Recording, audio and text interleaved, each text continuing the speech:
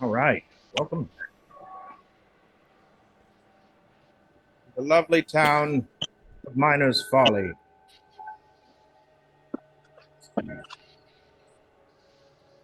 There is an ear sitting on the floor in a darkened hotel room. It's pale, but not entirely. It belonged to someone who had dark skin, but the blood is drained out of it, and so it is somewhat pale and ashy. It sits on the carpet in a pool of rapidly congealing blood. There's wind howling outside, and snow flurries into the room, landing on the carpet next to it. Some of the blood is already starting to crystallize from the cold. The window is smashed outwards, a fairly large hole, large enough for a body. The door to the hotel room pushes open slowly and cautiously. Light from the hallway spilling into the room, creating a column, casting long shadows across the blood-stained carpet. The ear sits quietly, waiting. Silhouetted in the doorway, two figures.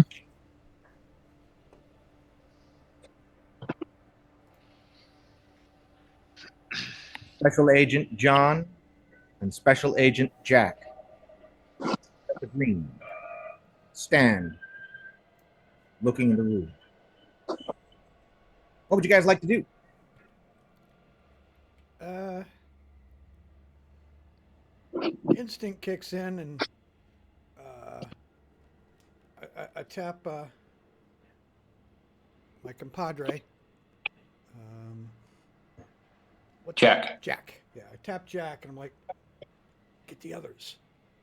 And you see me kind of take my whatever I'm wearing, shirt or whatever, and I wipe my fingerprints off the door that I pushed open.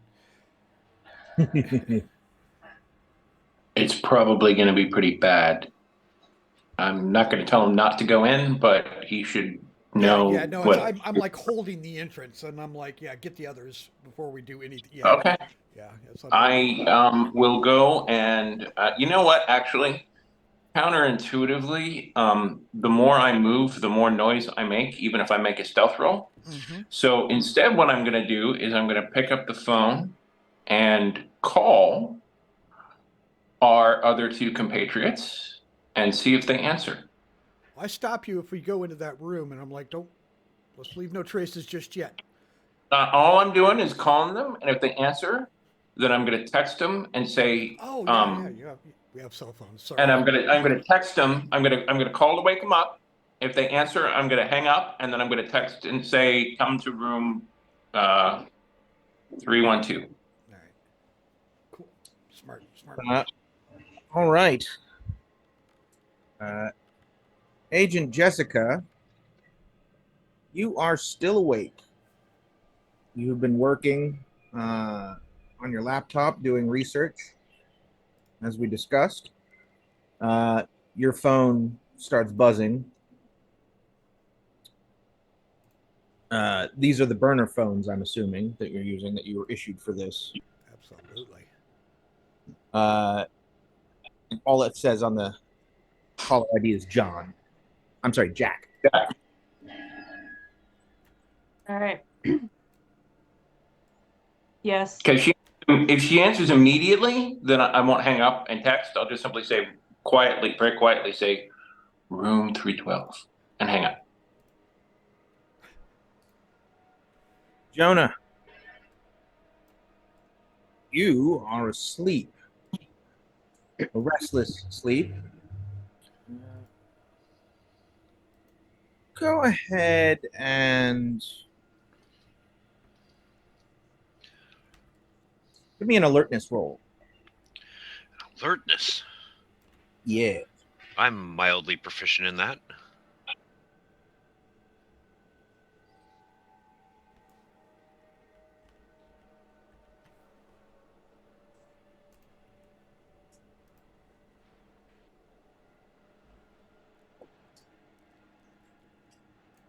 That didn't. Oh wait.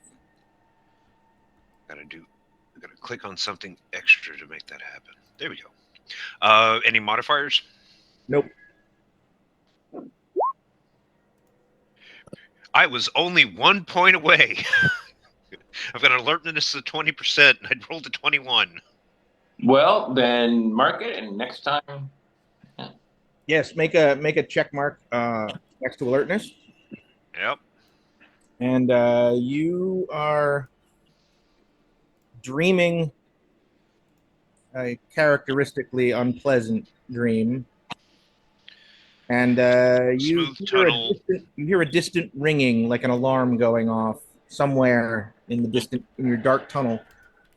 You are in a dark tunnel deep underground. Smooth tunnels, organic, No, rough ambient, hewn, like rough-hewn. yes, like chiseled out by pickaxe. This And isn't my usual alien dream, but okay, I'll take it. and you will not wake up just yet. Jessica, what do you do? I'm gonna get my gun and I'm assuming I have like a little evidence kit if needed on me. Yes. And I'm gonna slip out. But I want to also, as I'm going to the room, look to see if there's cameras in the hallway. That was something I didn't look at earlier. It's a hotel, so there are standard cameras, at the ends of the halls, covering the elevator, the fire stairs. It should be noted there is this is a small hotel, right? It's 3 floors, but it's a small building. 1, 2, 3, 4, 5, 6, 7, 8, 9, 10. There's only 13 rooms on this floor. So there's 2 elevators, elevator cars, and 1 staircase. Great. I'll say that there's a camera mounted high on the ceiling, one of those like standard like bubble cameras. Mm-hmm. Here at the junction, and then down here at the other end of the same hall. Okay.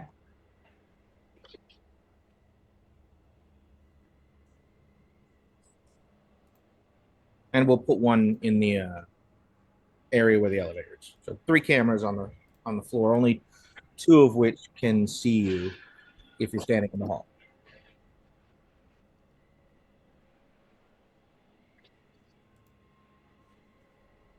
All right. I'm just quietly walking to the room. All right. Well, as soon as you round the corner, you see. Do you, Jack and John? Do you just continue to stand in the hallway and wait for your companions? Yeah, I'm going to keep an eye out to see if anybody else comes out, and if so, I'm going to look like I'm heading to the elevator. If not, yes, I'm waiting. There is no way to look nonchalant right now. Yeah. 0. Okay. You are standing in front of an open doorway. I get that, but my point is, if I hear or see anyone besides the 2 of them, Mm-hmm. I'm going to look like I'm going purposely towards the elevator. Okay, so you'll just turn and walk past them. That's correct. Keep in mind, you are at a dead end hallway. We're at the dead end of the dead end hallway. I am 100%. You know what? Never mind. Actually, I know what I'm going to do. So if somebody else comes out, I'm staying where I am. Yes. Okie doke. Jessica, you turn the corner, you see your two companions. They are standing nervously in the, well, I'm going to say that John looks a little nervous, but Agent Jack is calm and collected like always, standing in front of an open hotel door room at the far end of at the dead end of this corridor.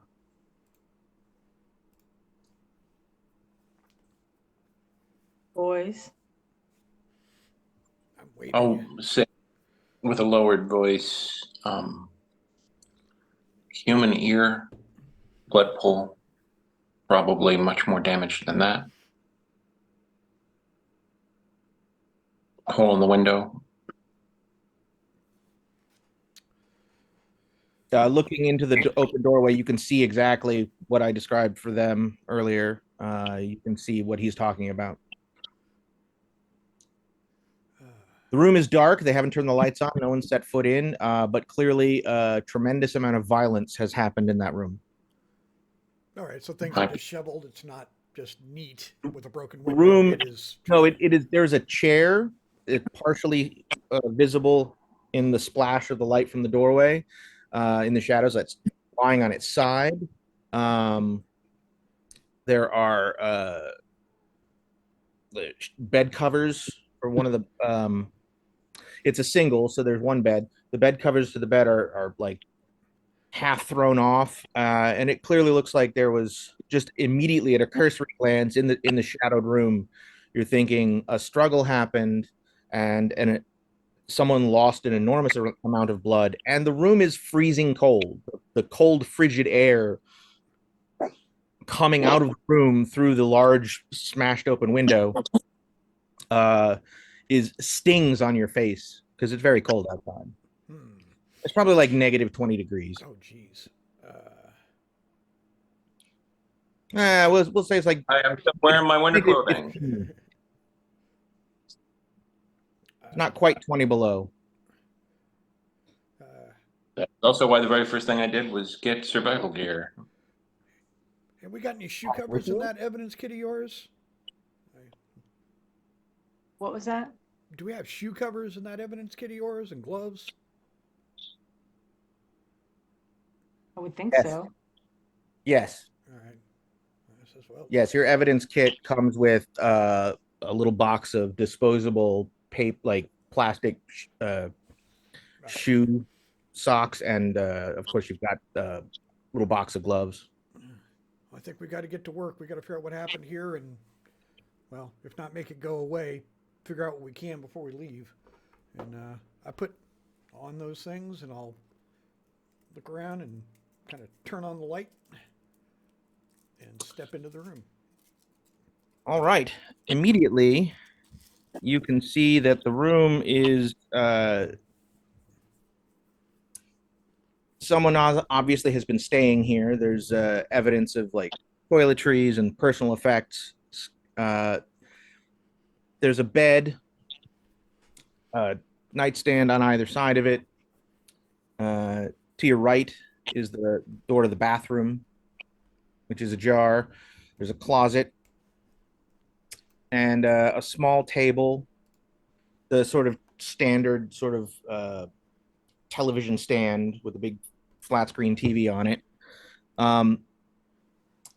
and two chairs, and one of the chairs is knocked over on its side. There is the television, the flat screen, has a shatter mark in it, as though something struck it. It's still sitting on the TV stand, but like kind of at a slight angle, as though it got bumped really hard. And the bed sheets are disturbed. There is blood in a large, dark patch in the center, with the ear sort of sitting in that pool, not at the center of the pool, but in it. And there's clearly some smaller droplets of blood spattered on the bed sheets, on the table.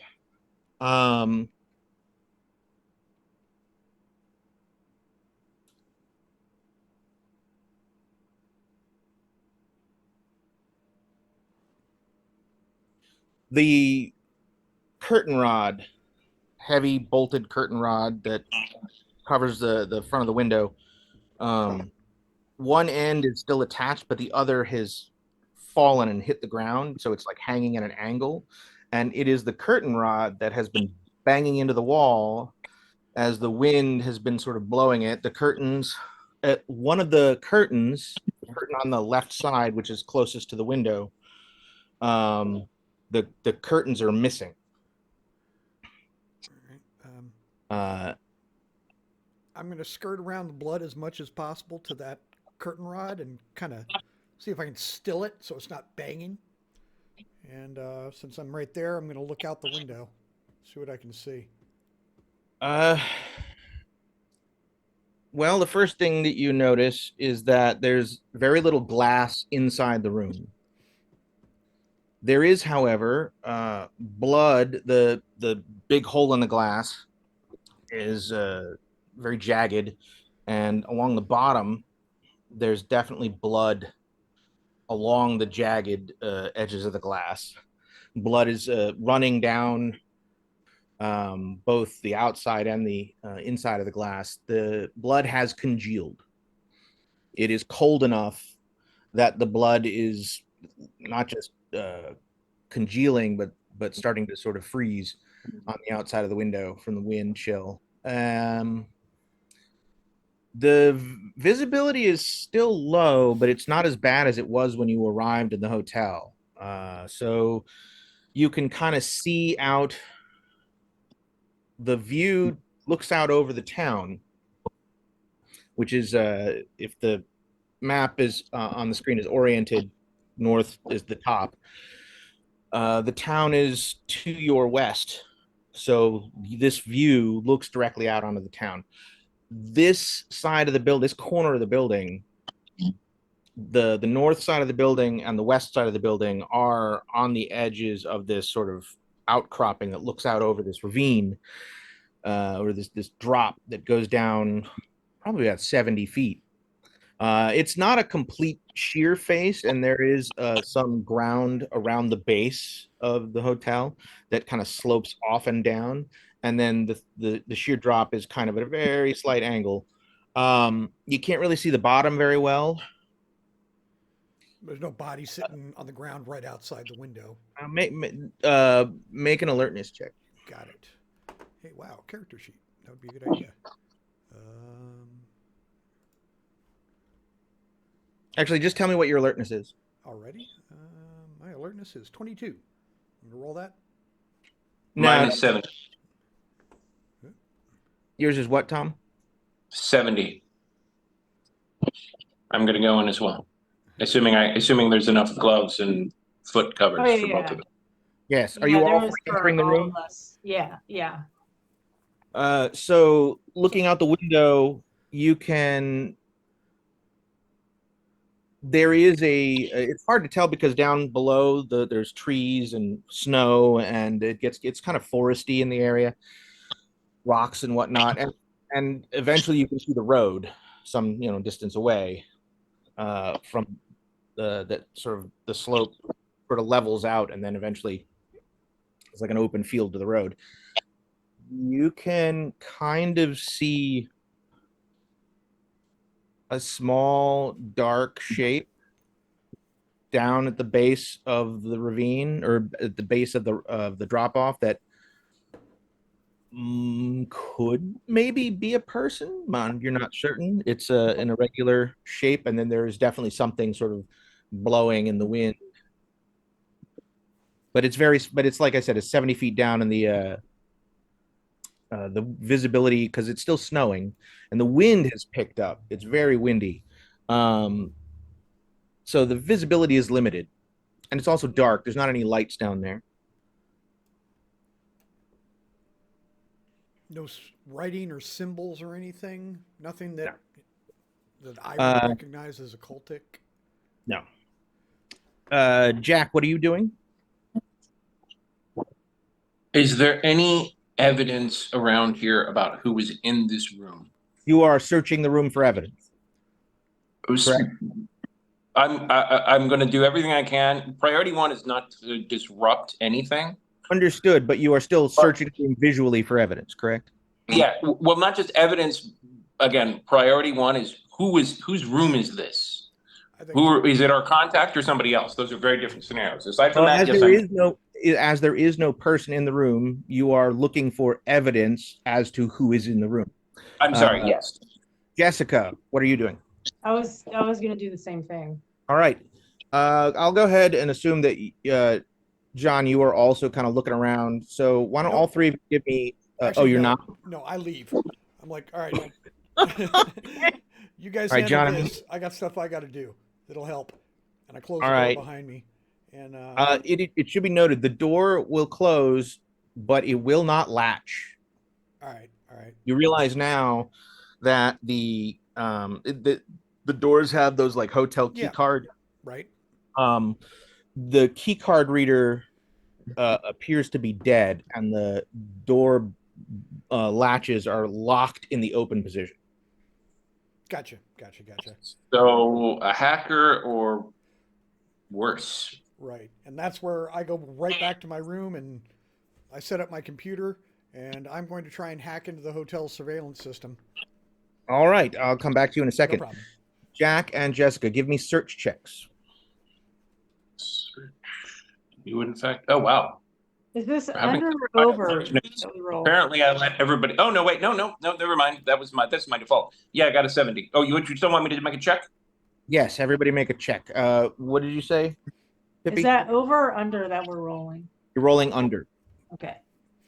You generally want to roll low, but to get a critical success, you want to roll doubles. So like two numbers Okay. on each die being identical. 14. Nice. All right. Tom. Yeah, I'm trying to get it to work. Woo. Oh, a critical success. All right. So it is obvious that one person was staying in this room. There are some toiletries in the bathroom. Nothing personalized. It's all stuff that could have been purchased in the hotel sundry shop. There are That's some not good. clothes. There's a suitcase. There are some clothing out from the suitcase. There is Tom, you on the left, on the far side of the bed, the side of the bed closest to the window. These beds do have like an opening underneath. They're sort of more traditional bed frames. Um, Under the bed, there is a black metal briefcase. It has Okay, been dead. I'm gonna very carefully, as in like if this ends up with federal. How do I put this? I'm not worried about the cops, but I know I'm not good enough with forensics to cover up for the feds. So You're I'm wearing gonna. gloves. Yeah, like I said, the cops, not the feds. I'm gonna very carefully pull it out so I can kind of put it back exactly where it is. And if there's anything inside, it doesn't get disturbed. And again, very slowly lift it and put it on the bed and then try and open it. All right. I'll come back to you in a second. Jessica, two things pop out at you. One, the ear looks as though it has been severed using a very sharp blade. The blood that is on the ground is what's your forensic skill?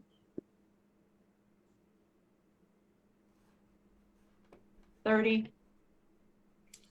And do you have any sort of medicine, first aid, anything like that?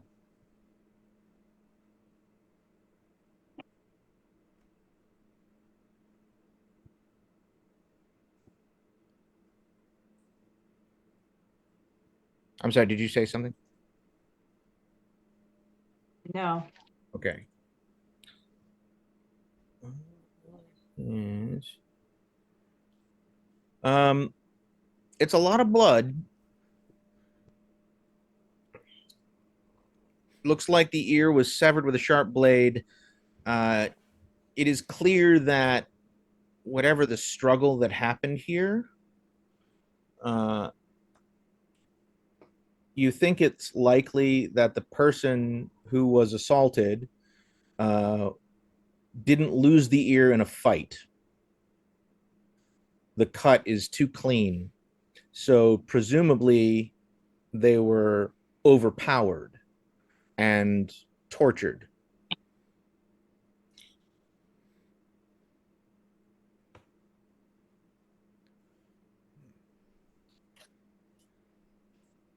One second while I check my book.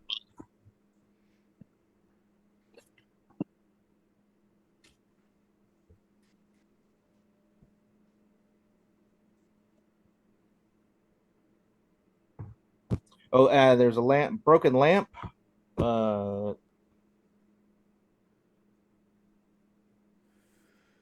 Had been knocked over and rolled over towards the wall or towards the door.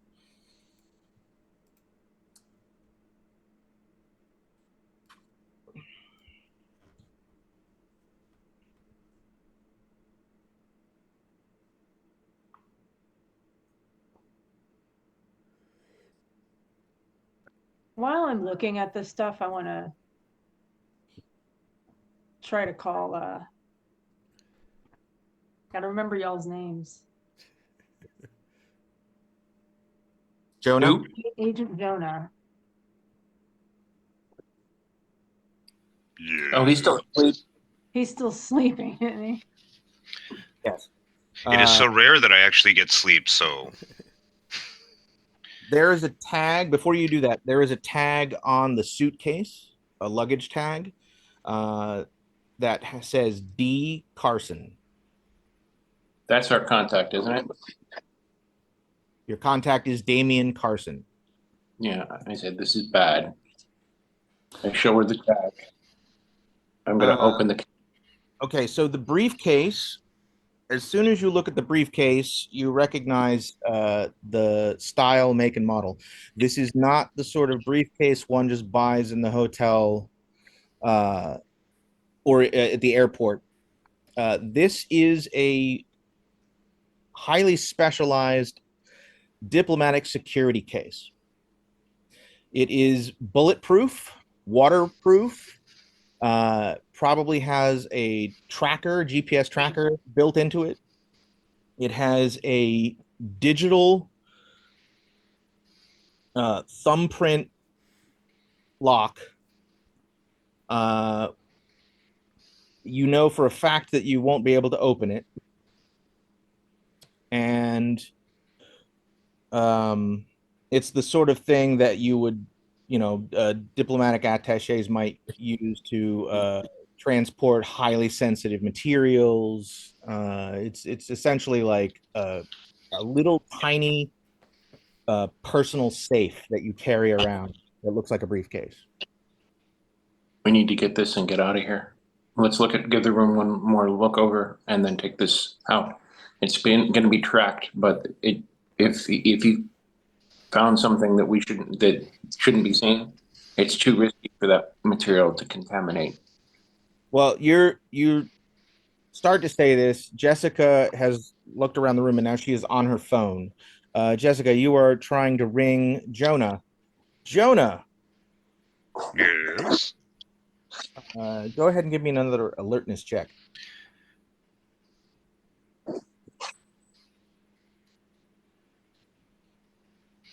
Any modifier? Nope.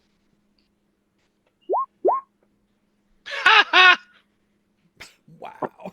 21 again. All right, you're in your dream. You are running through the tunnels that seem to just go on forever, in the darkness, and there is something terrible chasing you right on your heels. It makes no sound, and you cannot see it, but you know it is there, and you know that if it catches you, unimaginable horrors await. All right. Jack, you turn to Jessica and start to tell her while she's on the phone when the door opens. Who's there? A middle-aged woman, her early 40s, with her hair, like she's got one of those like sleeping bags over her hair. She's wearing a bathrobe and pajamas and slippers. She pushes the door open, sees you guys in the room, sees the blood everywhere. There's literally like a half second beat, and then she just screams a high pitched scream at the top of her lungs, turns and bolts away from the door. Get that briefcase in you in your room now. She's seen us. She's seen the case. We need to. Do you have a case like this? You have no idea what she saw. What she was reacting to was the blood. No, I get that. I get that. That's okay. My And you point. hear a door slam across the hall. Okay. Yes, we need to get out of here with the case, but she's going to probably be able to identify us. So we would do well to secure. Actually, I got a better idea. I give the case to her. Mm-hmm. I say, please secure this. Then I'm going to call the police. Yeah. I was gonna want to suggest that anyway. Actually, no, I'm sorry. I call the front desk Yeah. with my good buddy, the Maybe concierge. maybe they know like Yeah. to do it on the down low. And plus, it's another thing that won't have my voice on it in case it's a slim chance. But I'm going to call the concierge,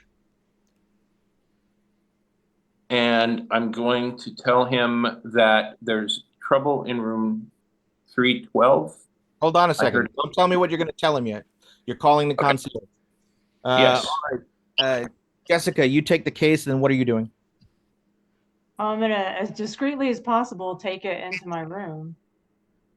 All right. You step out into the hallway and quickly and quietly rush down and around the corner and into your room. You don't see anybody else in the hallway. Nobody else spoke to the screen. Wow. We might be the only people up on the floor. Yeah. No, we know there's the kid and whoever his parent is up here. Which is probably who that was. That's this room, I think. Yeah. Yeah. So, down in the lobby at the front desk, young Edward, the assistant manager, is sort of sitting in a chair off to the side, dozing slightly because there's not been any activity for some time. It's very early in the morning. It's like 3 in the morning. Edward Parker, and the phone front desk line beeps. Is lights up next to the route number 313. He picks it up. Front desk, this is Edward. And before he can get his name out, there is a panicked, hysterical woman screaming at him into the phone. Oh my God, there's blood everywhere. There's been a murder. Oh my God, please, you've got to call the police. Oh my God. Screaming. She's completely panicked. He's like, oh, I'm sorry. Could you slow down a second? And then the second line begins to beep, and he's excuse me, I'm sorry, Mrs. Hensley. Please hold. Can you hold, please? And he just puts her on hold and picks up. Yes, this is front desk. Hi, Ed. This is Jack. Yes, hello, sir. Okay, I need you to try and calm everyone down first. We may have a situation up here in room 312. What sort of situation? A bad one. I need you to call the police and tell them that there may have been foul play. They need to send. Okay, Ed, I need you to Yes. focus with me. I'm sorry. What kind of foul play? Ed. Yes. We're in a small hotel in a small town that's snowed in the mountains. People are going to freak out if they hear the wrong thing.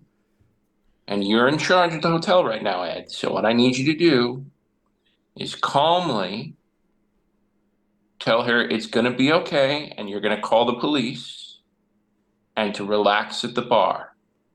Can you do that for me, Ed? Make a persuasion check.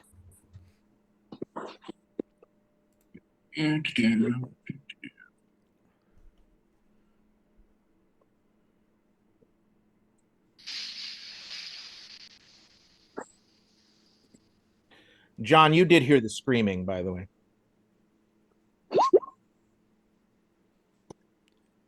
$32. Is that a success? Yes. Yes. Awesome. Edward says, yeah, yes, sir. Yes, absolutely. What was the last name that you used to sign in under? Small berries. Yes, is Mr. Smallberries? Yes, absolutely. I will do that right now. And he says, please hold. And he hangs up and presumably starts to dial 911. What are you going to do? Oh, one last bit of information. Because you had gotten that critical, I was trying to remember what it was earlier, but now I suddenly do. All the evidence that you've witnessed, everything you've put together just from your cursory examination of the room, there was one other detail that stands out. Uh, Along in the edge of the pool of blood in the center of the room, which incidentally, the way the chair is knocked over, uh,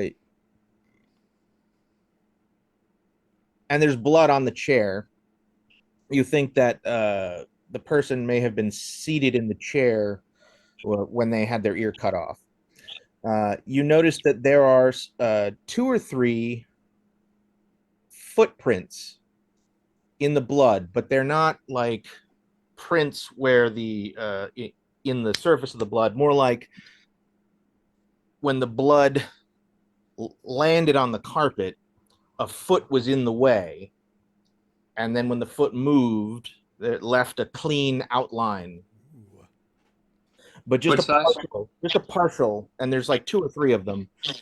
And based on the irregularity, you're guessing that they were probably wearing shoe covers, just like you guys are. Yeah, that says a lot. They kind of bunch up around the shoe. They don't make a clean outline. Take pictures with my phone of everything immediately before the police get here and fuck it up. And then I'm also going to check two things real quick. First one is based on the position of when he was in the chair, is there any indication at all that he was struggling in the chair when this happened? Like he might have been restrained and struggling. Any indication, stress on the chair, cracks, anything? Not explicitly, no. Okay. And then last but not least, I'm just curious on the back of the door. I'm going to look at it real quick because you said that the lock thing was dead. Does it look like it's been burned or singed or anything else like that? No, but do you have any kind of skill or training in breaking and entering, security systems, electronics, anything like that? I don't think so. Let me check. Hold on just a second. I don't have SIGINT and I don't have I mean, aside from stealth, no. You do have stealth, right? Oh yeah, I definitely have stealth. Really good It's stealth. fairly high. Go ahead and give me an intelligence check.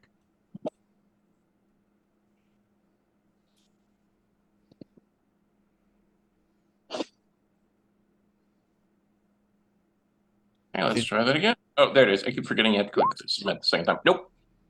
Nope. No. All right. There is no sign of damage or tampering to the lock on the door, other than that it is no longer powered. There's no lighter on it of any kind, and the bolts are locked in the open position, and no amount of like jiggling the handle seems to.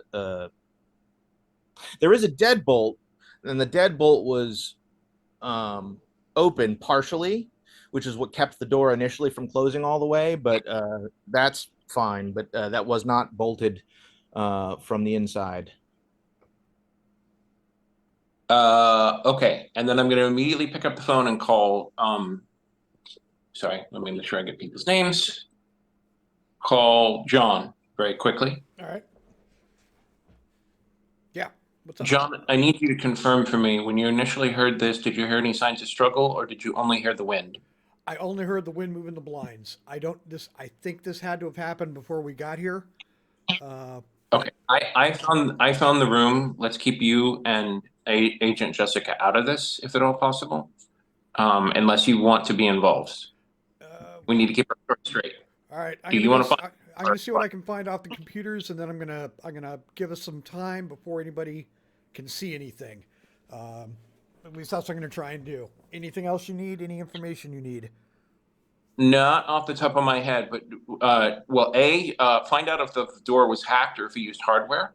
It'll tell us some more about this person. B, I'll tell him absolutely everything that I've done and heard, because he might not be aware of the fact that, you know, the police are on their way. And I ask him to let the other members of the cell know. And also, if we haven't heard from Jonah in 2 minutes, as valuable as what you're doing is, I need you or Jessica to go physically to his door and open the door. All right. Let me see what I can get to data wise, and I'll call you right back. And Great. and then I commence All right. to do what I do.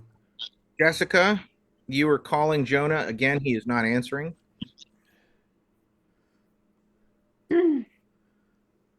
Well, the briefcase I had put, I don't like to make that obviously clear, put and stashed in my room. And since Okay. he's not answering, I want to go knock on his door. All right, you do so. Jonah, you finally awaken startled from your terrible nightmare because you hear knocking on your, like loud knocking on your door. You are in your hotel room. It is dark. I sit there and breathe on the bed for a few moments, get up, and then I check the peephole. Agent Jessica, standing in the hall, knocking, waiting for you. I open it up. I'm in a wife beater and large boxer shorts. I need to come in your room for a minute. And she's going to kind of push her way past him. All right, you just push him into the room. All right. That's easy. Once He looks extremely groggy and like he was in a very deep sleep that just got interrupted. you need to wake yourself up a little bit more. I have some debriefing to do. His eyes get a little wide and. All right, what's going on? Okay, so she's going to proceed to tell you the situation and what's going on. And I mean, all the way down from what she knows from the beginning to now we have, you know, a upset, screaming woman and the police are on their way. All right, so police, lots of blood.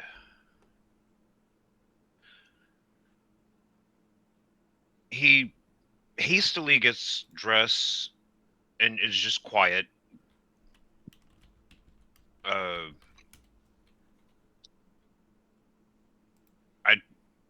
Do I actually have any booties and gloves in my go bag? Do you have a forensics kit that you would carry with you?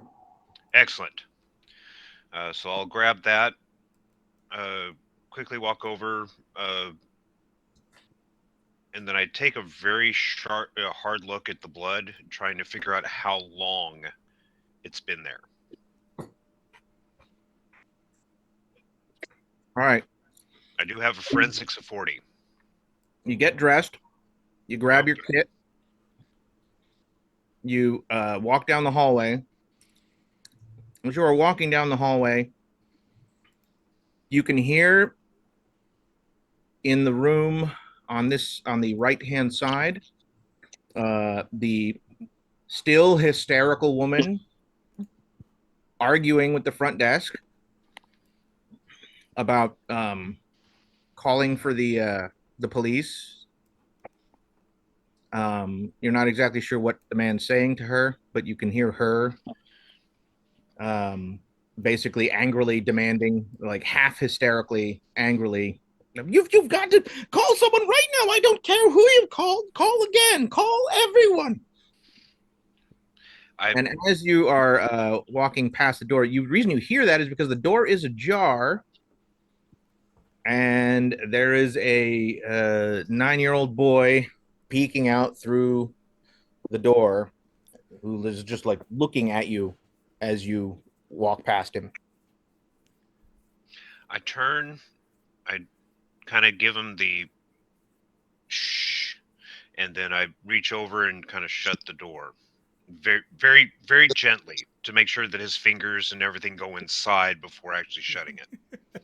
Wham! He gets a look on his face like, what? How did... And you close the door. Hear it click. Then you hear her, Timothy, come away from the door right now. And you are in the room. I look at Jack, make sure she doesn't come out.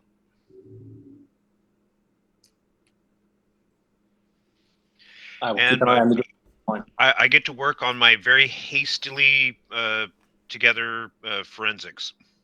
All right, because you're doing this quickly, go ahead and give me a forensics check. I will give you Because I have no idea how long it's going to take the police to get up here. right. Speaking of, I send images. No, never mind. That's terrible. Don't do that. Never mind. Exactly. Yeah. Jessica, what are you doing?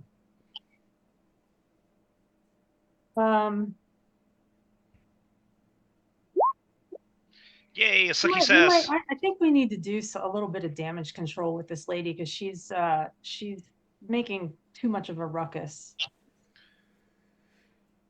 Do you say that out loud? Well, she's I'm assuming she's with back in the hallway, or either that or in your... Yeah. No, I'm coming out. I came out with them.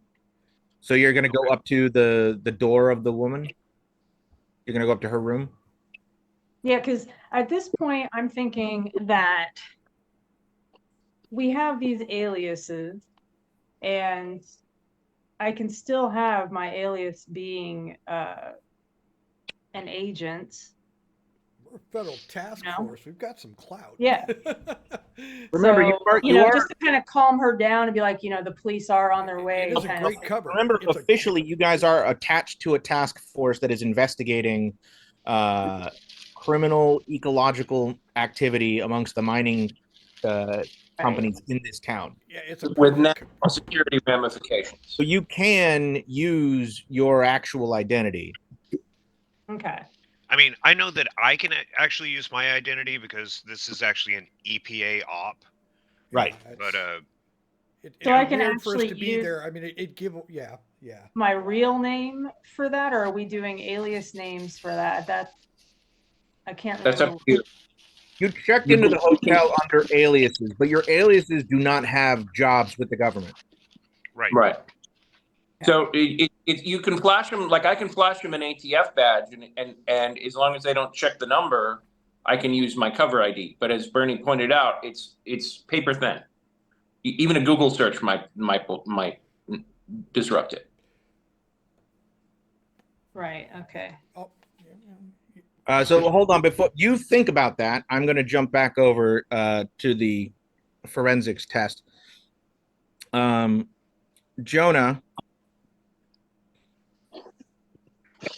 based on the congeal of the blood, and of course it's advanced because of the cold, because it is cold in this room. Then there's like some wind and there's snow on the floor around the window, which is some of it is melted into water. It's like colder than a walk-in cooler in here. But you would guesstimate that this blood has been, let's see, it's what time did I say it was? Like 2 in the morning, Something like that. 2:30. 2, 3 in the morning. We'll say it's at this point it's about 2:45, Okay. and you estimate that this blood was probably spilled 4 to 5 hours ago. 4 to 5 hours ago. Okay. You guys How, arrived in town around midnight. all right. How much is saturation? Is this a lethal amount missing from a singular body? No, no. This is the most of the blood. Well, it is from one person, presumably. Most of the blood uh looks like it's probably from the wound that was made by the severed ear. Okay, so That it's barely saturated into the carpet. yes, Okay. it's a lot of blood because you bleed a lot. Oh yeah. Um, Any head wound will bleed extremely profusely, but I'm trying to think about how large the circle is, and how many either ounces, pints, or quarts of blood is actually in the room. the And person whose blood this belongs to probably did not die of blood loss. okay, Uh, and in addition to the blood pattern, you think that they were seated in the chair when their ear was cut off, but they weren't seated in the chair the whole time. And you do find on the floor off to the side, in some smaller blood splatter, two teeth. any, I guess, dental work on the teeth, or just straight up Uh, teeth? well, it's one tooth with part of the root, front teeth, lower jaw, and one of the teeth is like half a tooth. So blunt force trauma was used to remove these teeth. All right. The person was hit hard enough in the mouth that some teeth flew out. Okay.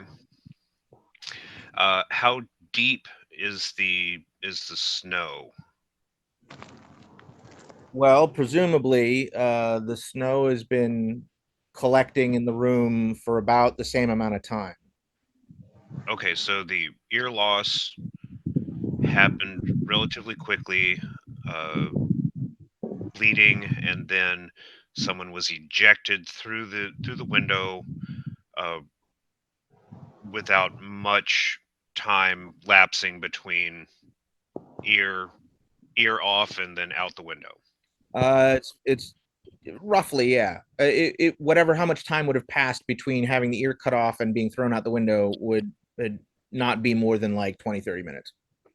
All right. Looking around the room, are there any air vents? Yes, Are they currently set on to heat? yes. All right. Do any of them look like they have been opened recently? Like any type of like paint fleck, or maybe there's like a. Nope. All right. So I'm trying to think about any other place that a person would try to hide something if they didn't want it to be found. No, there is the suitcase, of course, which Right, nobody's obviously. looked in. But that's like super obvious. Yes. The room does not look like it's been searched. So then I will go ahead and start systematically kind of going through it, but covering my trail as I go. Suitcase? You in 12, or is this a different room? I'm sorry, I missed that. He is in 12. Okay, cool. And I keep checking my time. I'm probably trying to remember how long it took us to get from downtown up the hill. Maybe about what, 10, 15 minutes. Thereabouts. All right. And with it being like 2 o'clock in the morning, more than likely there's going to be phone calls coming from the station to someone who's getting out of bed. So I'm saying maybe I might have 20 minutes, give or take. Correct. So I'm just keeping my timer going and doing as much as I can within 20-25 minutes. All right. Once Chris. I see him doing that, super quick, sorry. Once I see him doing that and checking the time, I'm gonna go downstairs. I'm telling him what I'm doing. And I'm gonna go downstairs and wait for them at the front desk and try and keep calm if other people find out. All right. And when you poke your head in the room at me to let me know that, I'm gonna just very seriously like make sure someone stays on that woman's room. That'll be me. Well, we don't know that. So I'm gonna text you that, and then you'll probably text something back like on it or something. But Yeah. I'm just trying to make sure that our characters know what we know. Okay, and then I get out. And and obviously with him going downstairs, he's going to give me early warning for whenever people walk inside the room, so that way I can actually stop what I'm doing and back out. Alrighty. So now I'm taking a little bit more time because I have an early warning system. Okay.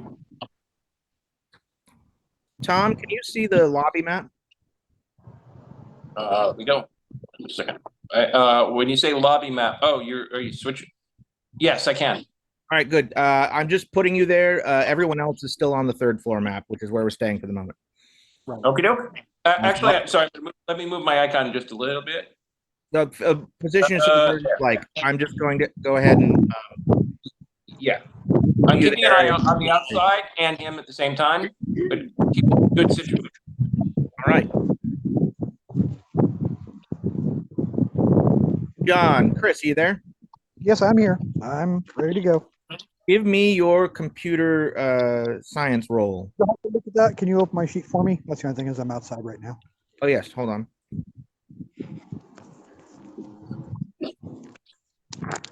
Waiting on a delivery. You have a 60. Okay. You want me to just hit the button for you? Yes, please, please. Sorry. I trust you.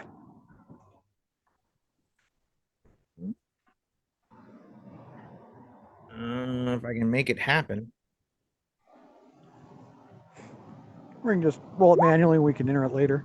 Oh, there we go. 41. You got a success. All right. Okay. So you've been working for about 10 minutes, and a couple of things that you've learned already. One, the security, encryption, and general, the firewall, all of the security on the hotel's Wi-Fi system is, let's just say, unusually robust. Oh, okay. Far more robust than one might find at a hotel. Certainly not a hotel in the middle of nowhere. The other thing that you discover is that there is a hidden network Okay. that you have not yet been able to access, but you have discovered it. Okay, it's there. I've noticed it's there. I'm going to go into the regular stuff I can get to. You are in the regular hotel Right. infrastructure. Right, right. In their infrastructure, I'm looking for video feed. Is that there? There is no security system Huh. Okay. in this network.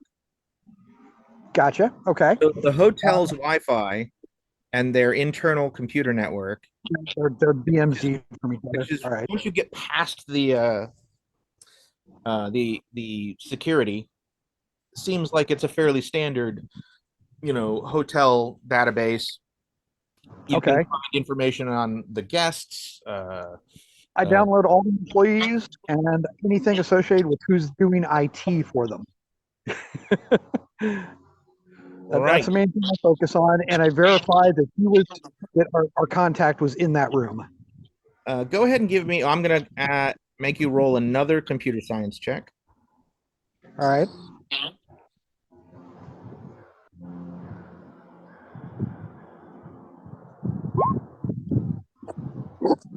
Ooh. Got interesting. What did I do? Did I drop? You rolled 100. Woo! All right. All right. So they know what room hacked their system and everything. All right. Well, I mean, you're obviously not connected to their system through a wire, but you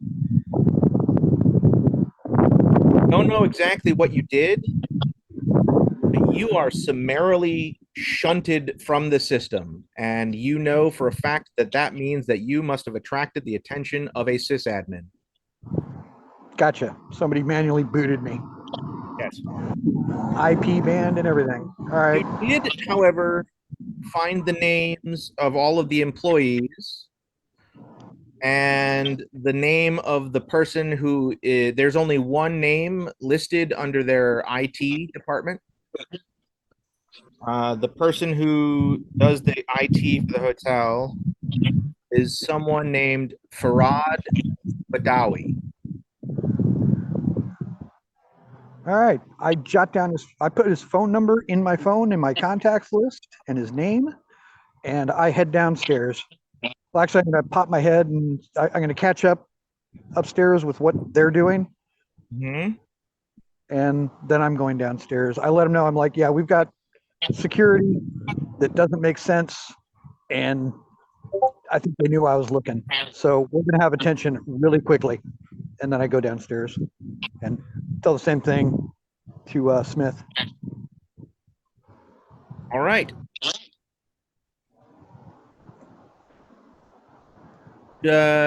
Jessica, you are standing in front of room 313.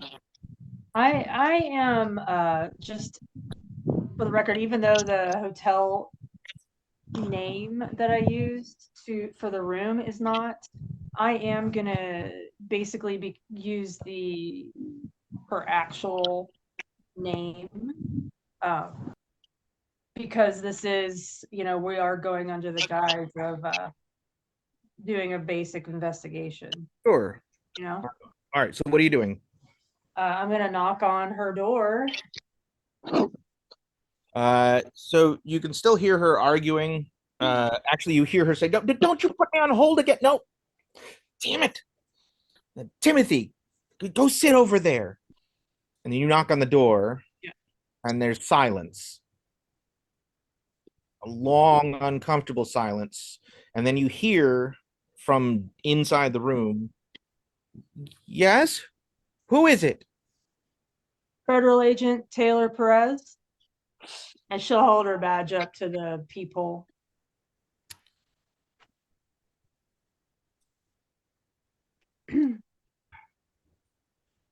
You hear her mutter under her breath, oh my God, that was fast. And then you hear her rushing across the room, and she undoes the bolts and opens the door. She is, as I said before, let's see, let me put her on the board.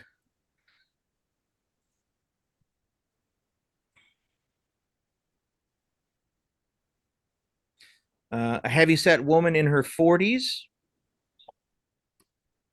early 40s. She seems very nervous.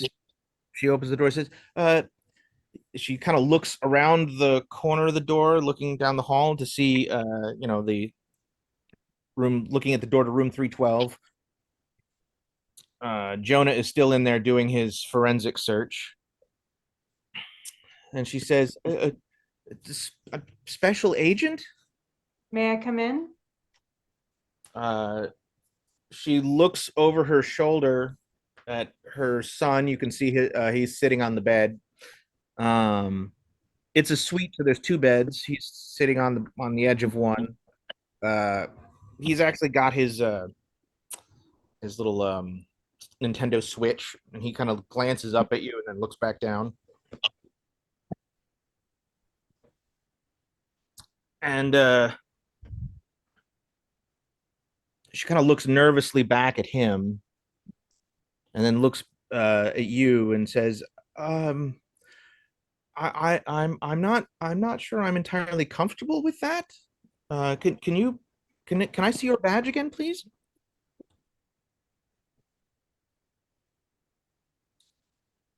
He's showing her the Yeah, badge. yeah. She squints at it and is like, it's clear that she wouldn't have any idea what a real badge looked like anyway.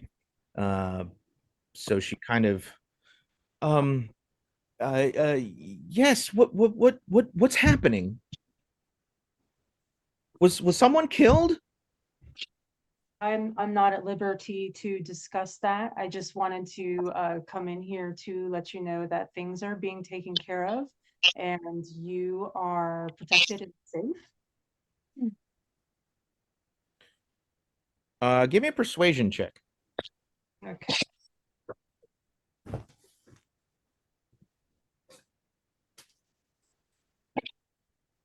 No. 91. Yeah. Decidedly. All right, she does not seem comforted by this. What'd you get? Let me see. What'd you get? 91, and I have Okay. a 50 normally. So she does not seem at ease at all by this. If anything, sorry, I'm trying to get the lens flare off my. There we go. If anything, that seems to make her more nervous. She kind of clutches her robe closed and tightens her grip on the door handle. She is not opening it wide; it is just open like just enough. And she says, well, is are the police coming? Did someone call the police? Yes, they are on their way. And Oh, just wanted you to know that they're on their way.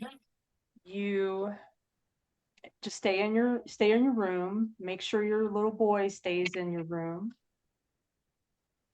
and let them do their investigation. she nods and says, all right. Is there anything else? Um, if you have any questions, if there's anything that you've seen that you need to report, and she'll give her a card you can call. She takes the card from you, but then immediately says, well, yes, there were two men standing in the room. I don't know who they were or what they were doing, but they certainly didn't look like the man who was staying there. What two men?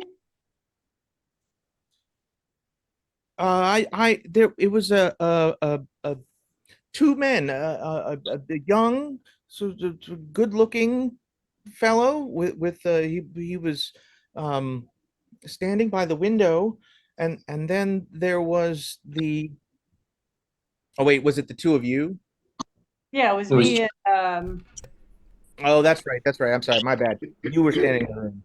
Um, so she says, well, who was that other man that was standing in the room with you? Is he also an agent? he's my partner. You don't have to worry about him. He's also safe. Oh, okay. Why are you here before the police? Just dumb luck. There's a storm outside, you know. Oh, yes, I'm well aware. All right, all right. Well, if there's anything, if there's nothing else, I'd like to go back in my room now. You have a good night, ma'am. She kind of shakes her head like, "Oh, good night," and she slams the door.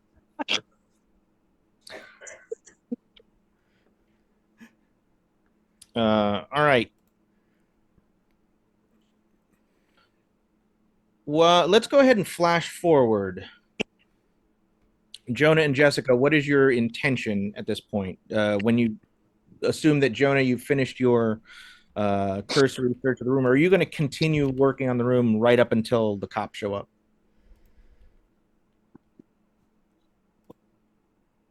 Greg, I can't hear you. Yes. Once I actually get the heads up from the lobby that the police are here, that's when I'm going to back out. Okay. So Uh, so everything else is being discovered that we can find. I'll check the bathroom. I'll check the bed's been. I'll even check between the mattress and the box spring. I mean, just as carefully as I possibly can, and try to erase any evidence that it got moved.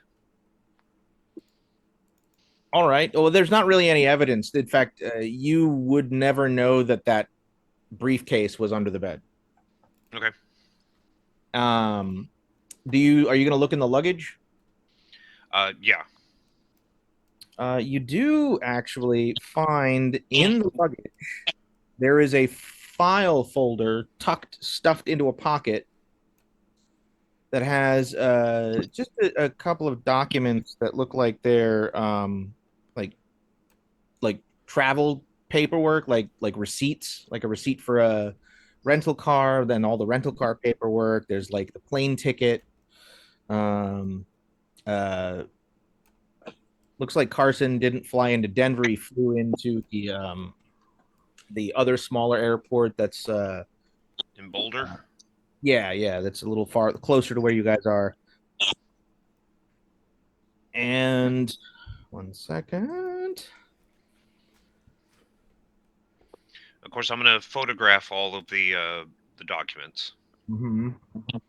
And if anything stands out that should not be found by regular police or regular law officials, then I will, very carefully remove it. But if it all just looks like it's just, okay, this is where the person came from, this is, what they've bought so far, then I'll leave that alone. All right. You see, there is this letter in that file folder. Do you see it on the screen? I do. It's a PDF, so you're gonna have to. It's a weird interface. It is a letter addressed to Damian Carson with the letterhead of Universal Mineral, signed by someone named Raymond Gurney, the Director of Resource Development. There we go. I'll go ahead and read it out loud for everybody.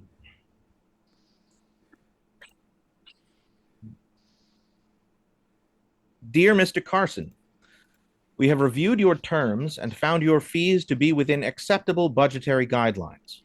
Therefore, we are pleased to inform you that we accept the terms of your agreement and will be contacting you with the details of your assignment within the next 24 hours. I would like to take this opportunity to remind you that as an independent contractor, you cannot hold Universal Mineral liable should any misfortune overtake you during your time in Miner's Folly, nor can we be held responsible for your actions. We can discuss any other contract issues upon your arrival. Enclosed, please find one round-trip airline ticket. At the airport, a rental car will be waiting for you as per your instructions. If you have any questions or problems, please feel free to contact me. Sincerely, Raymond Gurney, Director of Resource Development. All right. The address for Universal Mineral is 23 Main Street, Miners Folly, Colorado, 80207. By golly, that's just down the hill and around the corner. 23 Main Street is the address of the post office. Oh, it's the address of the post office. Mm-hmm. Oh, so this isn't a P.O. box. Presumably, this town is small enough that they still have boxes that are literally like you just write the address and write the name of the place, and when the letter shows up, they'll just put it in the like they collect the mail for you. It's not a PO box. It's they hold your mail and then the post office will deliver it. Oh, okay. So all of the post office people know where the letters go. You don't actually have to write out the address for where you want the letter to go. Correct. The Okay. kind of thing that the post offices used to do like 60 years ago. Okay. Nope. All right.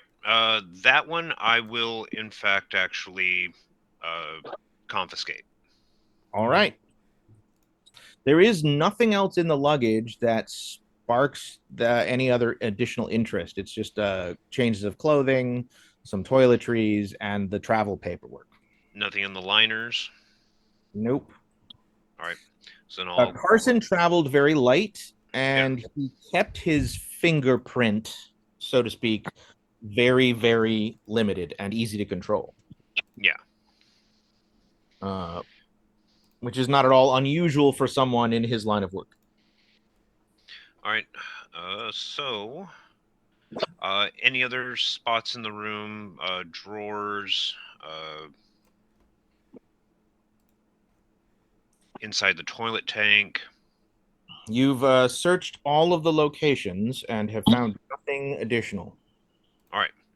So then I will start my backwards process of getting out of the room, listening in the hallway to make sure that, you know, Jessica's not, having a conversation with a hysterical woman, so that way I'm not seen again. All right. Yeah, I'm just standing in the hallway. Hold on. waiting. Hold on. I'm going to cut away from you, Jonah. Jessica, after you were done talking to the woman, Mrs. Hensley, what were you planning to do? Just Wait out. I'm gonna stand in the hallway, kind of like the guard the door for waiting for the police, make sure that another incident like that doesn't happen. All right. Excellent. I'm going to leave you guys there and flash down to the lobby. All righty. Oh, Jonah, you were going down to the lobby as well, right? Who, me? No. I'm sorry, Chris. Yes. All right. Let's put you on the map.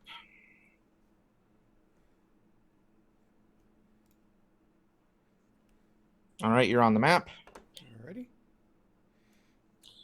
All right, so Tom, by the time you get down to the lobby, Edward is no longer on the phone.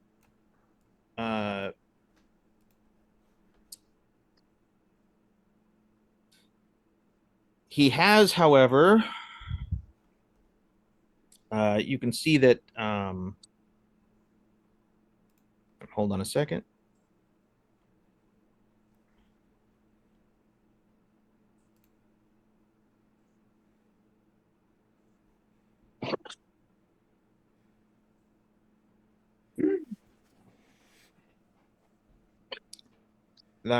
Hamilton, the bartender from the restaurant, dressed in like civilian, like he's taken off part of his uniform and he's wearing like a parka, like he was getting ready to go outside, is standing over at the front desk talking to Edward when you come out. I'm sorry, who is in the parka? The bartender. The bartender from the restaurant that you guys hung out in for like an hour before you went to bed. She looks like she's about to go home. His name is Hamilton. If you look at the map, you will yeah, right. No, I remember. Yeah, okay. He's about to go home. It looks like he was getting ready to go home, yes. I'm gonna mention to him. They stop their conversation as soon as they see you come out of the from the stairwell or the elevator, which is your choice. And Edward's looking at you expectantly. Yeah. So what's going on? It's grisly. And speaking as someone who has dealt with PTSD, I don't think you really want the details. But suffice to say that anyone who asks, just try and keep them calm. Tell them that the law enforcement is handling it. Okay.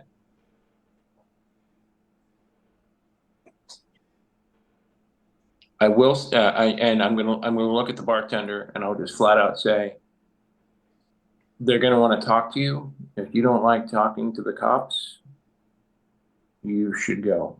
But I'm gonna need to know any significant information you had with, and any significant discussions you had with Mr. Carson, or any details that you might think. Let us know if he's okay. I'm gonna pass a card to the bartender and let him decide if he's gonna wait for the cops or not.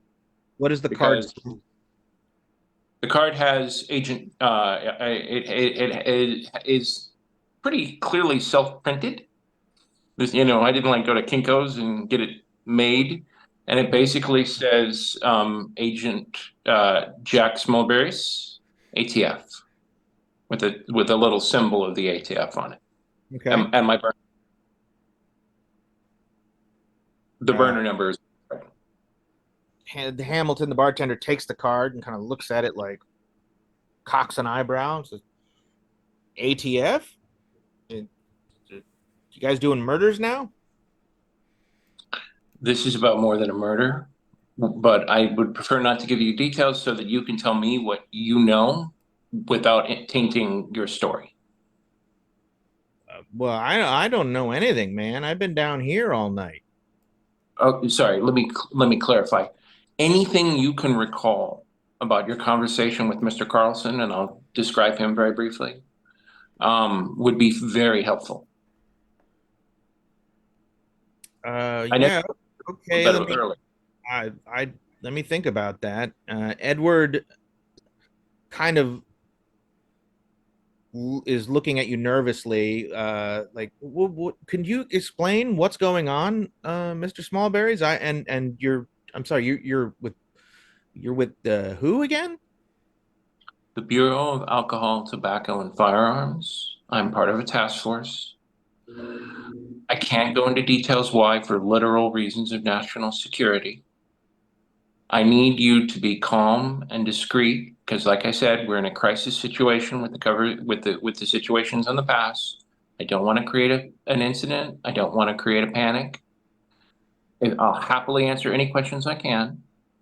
But what I need you to do is, until your shift change, remain here, be calm, and direct any questions or concerns that people have to me until local law enforcement arrives.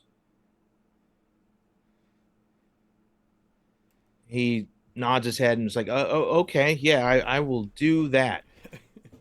I walk in, I step, I'm like, just kind of step right up in between everybody here. And I'm like, God, you're such a badge. I look at them and I'm like, gentlemen, I'm media liaison, same task force. It's a criminal investigation. And I'm just kind of like putting their mind at ease that we're legitimate. This guy's, he's a good guy. He's just totally, dead set serious professional by the book guy. But yeah, we're here to take things. We'll talk to the police and, it's all going to be fine. And I just kind of see how that goes over with him. Literal good cop, bad cop. Kind of, yeah. He's it's kind of like good cop. He just kind of nods. It's clear that Edward is a little uncertain about what's going on and is more than willing to concede authority to anyone he recognizes as a genuine authority figure. And you're flashing. You haven't flashed a badge? No, have I don't you? have a badge. I'm Well, a I media mean, liaison. yeah. No, I haven't. Have you flashed a No, I badge? haven't. All right. I have not. So Edward goes, I listen, I hate to ask you this, but I know that my boss will absolutely rip me apart if I don't. Do you guys have any badges? Oh, I'm not badged. He I does. will look around very discreetly and show him, or I will attempt Him and to show Hamilton. him. Like that's literally all that's out there right now. Yeah, and then I'll flash him the badge very quickly and put it back. He looks at it and it's kind of, wow, okay, cool, great. So I've called I called the sheriff, and he should be here in just like a couple of minutes. Um, and yeah, my boss also called, and she's coming in too. I don't know why exactly, but she seemed like she um wasn't real happy. I don't know who called her, but uh, she should be here any minute. Um, and as if on cue, uh, into the lobby from the front doors, a older, like sort of late 40s black woman wearing like parka and boots and has like a hat, like little skull hat on, like she's been you know hastily threw on some clothes for the weather.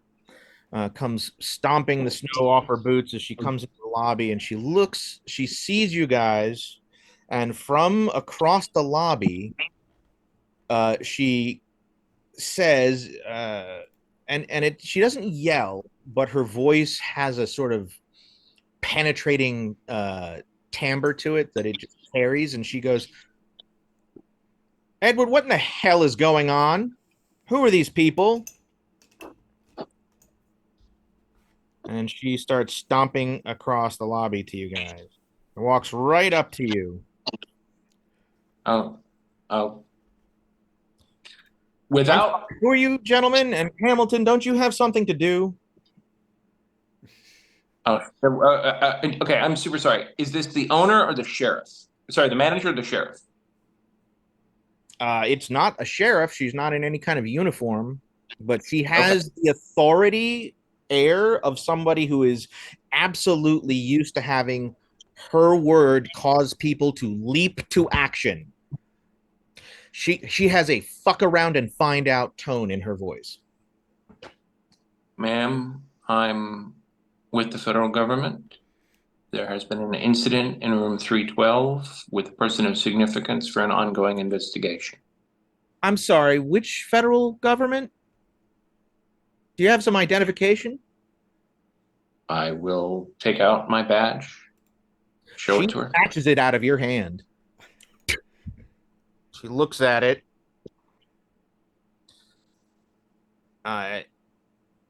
This is a forgery, correct?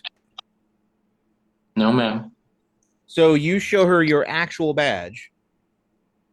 Oh, I'm sorry. Yes, it is. It is. No, no, no, no. It's an actual badge with the fake name. I can't get cover ID, but like it actually is an actual ATF badge that I went down and pulled a favor with the guys that make the badges and have the ID number for the fake for the cover ID. So it is a forgery. The identification part of the badge, because badges are usually there's an Yes, actual it is. badge That and then is there's a correct. card. It's an actual. So to clarify, it's an actual badge with the cover ID. Right. So go ahead and give me a luck roll. Just roll percentile and tell me what you get. I will do that.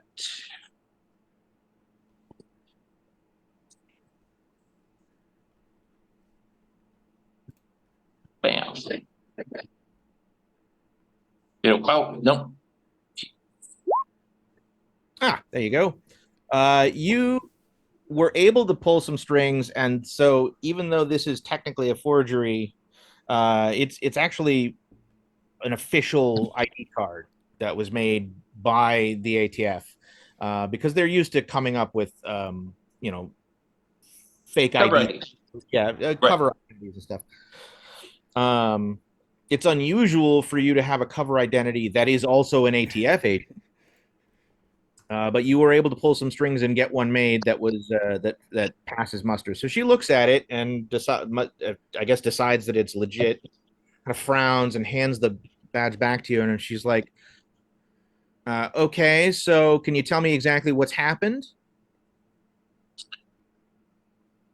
Can we step away from the desk, ma'am? I don't want word about this to spread.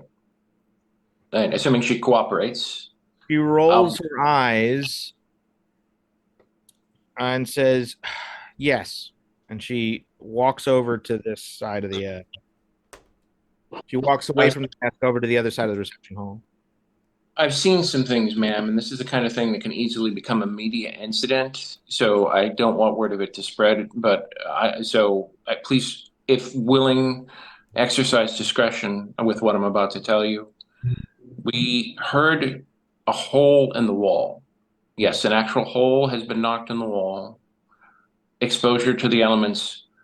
We have no idea where Mr. Carson is right now, but there is a human ear on the floor in a puddle of blood. The local law enforcement has been alerted. We're waiting for them to arrive. He is a person of interest in a situation that we are looking into. I would prefer to discuss things with local law enforcement before I divulge any more.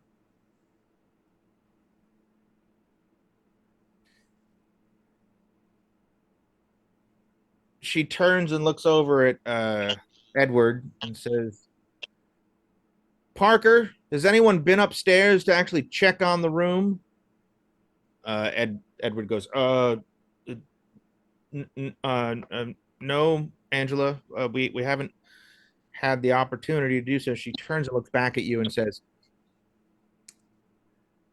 I'm sorry, is there a body?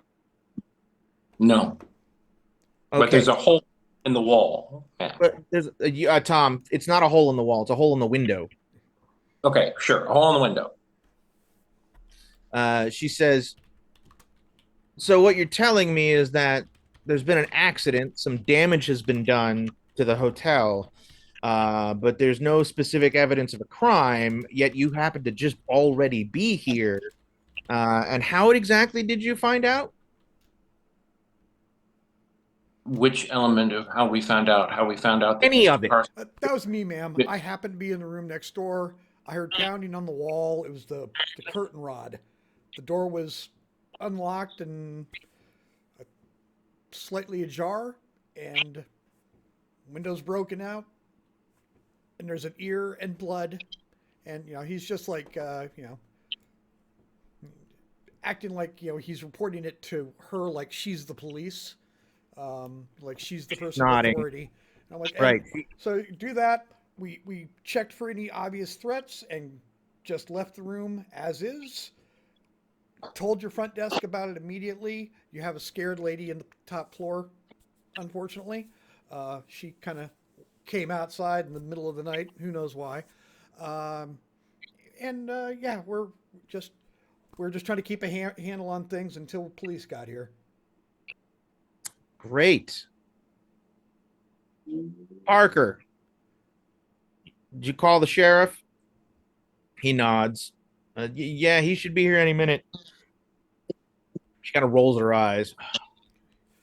Fine. So, other than that, yeah. Hopefully in a couple hours by morning, it'll all be a memory. Speaking of bodies, and he goes and he just starts walking outside, and he's going to try and figure out if there's a way to get without like taking crazy risk. Is there, he's going to go look and see if he can spot down that embankment, or if there's a way down that's easy, or do I have to get in a car and drive, or what's. Now you're not wearing your cold weather gear. You just I will go upstairs and throw it on and come back. You're gonna go upstairs first. Okay, Yeah, so you go head up to the stairs. I catch everybody up with what's going on, and I tell Brienne and what's his name, my brother, what's going on.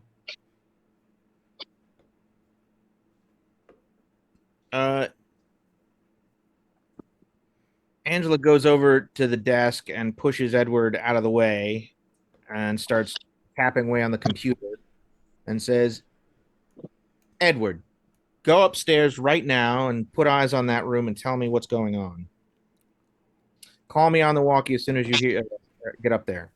And he nods and turns and goes running over to the stairs. So he's coming up. Edward is going up the stairs right behind you. As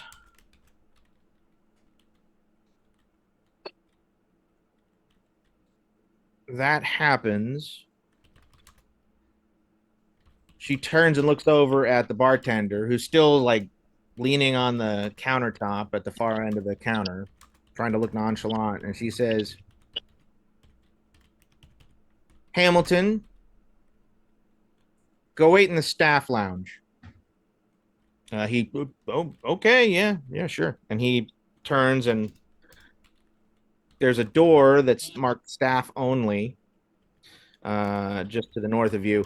And when he goes over that door, he opens the door, and the door bumps into somebody, and you hear, oh, and then he pushes the door open, and you see uh, past the opening of the door, there's a large, older, heavy-set guy dressed in like chef's uniform, who presumably was listening at the door, who like looks startled, is holding his head, and goes, "Jesus, Hamilton," and like turns, and like the two of them. Obviously not listening to the door very well because he didn't back up or hear enough to get out of the way. Right. And So the two of them go around the corner, and you hear Hamilton like pushing him, going, "Jesus, Raul, you couldn't have like moved." Yeah, Raul says is exactly saying that. Like you were listening to the door, but you couldn't hear me coming. What the hell? And the two of them disappear out of sight.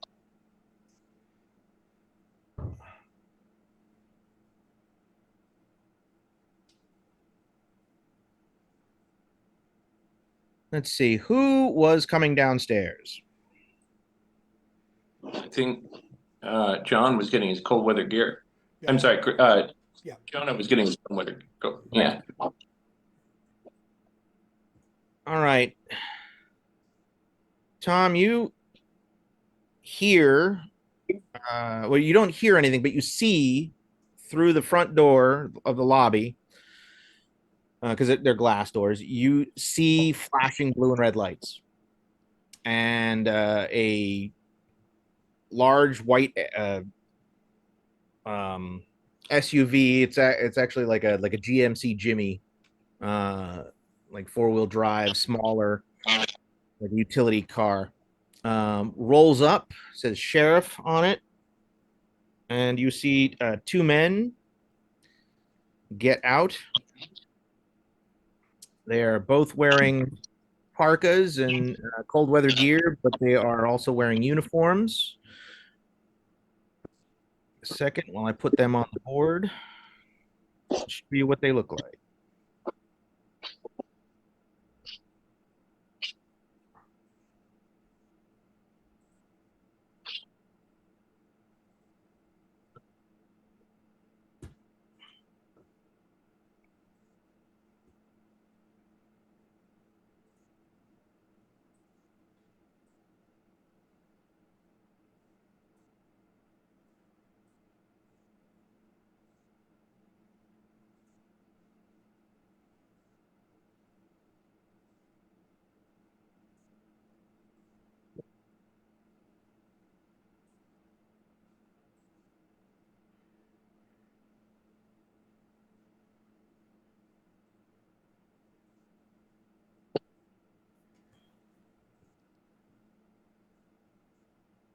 You guys got pop-up pictures yet? Yep, got them. Yeah. Got both of them. All right. So there is a gentleman with the hat, the big Stetson, which has a badge on the top of it, who is clearly the sheriff.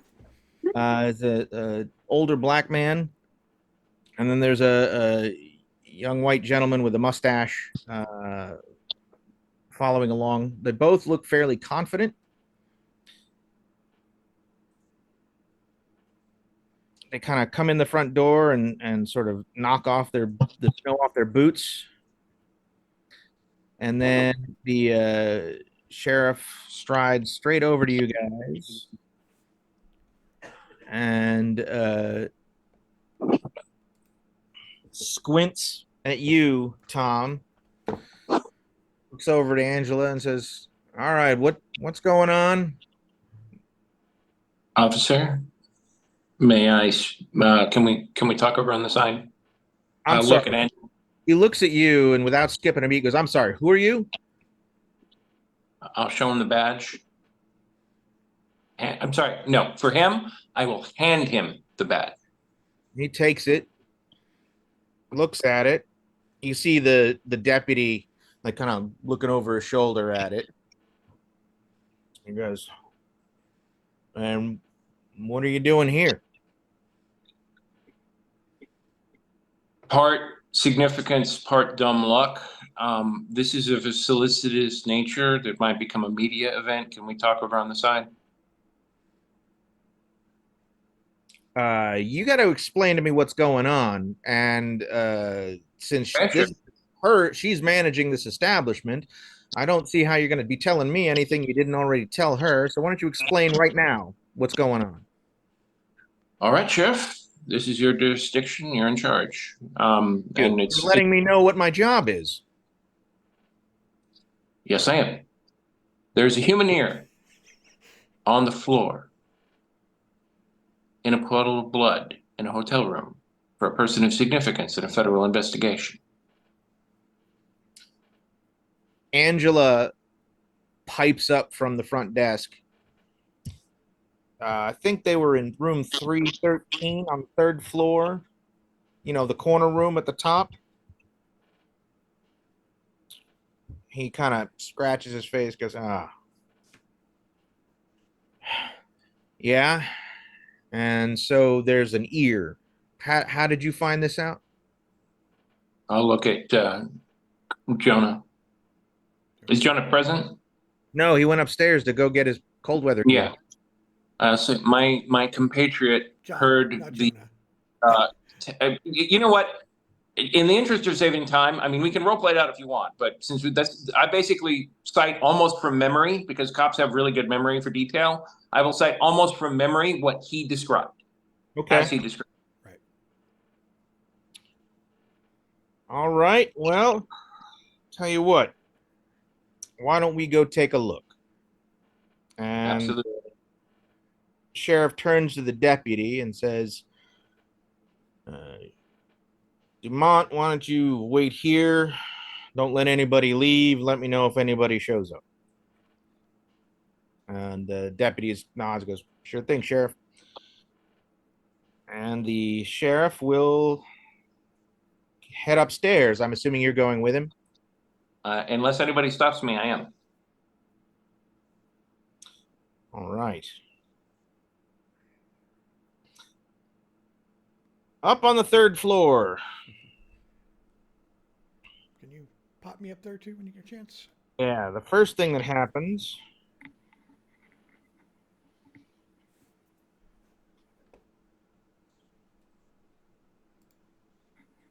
is that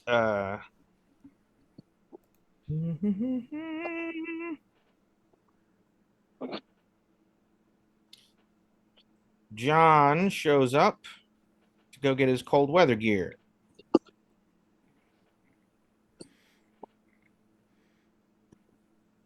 All right. And I have no idea the police are here yet, right?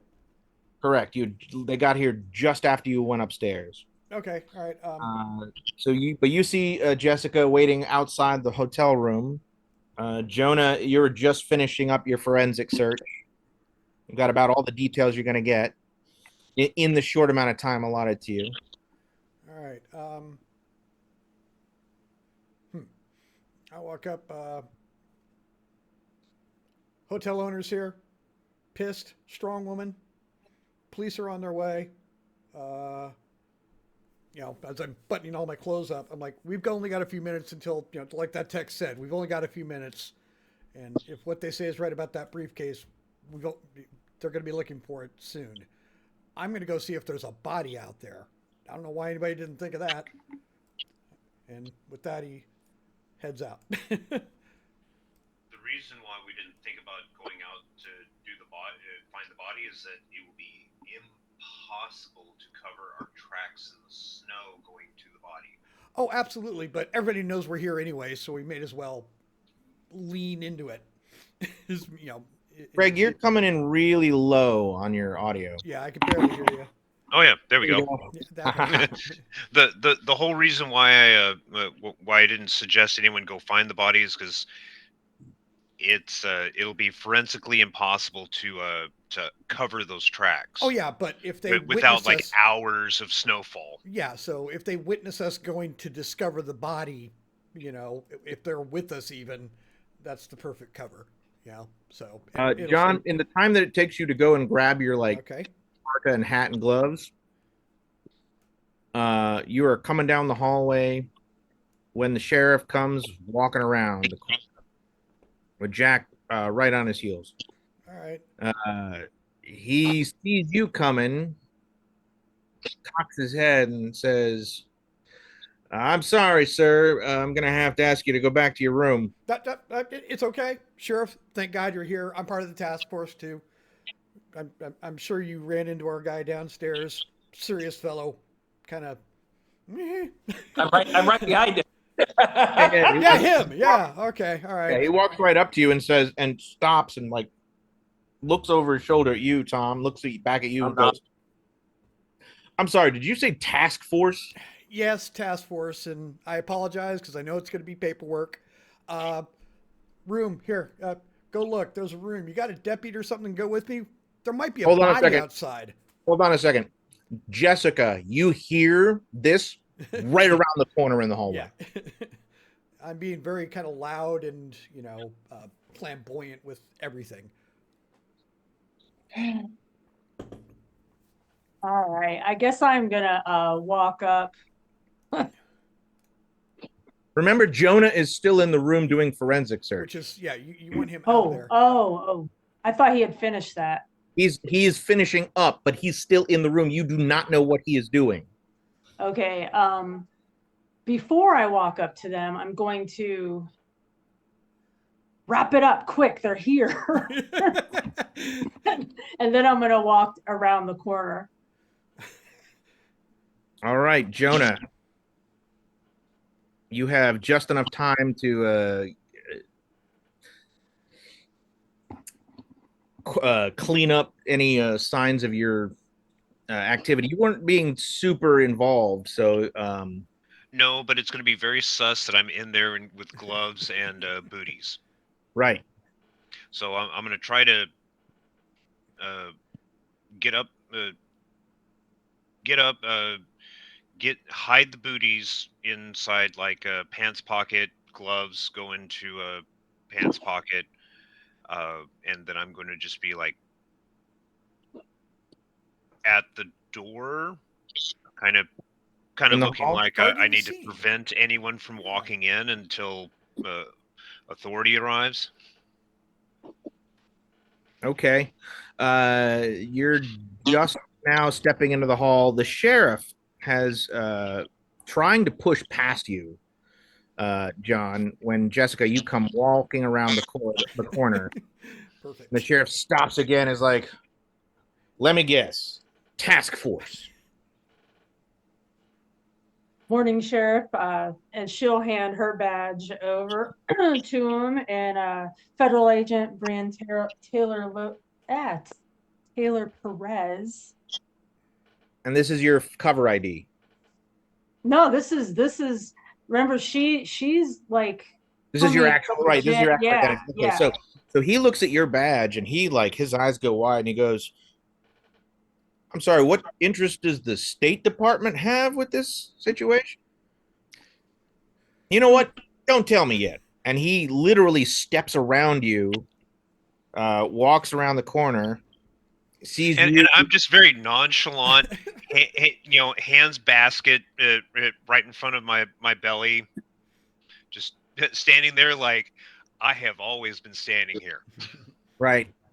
He walks right up to you, like he's going to the door. And I sidestep out of the way. He just kind of glances at you very suspiciously, Sheriff. and turns and pushes the door open. Did you leave the lights on? You didn't say you were turning them off, so go ahead and give me a luck roll. Go ahead and give a luck roll. Yeah. Do I feel lucky, punk?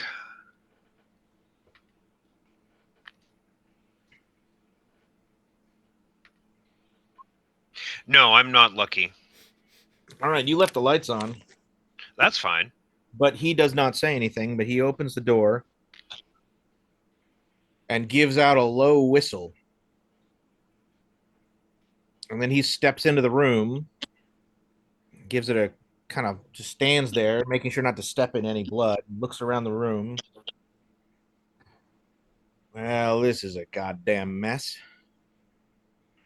Steps over the blood. If you guys are looking from, from the hallway, steps over the blood and sort of moves around through the room, glances around. You can see him like making note mentally of everything that more or less all the visible things that you've been making note of. Goes over to the window, kind of gingerly like holds onto his hat, kind of tries to look out through it, and shit. And he pulls out his walkie. He's got a little hand unit with the cable. And all right, Dumont. I think we got a body in the ravine. I want you to call Jim and then get whoever's on duty at the station to come out. You know the drill. I mean, Hey, Bernie, I'm super sorry, but I just want to check to make sure that a detail you said that was very significant to me, but I want to make sure if I overheard it correctly or not. Tell me, ask me. Yeah, for Angela downstairs to the sheriff said that there was an incident in room 413. 313. I'm sorry, 313, not 312. Is that what I actually heard? Yes, that was an error on my part. It was room 3. Yeah, no, it's fine. I just wanted to see if it was an error or if it was what she actually said. Okay. Yes, it was in error. I meant to say 312.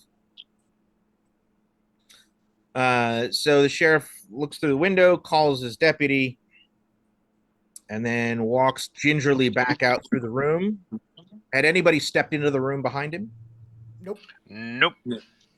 All right. He has control of the room. All right. He steps back through, closes the door behind him, notes that it doesn't latch, turns and looks at the three of you and says, well, all right. Why don't we go on downstairs and let's talk about what the hell you all are doing here? And we can I can start to establish control of this crime scene. Sounds good. Lead on. I start heading towards the elevator. Yep. I assume that he's, heading that way. I'd fall in behind him, actually, but yeah. No, no one is traveling behind him. He is like, after you. Oh. He is making sure that all four of you. Gotcha. Yeah, I head on down. Doop, doop, doop, doop.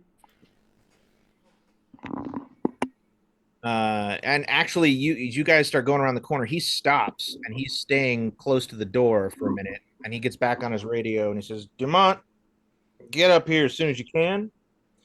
In fact, make your calls while you're moving up the stairs. And he turns and looks at you guys and says, just go ahead and go downstairs. Tell Angela I need a conference room. And y'all can just wait in there.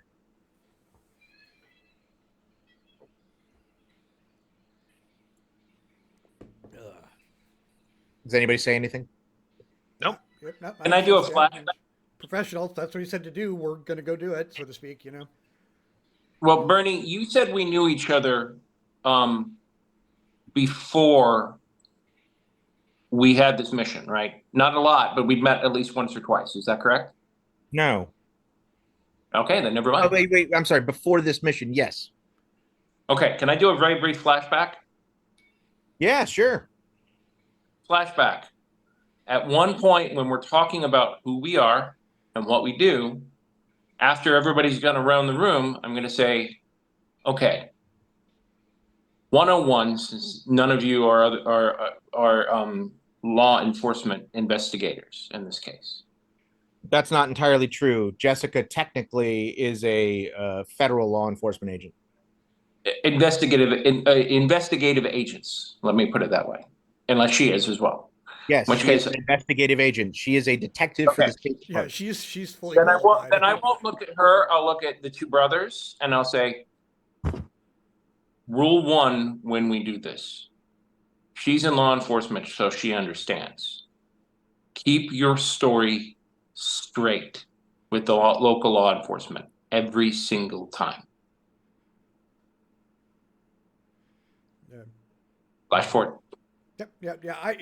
At that time, I just actually smile like, oh yeah, I know how to cover my tracks.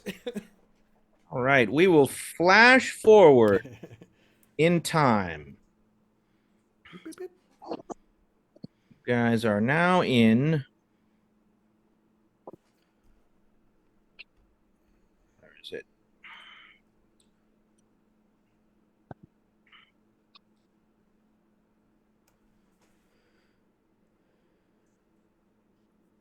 All right, you guys are now seated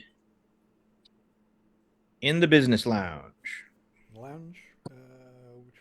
Okay. one that marked parlor. All right. I'll pull you on the board. Token.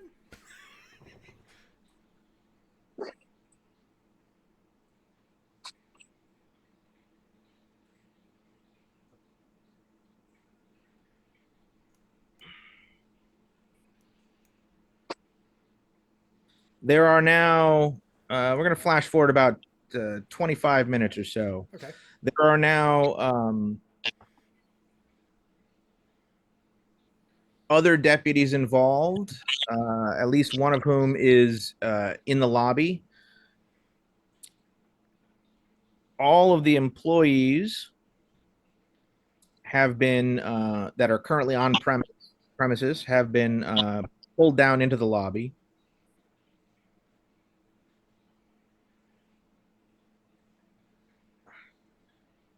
Second. Where they are being initially questioned by Deputy Dumont, who's taking statements. In addition, the other guests in the hotel are being asked to come out of their rooms and come down to the lobby. And so they are filtering down. You know that there is a deputy up at the room, and that the sheriff is currently waiting for a forensic person to come to the crime scene. Well, that You means also the know that drunk they lady have. from 203 is in there too. Sorry. And the drunk lady from 203 is in there too. Let's see. I'll tell you in a second.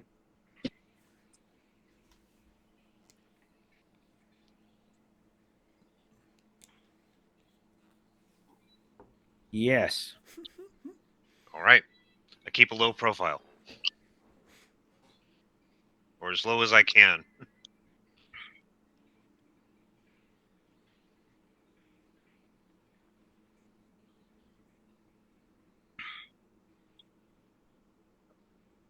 Does he interview us together first or separately? Well, currently he has all four of you in there, away from everyone else. Let's see.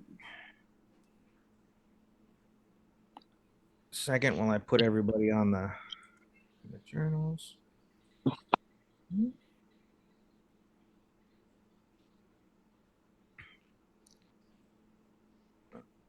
Yes.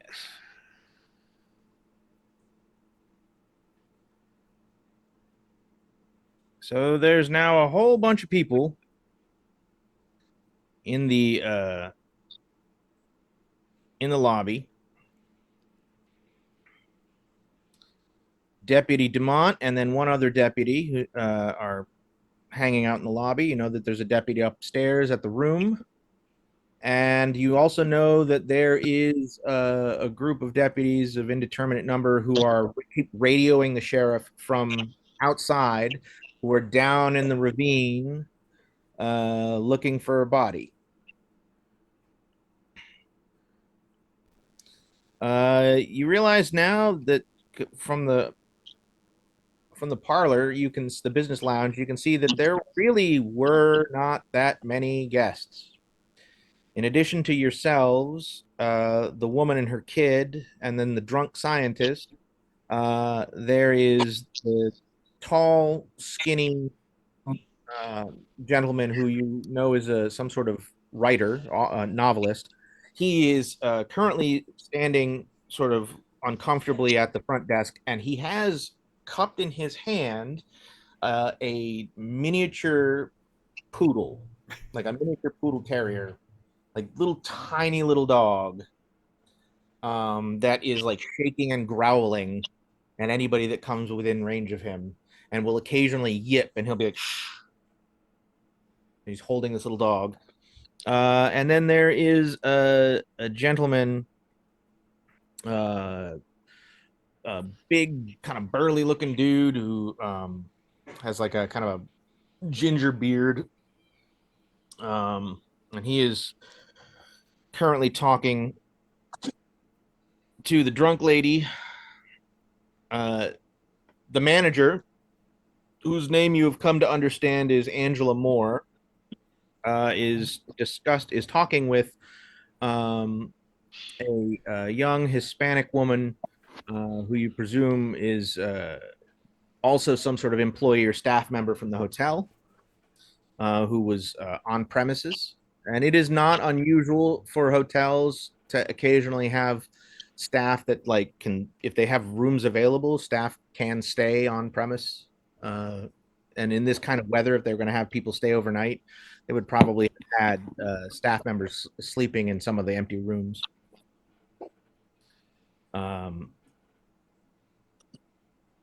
So the four of you are seated in the business lounge. The sheriff has examined all of your credentials.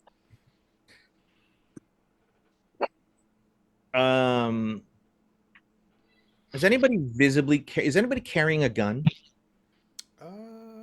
No. I am I carrying wouldn't a have. concealed weapon. Yeah. I wouldn't have. I would not. I have a shotgun. The two. And I have two concealed weapons, yes. What are your concealed weapons? My service issue pistol and the shotgun. Service There issue is shotgun. no way you can keep the shotgun hidden while you are in an interrogation. I would have no intention of concealing it. You Do know. they ask for the weapons? If No, they don't, I'm telling you that you know Oh. that right now the sheriff has not officially released jurisdiction to you. I have no. Why would he release jurisdiction to him? I mean, we have to give him an explanation. So I Right. completely understand that. Right. So you also know that if you grab that shotgun and come downstairs, it's going to cause him To to clarify, be on edge. I thought we established from the beginning. I have the small foldable kind. It has been with me the whole time. I never went to my room. I never big got is out it? of my chair. How big is it? Remember, it's the smaller kind with the foldable stock. It's like a Like what? Yeah, Like a sawed off? it's a room sweeper. It's a tactical shotgun Right. with non-lethal ammo. Okay. All right. Yeah, I'd say that you've got that hidden under your coat. Yeah, if he asks for weapons, I will happily disarm. It's his jurisdiction until it's not. I will cooperate reasonably and fully. I will act. I'm a member of the ATF. I'm gonna have guns. Yeah, no, I know that. I'm not saying so, but there's a difference between carrying a service pistol and having an assault shotgun. That is correct, for sure. And especially considering that this is currently it's a crime scene that is in the process of being locked Bernie, down.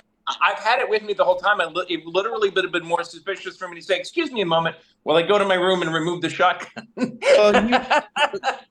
Point out, Tom, you started in your room asleep because that's where everybody was when you're right. I'm sorry. the murder happened. Yes. Okay. So I was just assuming that you had left all of your like bigger tactical gear in the room or in the car rather than take it with you during the initial investigation. So that's why I'm saying Who had first watch? there is no watch. You're not in D&D. We're Okay, never mind. sleeping. I thought. Okay, never mind. Yeah, yeah, then no, I don't have it. All right, cool. That's what No, that's I what I take wanted that to back. The shot. I don't have the That's not a shotgun, bad but I thing definitely. not to have the gun. It's not a bad thing. have your gun. No, I'm just I saying understand, but there's no way I would approach a potential threat without something. So I have the I'm service pistol. Service all weapon I'm makes saying sense. is that you forgot the circumstances under which you initially began your No, investigation. yeah, no, I would not. I wouldn't have. I wouldn't have come full loaded for bear. Uh, because yeah, no. Unless I heard screaming, in which case I would have. Tom, if Jack sleeps with his shotgun, you need to tell me now because I am going to give you a disorder. No, he does not. It's very nearby where he can get it quickly, but it's not. He doesn't have to sleep with it, nor his Right. gun. Then all right. That's all I wanted to make clear. Okay, so the four of you are sitting in the business lounge. You are wishing you had your shotgun with you. And the sheriff is looking at the four of you and goes, all right, so explain to me again what your relationship with this Mr. Carter is. I stop. I go, Okay, that was okay. Carter? I kind of jump at that reaction. That was the guy we're supposed to meet. I'm sorry, Carson. Carson, not Carson, yeah. I'm like, that's the guy we're supposed to meet. So I'm acting all shocked. right. Well, you're not acting. You didn't know, right? No, at this point I did know because they figured out. Well, we figured out because of the briefcase and the tags on something. Okay. So we are actually here for a investigation of the mines and illegal dumping. So this kind of is a unpleasant surprise, as first the storm is an unpleasant surprise, and then this situation is an unpleasant surprise. So this is why we are part of a task force, and that is why we are in your city, sir. I'm sorry. Was there an answer to my question in there? Because I heard you say you're on the task force, but I still have not heard anyone tell me exactly what No, the nature of your task force is or the investigation that you're involved in. I just said what it was. Did you? Yeah. Yeah, illegal dumping. Illegal dumping. Like, The we're mines Okay, and all right. illegal dumping. Yeah, it's like I have no idea what the hell this is all about. All right. So This is just trying to contain it until you got here. Yeah, it's I don't know what the hell. all right. So what is Carson's relationship to this investigation? Who is he? He's from out of town, obviously. Correct. He was the agent that we were supposed to meet that was investigating I go, An whatever agent. was going on, but I, at this point now, have no idea. Quick question. It is just us four plus the sheriff in the room? Currently, yes. Okay. So, I kind of sit up and it's like, now, Sheriff, of course, everything we're telling you needs to remain in this room. Yes, understood. And I would say the same to you likewise until I relinquish any sort of control over this investigation, which I am not currently inclined to do at the moment. oh, please, you at can the have moment, all the that only- paperwork, and I just laugh. The only reason why that we're actually crossing right now is that our field operative, who is gathering intel on the mine, is dead or is missing, currently without an ear, probably. But All right. If you Well, want to, he's not an agent. we're basically looking into what they're doing with the waste material and also any potential hazardous material of a radioactive nature coming out of the mine. When you say they, are you talking about DMI or are you talking about Universal Mineral? We don't know yet. This is Yeah, a that's part of the investigation that we're going through. We're trying to determine which one or both is the problem. You see, you don't know. Your preliminary investigator did not tell you. Sheriff, we Not know yet. about that much more than you do. That's it. All right. So let me run through the timeline, make sure I got this correct. So you came in last night around midnight or so, in the middle of the storm hitting. And Yeah. then from there,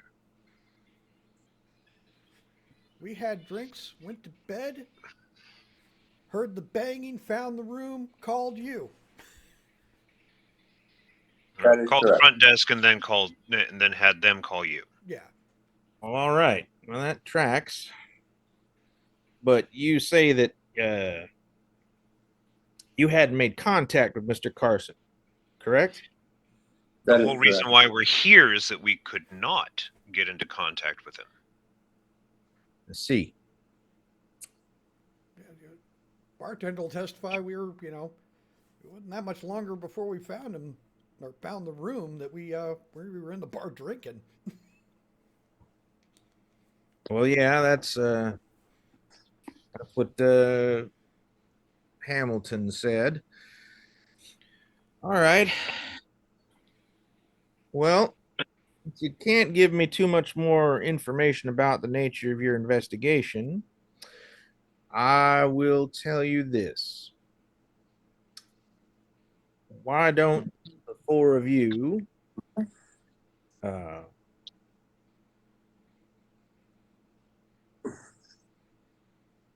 take a observatory position currently and allow me and my team to spearhead this for the moment.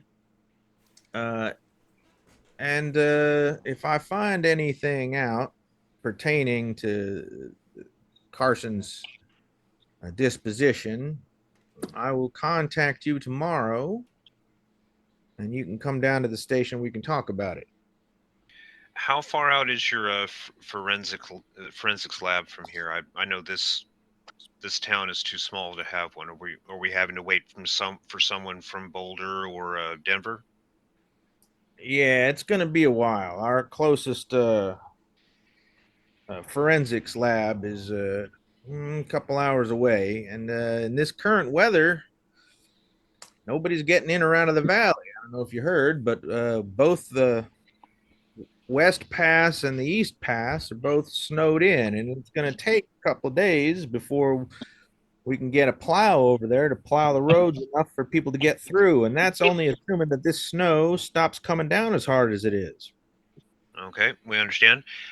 Then I will offer my limited expertise on forensic, uh,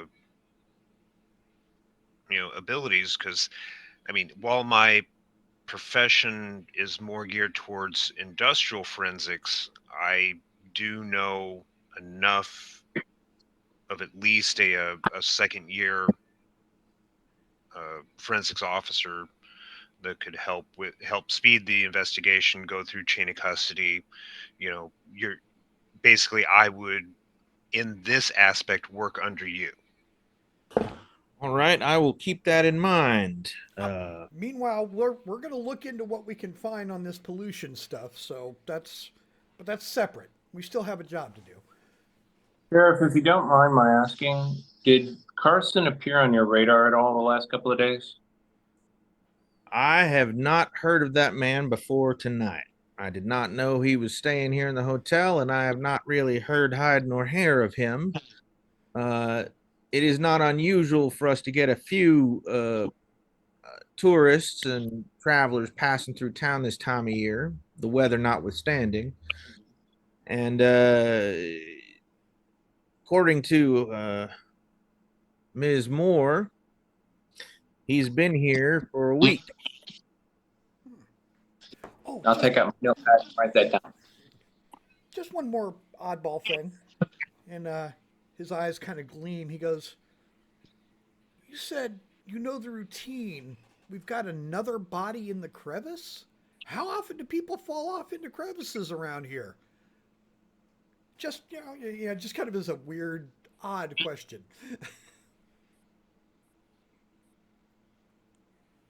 Now,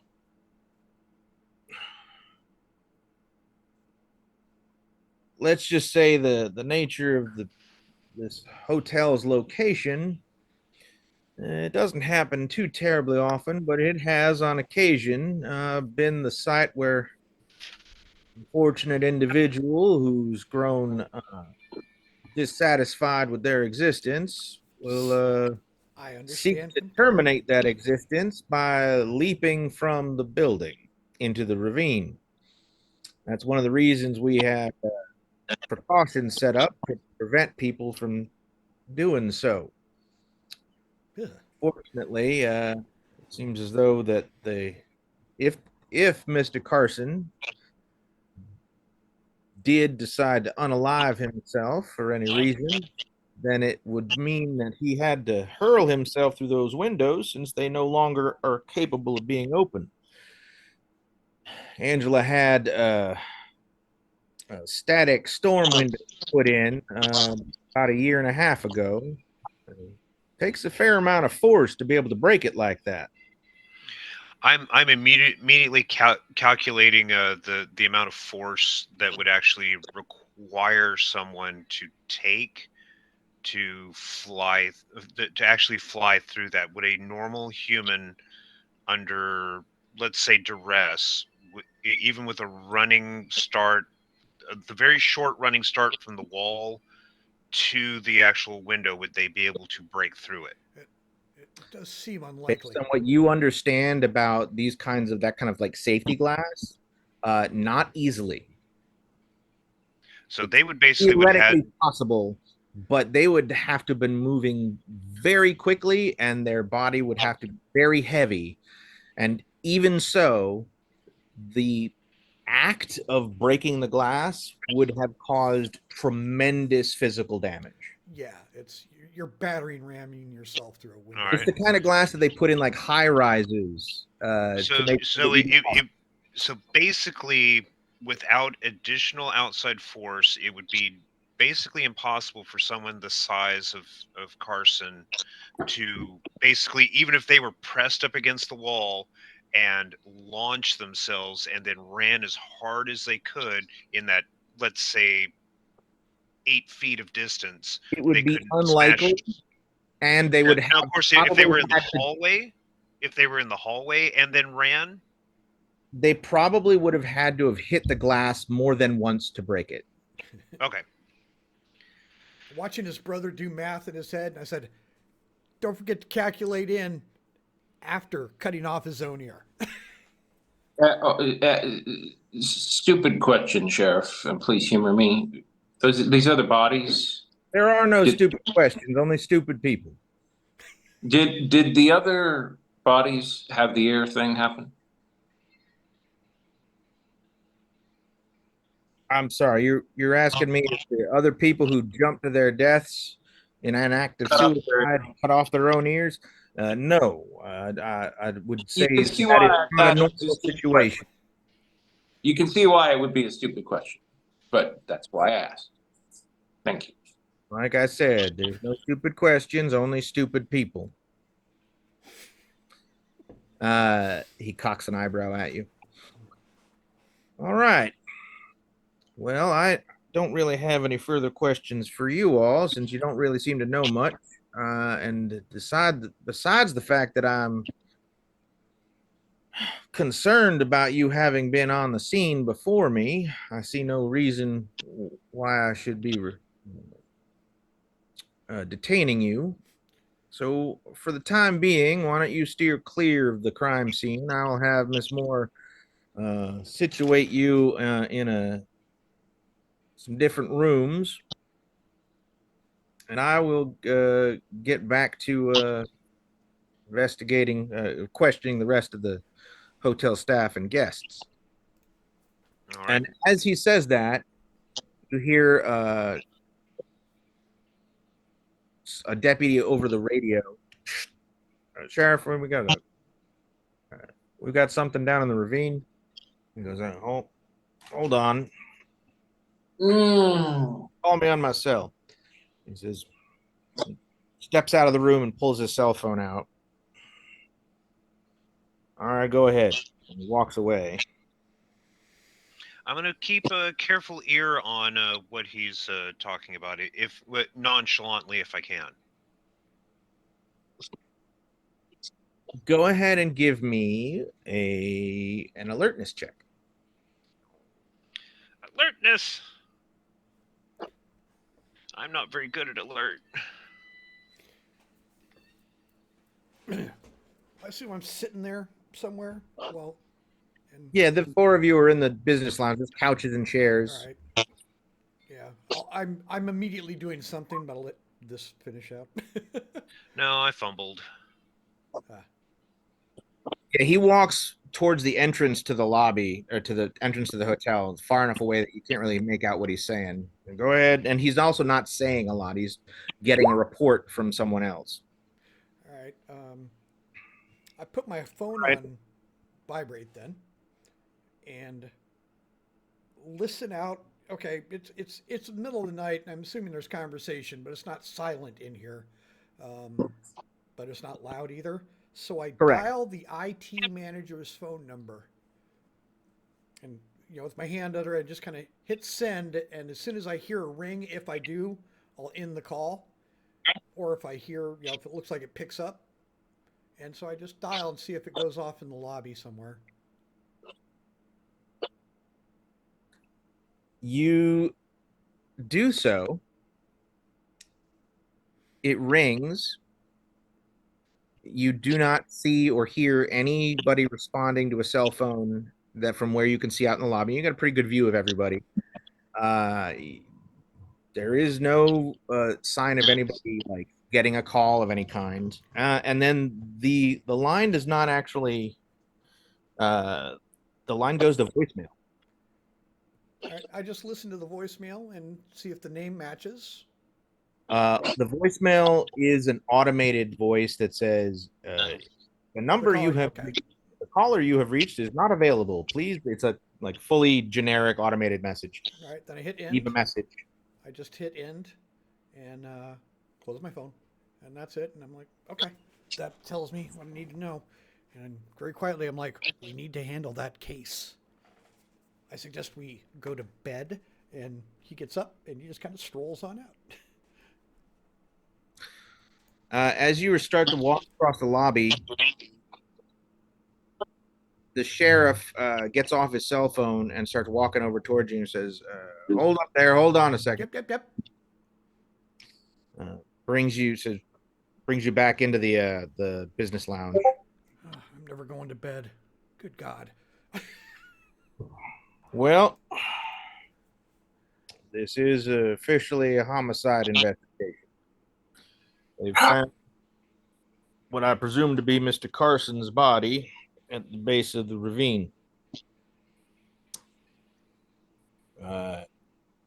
There is extensive physical damage, and it'll be a minute before we can get him down to the morgue and have his body examined. But I will contact you tomorrow, and you can come take a look at it. Do you have a medical examiner in the town? We have a town doctor who can do double duty. Okay. I'm Yeah, gonna hand him my card and here's my number so you can reach me. He nods and says, "All right, thank you, agent." Puts it away. All right, well, I'm going to go ahead and release you folks back to your rooms tonight. And why don't you get some sleep, and we'll catch up again tomorrow. If you need sheriff, once you actually get him down there, if you'll ring me, I'll be able to give a positive identification. Right, we'll probably do that as soon as it's daylight. All right. He And then releases you. And I go up to the front desk to get my new room key, I guess, since we're no longer going to be on the third floor. or wherever they put us anyway. Yeah, I'm gonna go grab all my shit. And, well, now was I told Likewise. to grab the case, Yes. or was Joshua? And last I heard, you did, or if you did not, I did. Okay, all right. That- Because it was in her room, so I'm not I, sure I how Yeah. I didn't hear would what even. you were asking. Yeah, the I- chain of custody on the case went, she had it, she put Right. it in her room, you took it from her room and put it back. What? What? No, They put the case back.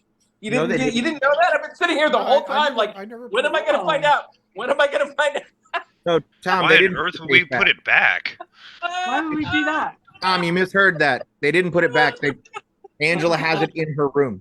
Yeah, it's in her Oh, room still. okay, Yeah. good. I'm much better. Yeah. Yeah, okay. Yeah. I was like, I've been sitting here for like 30, 40 minutes going, how are we gonna get that out? Why did we put it back? I'm sorry, my apologies. Yeah, no, it's in her room. Yeah, back. yeah, She that's put it in yeah, her yeah. room. I snuck it back to my room with my evidence. Yeah, no, I I guess to okay, try to no, like it's Okay, steal it all from the okay. cameras.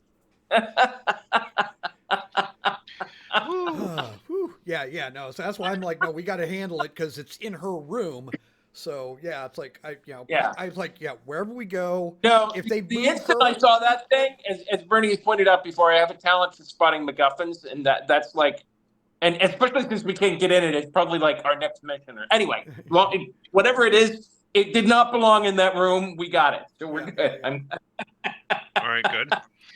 Well, once we get our new room assignments and I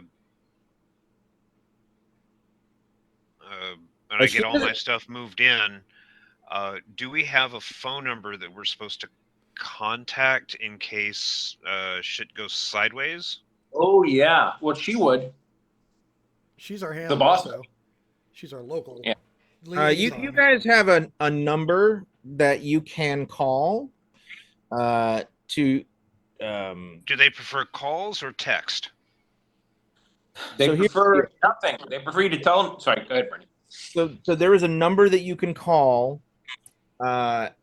You can text or make a phone call, your choice. But the deal is they generally prefer to not hear from you at all until you are done with the Yeah. case. All right. They don't. Yeah, status But I update. mean, if we find an agent deceased, Well, he wasn't an they agent. they He don't was a they don't friend. want to He know wasn't an about that agent. until the very end. He wasn't a friend. He wasn't an an agent. He was like a friendly. liaison. Yeah, he was a friendly. Right. We're He still was called.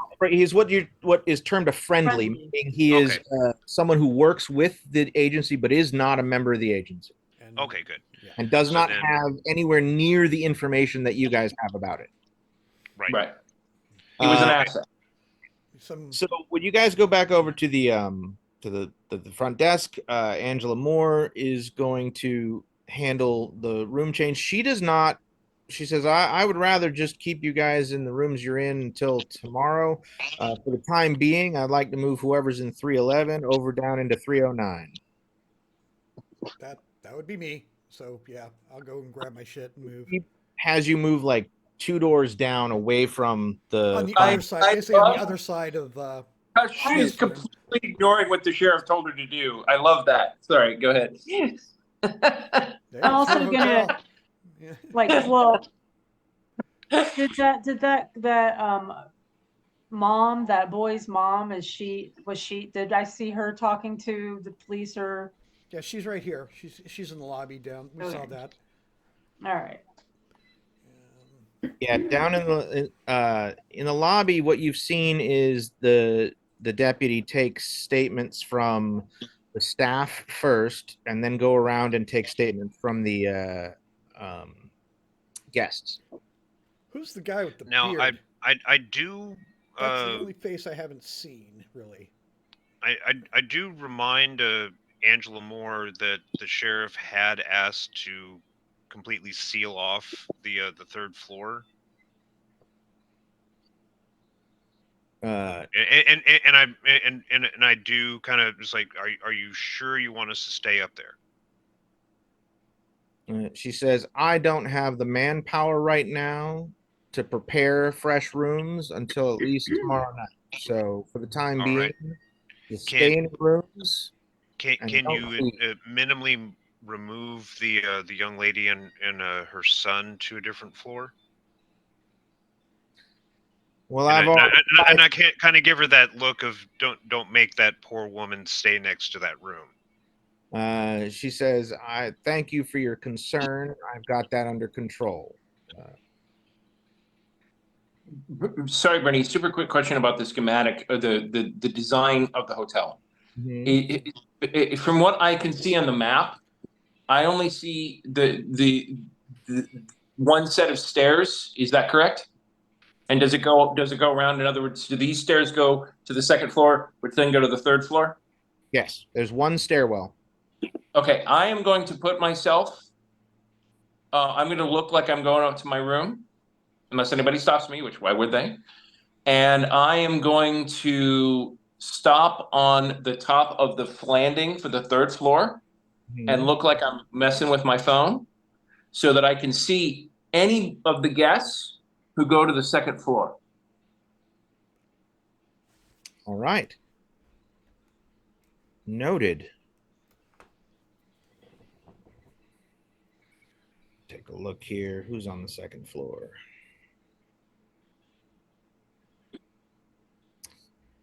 And you're going to wait there? I am going to wait there. All right. Do the rest of you go back to your rooms? I go up to with Brienne to her room because this I haven't seen this case yet, so I'm curious as hell. All right. I'll get to you guys in a second. No problem. Now, the deputies are taking the elevator. Okay. What you see is, let's see, they take the elevator. They take the elevator. Only one guest after like 20, 30 minutes, 25 minutes or so of you waiting in the stairwell. Only one guest comes through the stairwell. You hear the door at the ground floor open. You hear somebody going up the stairs. It is a single person. Are you trying to observe them without being spotted? No, I'm Okay. perfectly visible, casually looking like I'm searching on my phone concertedly. All right. Well, Occasionally, what you see when you're looking over the railing as they're coming up around the opposite side of the stairwell is that you see the gentleman with the red beard, the large man with the red beard, tromping up the stairs. And you, as you look down and see him, he just casually glances up and catches sight of you, and you guys lock eyes for a minute. yeah, I'll nod politely and just keep looking. And You he know, does the same. He's like smiles and nods and actually raises his hand, gives a little wave, and then he continues on and he takes the door into the second floor. does he look like a local? It is impossible for you to say that. Mm. For you to understand, it is impossible for you to know by looking at him. Does he have a lot of coal dust and or mine crap dust all over? He is not a Okay. coal miner. Okay. Although, based on his physical form, he could be, but Okay. he's not dressed in such a way, nor is he, carry himself like a coal miner. Okay. And a point of reference, Tom, where it's a copper mine. Right. Sorry. Copper miner. Same difference. Okay. I'll go back to my. I'll go back to my room or see where anybody else is. All right. Are you guys going to try and you're going to examine the case? Who's examining the case? I want to examine the case and see if there's, it's a metal case, but you said that there's like a tracker on it, or we assume there's a tracker on it. All right. So what? I'm presuming what Tom would have told you, because he recognized the make and model, is that, and actually, I take that back. Yeah, Agent Jessica Your would have character, been the person.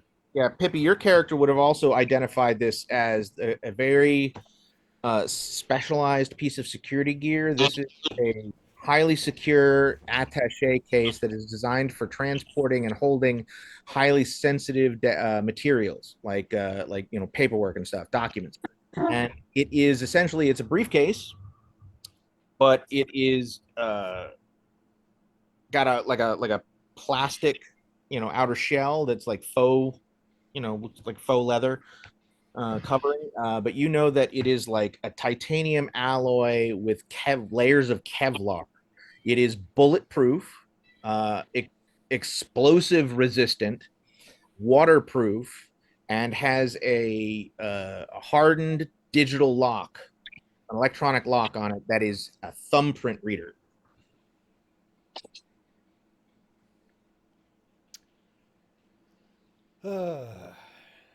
Looking at this, judging by his own experience, does this look like anything that I would have any chance of getting into? What skills do you have that are applicable? I have. Let me get my sheet open.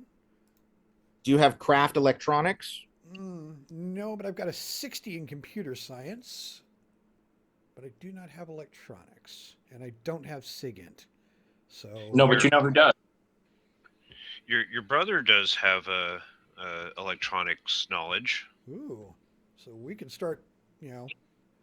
And I know one thing, and he goes, you know, the tinfoil hat thing isn't as ridiculous as it seems when you look at the physics of it. It doesn't work. But if we can get a Faraday cage over this thing, we can stop all signals in and out. It'll vanish from anybody who's tracking it. That I know. Tinfoil. Not tinfoil. We can get some. Fine metal, an actual Faraday cage, which is a little bit more involved than tinfoil. Although a trash can and aluminum foil might work if it's a metal trash can. So I'm like storming my head looking for materials to make a Faraday cage. Okay. You That we can get, like if there's a metal trash can in the hallway. could probably build one big enough to cover the briefcase. You could cannibalize and disassemble two microwave ovens. Oh, I see what you're saying. Yeah, smart, good call. Ooh, he knows what a Faraday cage is. Building Okay. one from scratch is a little more Oh, exact. absolutely. But yeah, no, I mean, literally, it sounds crazy, but take the Are there doors off. microwaves? Yeah, I was gonna say do they have convenient microwaves in here? There are no microwaves in the rooms. Oh, damn it. Presumably, they've got microwave ovens down in the kitchens. But then, like I said, you'd have to disassemble the microwave because the case is briefcase sized. Yeah. It won't fit inside a microwave. I may as well just wait until morning. And all right, I'm like, well, we've got till Wait. morning. Didn't you say you had a bug reader? Well, a I bug reader. I do, but Yeah, I yeah. don't know how really to use it. Yeah, but my point is that could you potentially use your craft electronics to instead of detecting signals, transmit them and maybe jam the GPS? That equipment will not emit. Oh yeah, no, I would need I would need SIGINT for that. That equipment, it only sniffs. It doesn't have a transmission on it. Got it. So It's important to note that the only person, if this is Carson's briefcase, then presumably the tracker would be on an app on his phone, and he would be the only person with access to it. Oh. Okay, then we definitely need to get his phone, and we definitely need to get his thumbprint so we can open this thing. There was no sign of a phone. That was the main reason why I offered my forensic expertise to the sheriff. All right. Who wants to keep hold of this thing? I'm not the guy. And I put the briefcase out for somebody to take. And I'm like, and I was the one that had it in my room, so. Hypothetical, Bernie. Yes. Given what I know about this guy, Carson, can I make a human to say that hypothetically, if he read something that he thought was so bad, I guess what I'm saying is I don't have unknown, but I do have at least enough of an understanding that hypergeometry, corrupts the mind. You have no idea what he found. yeah, Okay. we don't know anything. None No, that's not my point. whatsoever. No, okay. What Are I'm you asking. in my room at the moment? Presumably, I you're would all be. in the same Well, room. I would be anyway. I don't know if anybody else went in there, but I I thought did. we all were, but I'm fine either Okay. way. Yeah. If you are all in my room, there is some other things that I need to discuss with you guys. Yeah. What's up? So before we got called out to that room, I was doing some investigation on what that man in the road had said. Mm-hmm. And My to-do list for sure.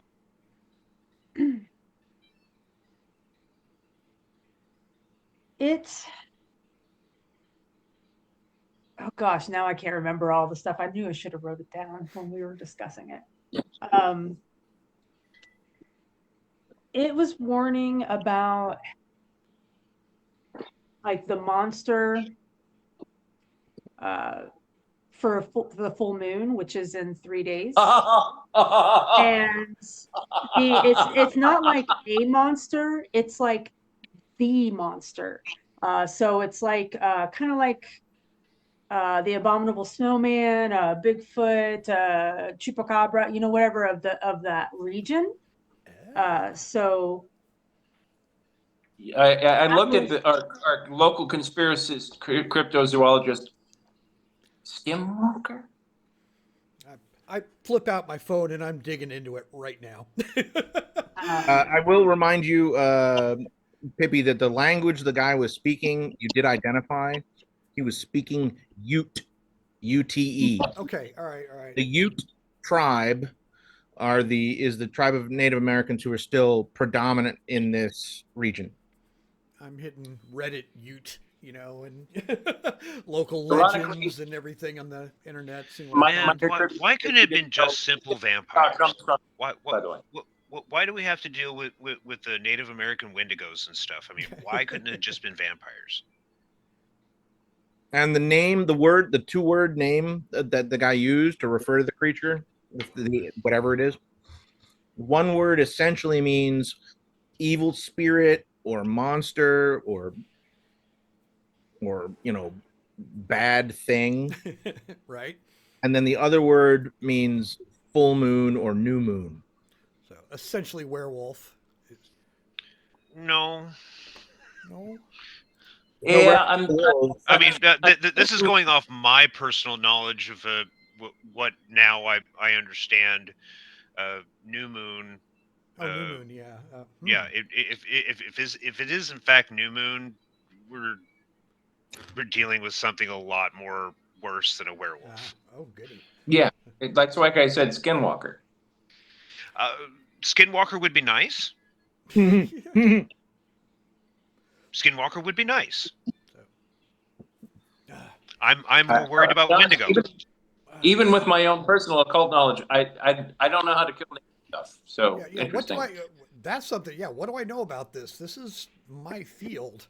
That's this might be something too that we want to discreetly, when we're talking tomorrow around town, just to ask about local folklore.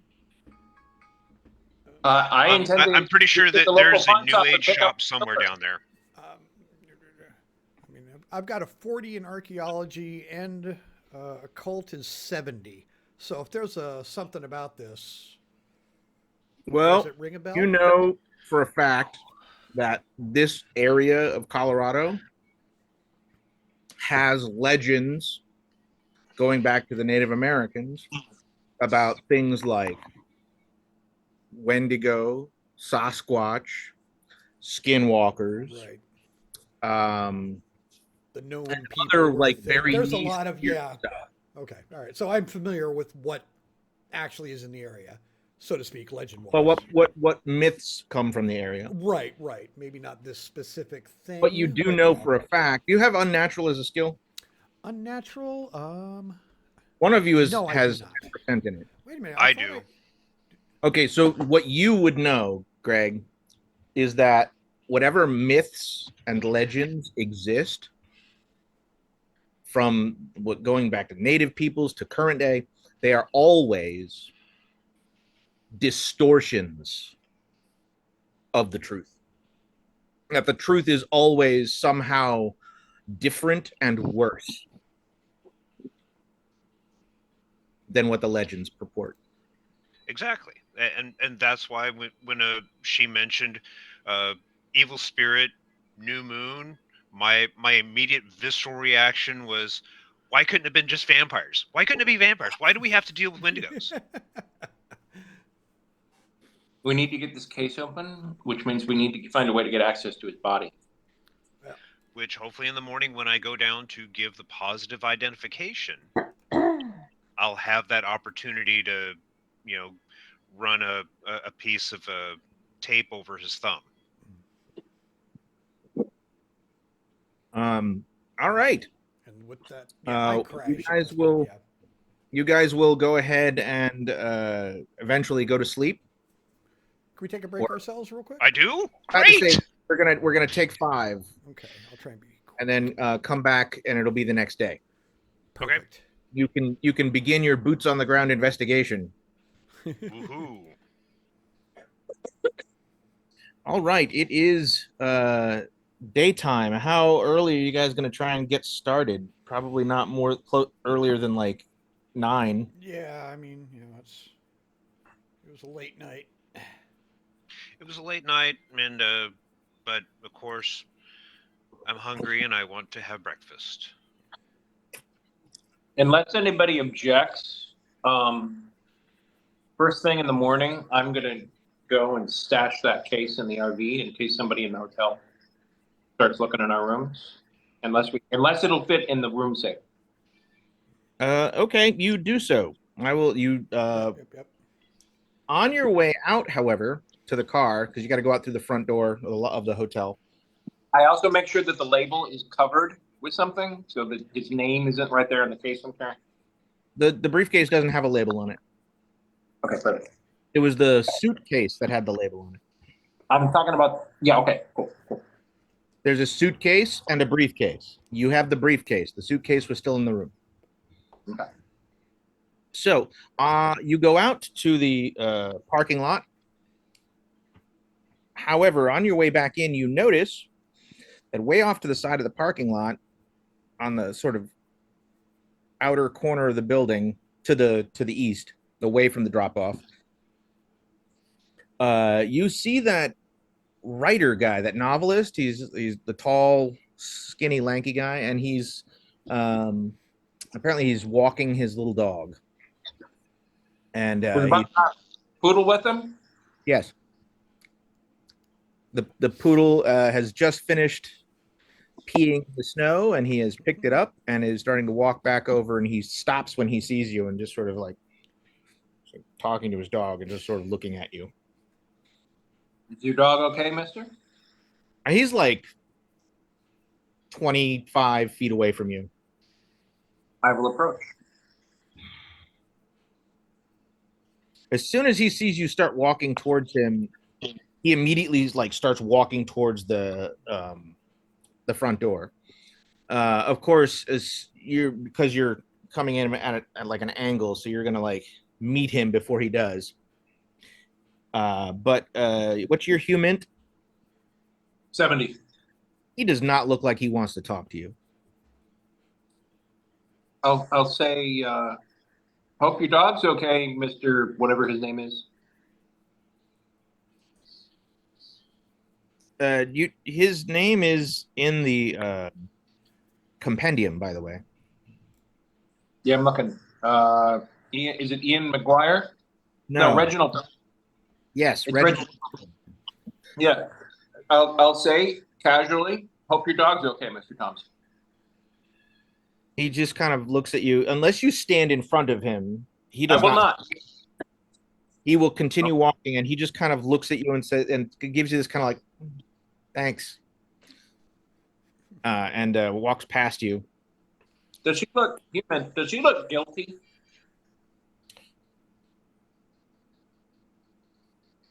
Give me a human roll.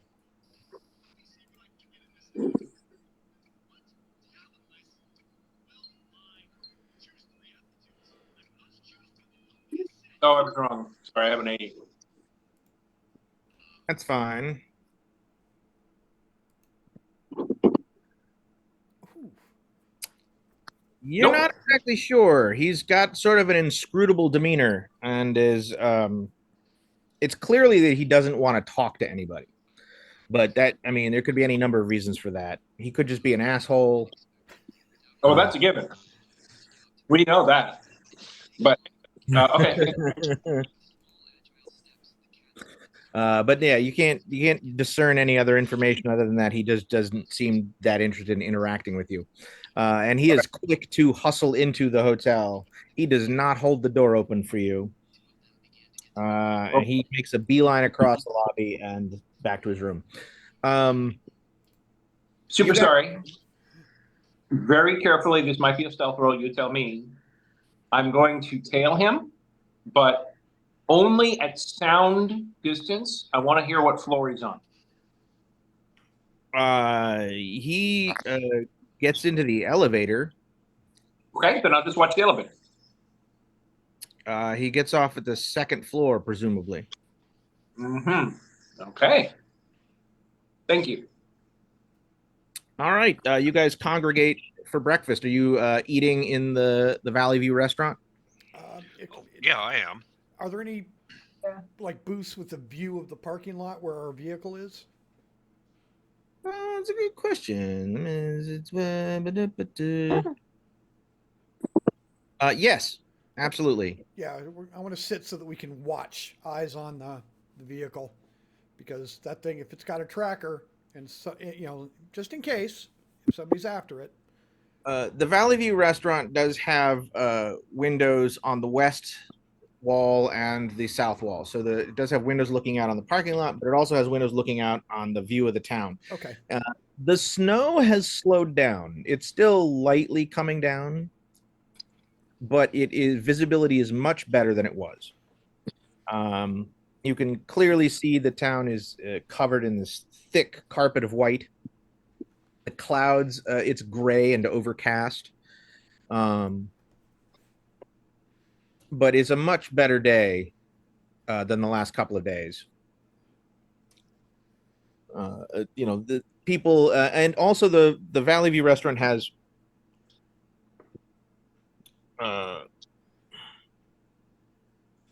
let's see, aside from Mr. Thompson and yourselves,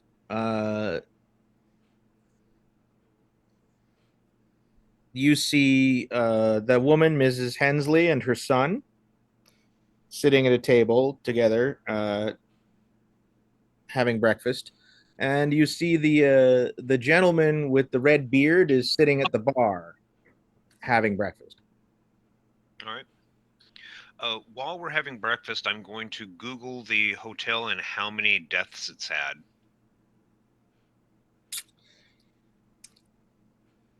A cursory Google search does not yield any information. There's very little information on the web about this town or the hotel. In fact, the only information you can really find with a cursory Google search is just the website for the hotel, which is very basic and is pretty much just an advertisement. So there's not like a local newspaper, or if there is one, it's not online. Oh, there absolutely is a local newspaper. It's called the Valley Voice. Okay. And Do they they have a actually website. have a digital presence? Not really. They Okay. do have a website, but the website is apparently still under construction. All right. That's easy. So while I'm down at the morgue, I need to stop in and check out some of the archives. But you do, I'll go ahead and move you guys onto the map of the town. You do get the address. All right, Ah, here we cool. go. And is there a local New Age shop? People who deal in hoodoo.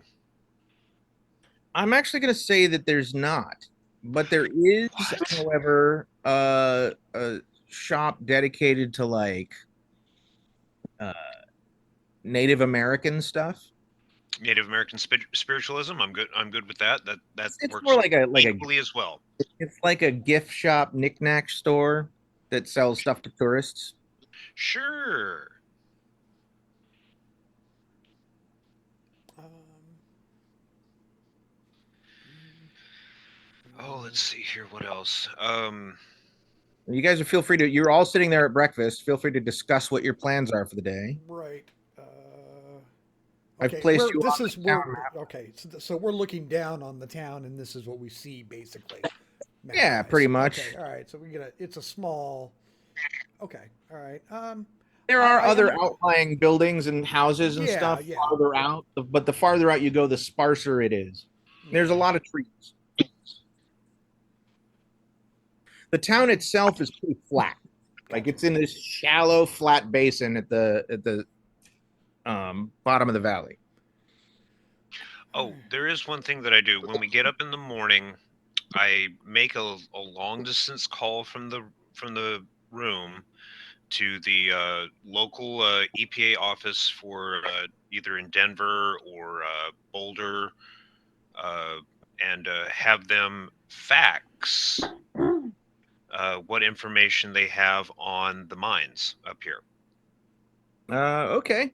There's a Denver office that's handling the most of the activity for the state as the central office, and yeah, you put in the request, and they are going to send you some stuff. Or actually, the phones we have email, right? Yeah, I was gonna say, yeah. It, Fax. What are you yeah, doing? it'd be better I to give you, do I the give you email. an email address and a secured upload box site for the cloud, so that you can have them send all the information there. All right, they will send you all the information that they have on both mining companies. It's going to take them probably about 30-45 minutes before the information will get to you, but you'll have it later this morning. All right, well, they do that. Perfect. I finish up my breakfast. Do I see? I'm not like casing it out, but I'm just kind of watching who comes and goes at the front desk, because usually that's where the offices and stuff. You know, your people will come in and kind of check in there that are employees. See if an IT manager comes in or somebody I don't recognize anyway. That doesn't look like a cook or a cleaning lady. Well, the cleaning staff, like the housekeeping staff, would show up. They wouldn't even come in. Yeah, they come in the back door. Yeah. They'd come in through a back entrance and would just go straight into the employees only section. Um, the and there's an employee working the bar, someone you don't recognize, but like a young, Yeah, um, just like 20 something girl. The Edward is not in evidence. It is Angela Moore working the front desk. still okay. So she's working it herself. Yes. Okay, okay. There is also a the Hispanic woman Uh-huh. that you saw earlier. She comes out and talks to Angela for a minute. She is dressed in a housekeeping uniform. Give me what's your human skill? My human. 40. Give me a roll. Oh, and oof. Nope. Yeah, you're it's too far away. You're too busy with your breakfast to really pay too All much right. attention. Yeah. The obvious. I don't see, but you know. All right. What was the other question?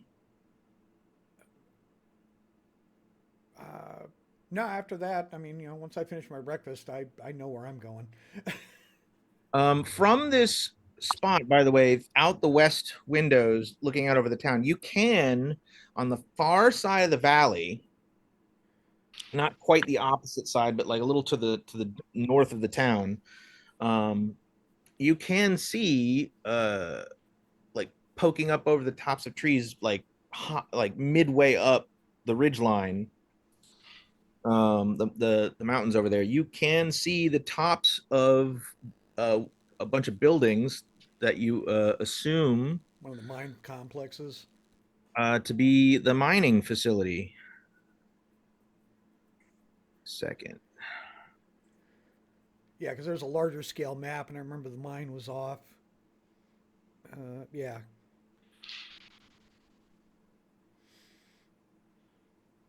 Where's the hotel on the map? On here, it's not. How far is the town? Would we have to drive in, or could we walk? It's not. It's the weather that would keep you from walking. It's still quite cold out. We take a quick drive, but yeah, I mean, The from a distance, you're seeing like the tops of it, but this is essentially what the okay. seeing from a long way off, and it's like I said, it's like kind of midway up the mountains over there. And then just to give you an idea of the whole zone, I'll drop you over here to the This is the one, yeah. valley. Okay. All right, so Yeah, I think DMI is more significant than Universal because that's who he was investigating. But yeah, anyway. can't hurt to talk to both. That is absolutely true, especially if we reveal that we know what they hired him for. I'm assuming that like the sheriff's brother Earl is doing the snow plowing. One guy in his pickup truck type. Pretty much, Kinda. yeah. So I'm like making sure that I wait and I'll time it so that when I see him coming down the road to clear to the hotel. But they've got two. They've got two trucks. Ooh, big time. So, and when it's clear, I suggest we drive down to the town. I'll drive unless anybody objects. I would say that by the time you guys are done eating breakfast, the roads are clear enough for you to drive from the hotel into town. Yeah. I mean, it's not they haven't got everything, but yeah, the main way. Yeah, the main drag, and then like I said, the drive to the hotel Right. was kept clear. Cool. So yeah, it's let's the case is already in here. So yeah, let's go to town. All right, you guys finish breakfast, and you're gonna get to the car and drive into town. Where are you headed first? Well, he's driving, so I mean it doesn't really matter. This town is so small. I mean we're 3 blocks by 2.5 blocks. Give me a second. Someone's knocking at my door. Already. What were you saying, Tom? Said I just as soon go directly to the sheriff's office, although I do want to make one quick stop at the general store. But what I can do is drop him off at the sheriff's office and then go to the store. Yeah, whoever's going to the sheriff's office, I'm going to kind of let them. I'm a media guy, so I have other things to do. So. Well, I'll tell you what. Let's go ahead and put some tokens on the map, and you can tell me who's going where. I'll be coming in on my alt account real quick here. Hold on. You guys on the road.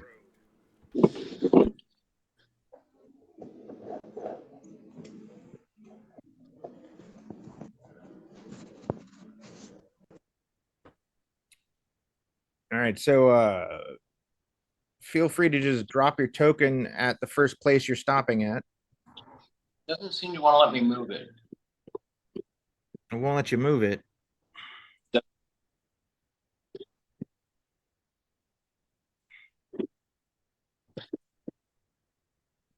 I can move the map.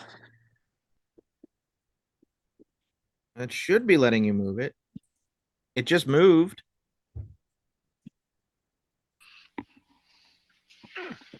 Maybe it's just me then. I'm gonna reboot. Well, don't reboot, just reload the page. Oh, that's what I'm doing.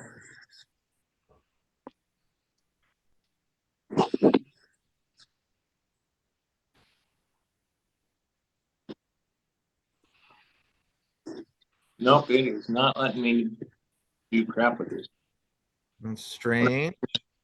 I'm looking at the token, and it is assigned. I know what's going on. I think I know what's going on. Hold on, I had another application running. Actually, that might be why it's not working.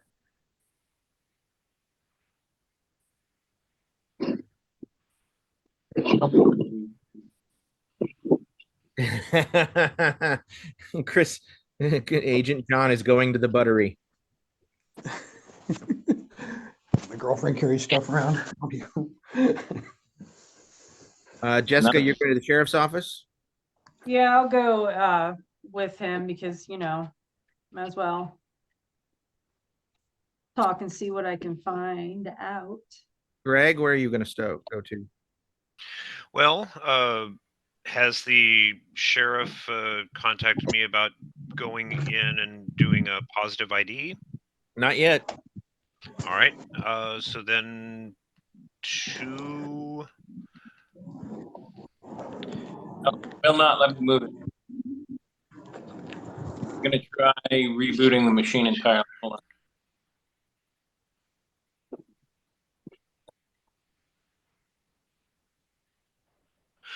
we'll do the Valley Voice newspaper and check their archives.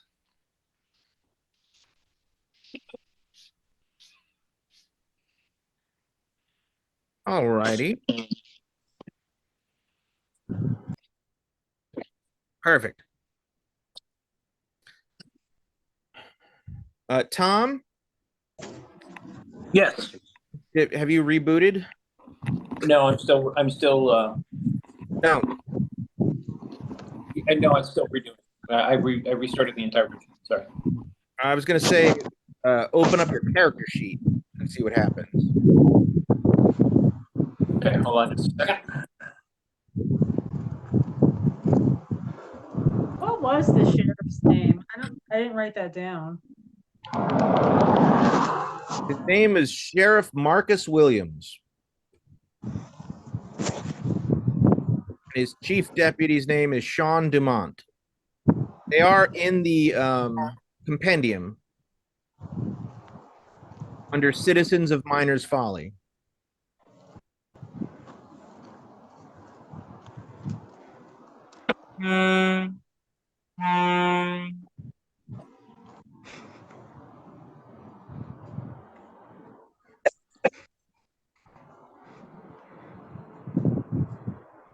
If you guys look at the compendium, you'll see that I've got everybody you've met so far or scoped out should be visible, and you can click on their name and it'll bring up a picture of them, a little description. Yeah, if you're waiting for me, don't wait. This is gonna take it a couple seconds. All right. Let's see. Well, when I click on the compendium, it says this was a bad brew. You do not have access to any content for Delta Green role-playing game. Oh, I'm sorry, not the compendium, the journal. Go into Journal. journal. Yeah, journal. There's a ton of entries in there. There we go. Yeah, always refer to the journal. That's where I'm going to keep all the documentation you meet. Like, you should have that handout for the Mark Snowflake papers #1. Yeah, everything that we've seen which is in something there. I have. Right. Under PDFs, you'll see there's a number of useful PDFs to refer to regarding rules, mechanics.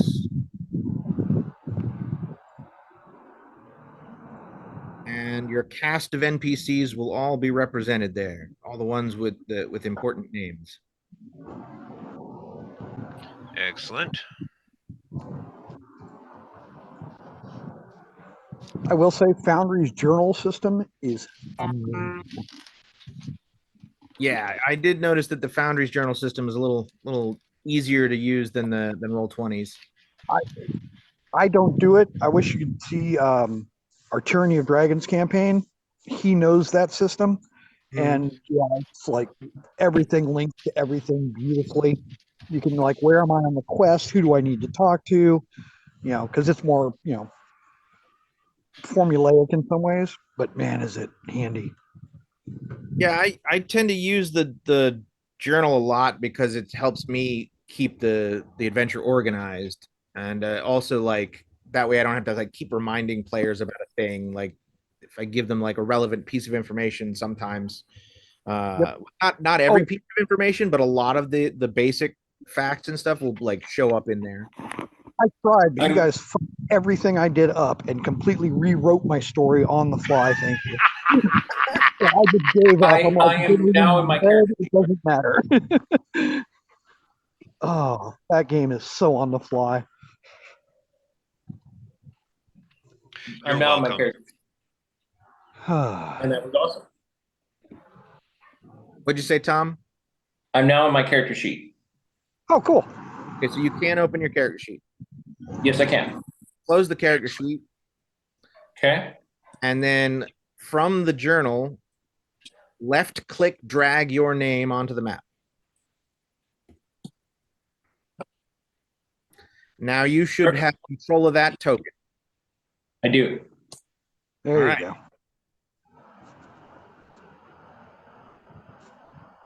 So where are you going first? I'm going to the general store. All right. I'll actually tag along with him. All right. So you guys are all going to the general store first, except for John. You're getting dropped off at the Buttery first. No, I'm gonna hang out at the general store. Okay. I'm going to the general store, and then depending on what they do, I'll just walk over by myself after. Righty. Let's see. I thought I was going to the newspaper. Yeah, you said you were, I believe. All right. We'll move your token over to the newspaper. How do I get the other faces off of the map so that way I can just see the map itself? Huh? At the bottom? I mean, the icon, the people online. Yeah. Settings, your Roll20 settings. I think there's a video or graphics. Under audio and video. One video, that's it. And then you'll click on the tab that says video display. And then you've got a drop-down menu. You'll want to select names only. And I suggest moving it to the top of the screen instead of the bottom.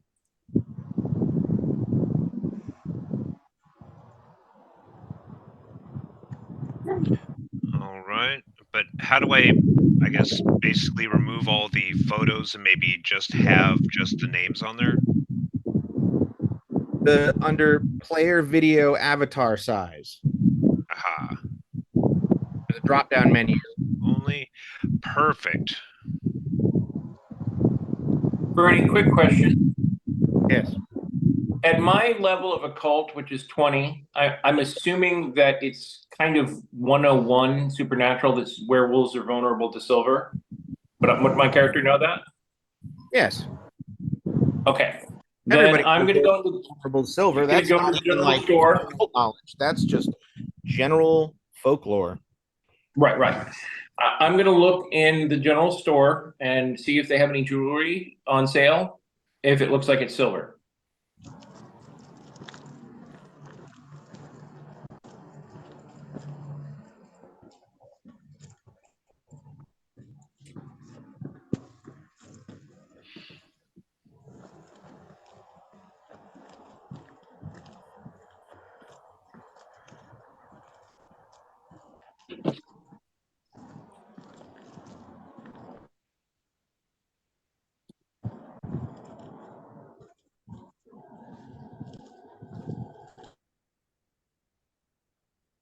Give me a second.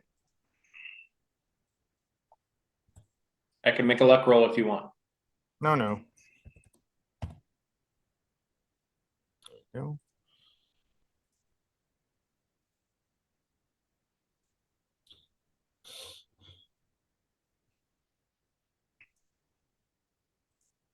All right.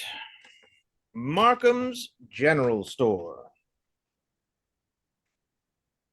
Second.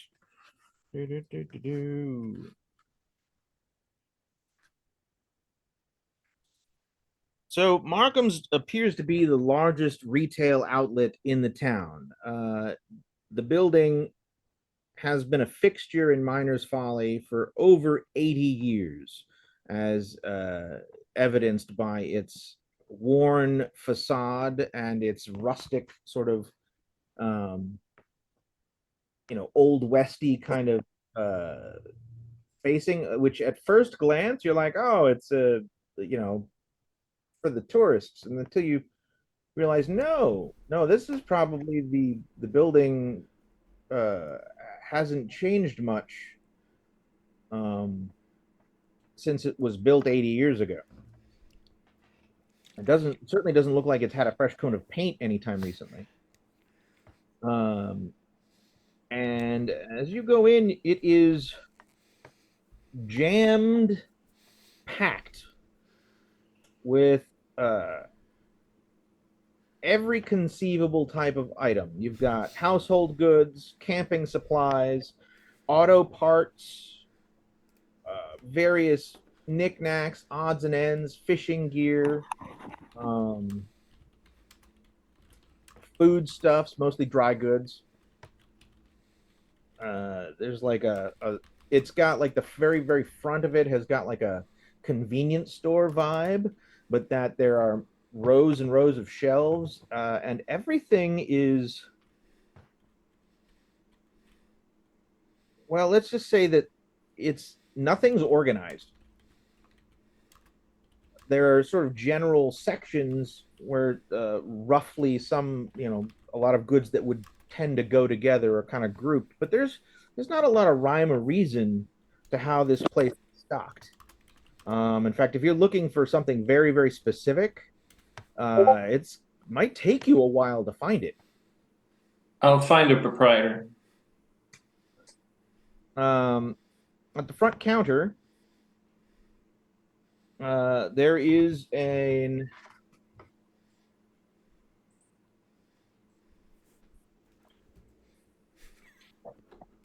there's a woman who looks like she's in her early 50s. She has sort of graying brown hair, not cut in any particular style. But it's cut short.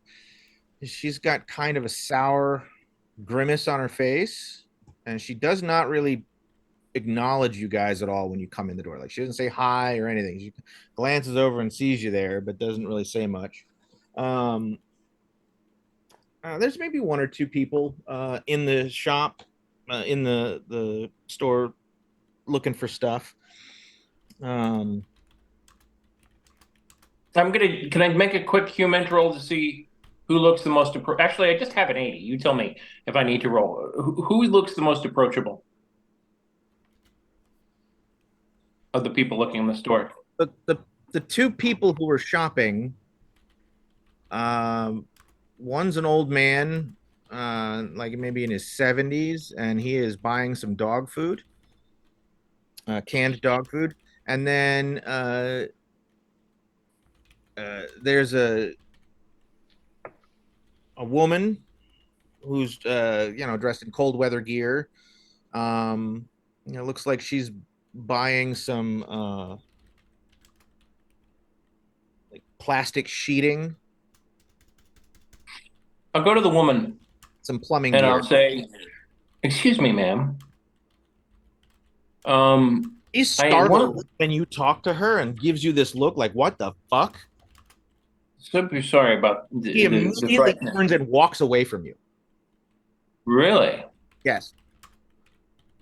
Like, doesn't say a word. She's literally like, the look on her face is like approaching a stranger, approaching her and just talking to her while she's shopping. You might as well have just like taken a shit in front of her. Like, she's that horrible, like, oh, and just turns and walks away. Is the old guy looking? He's up at the counter paying for his. He's got like a little cardboard pallet of canned dog food. Are either him or the woman looking in this direction? No. The older lady at the front counter is taking his money. I'm going to start looking around.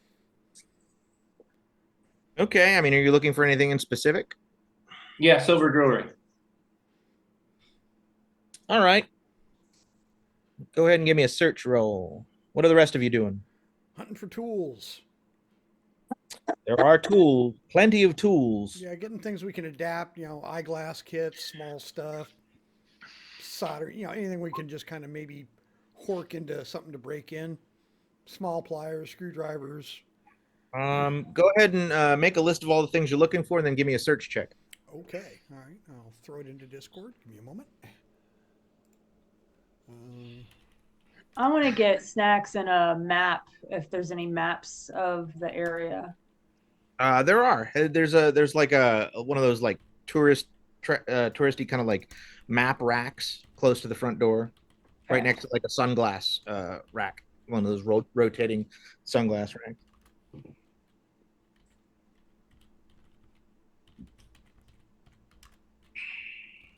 Got I'm a gonna 41 on the.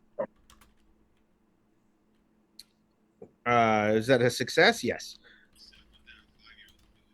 Yes.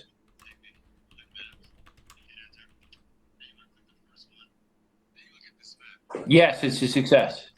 Okay. Sorry, I was distracted because I'm hearing voices, I am too. which is strange. I don't know where they're coming from.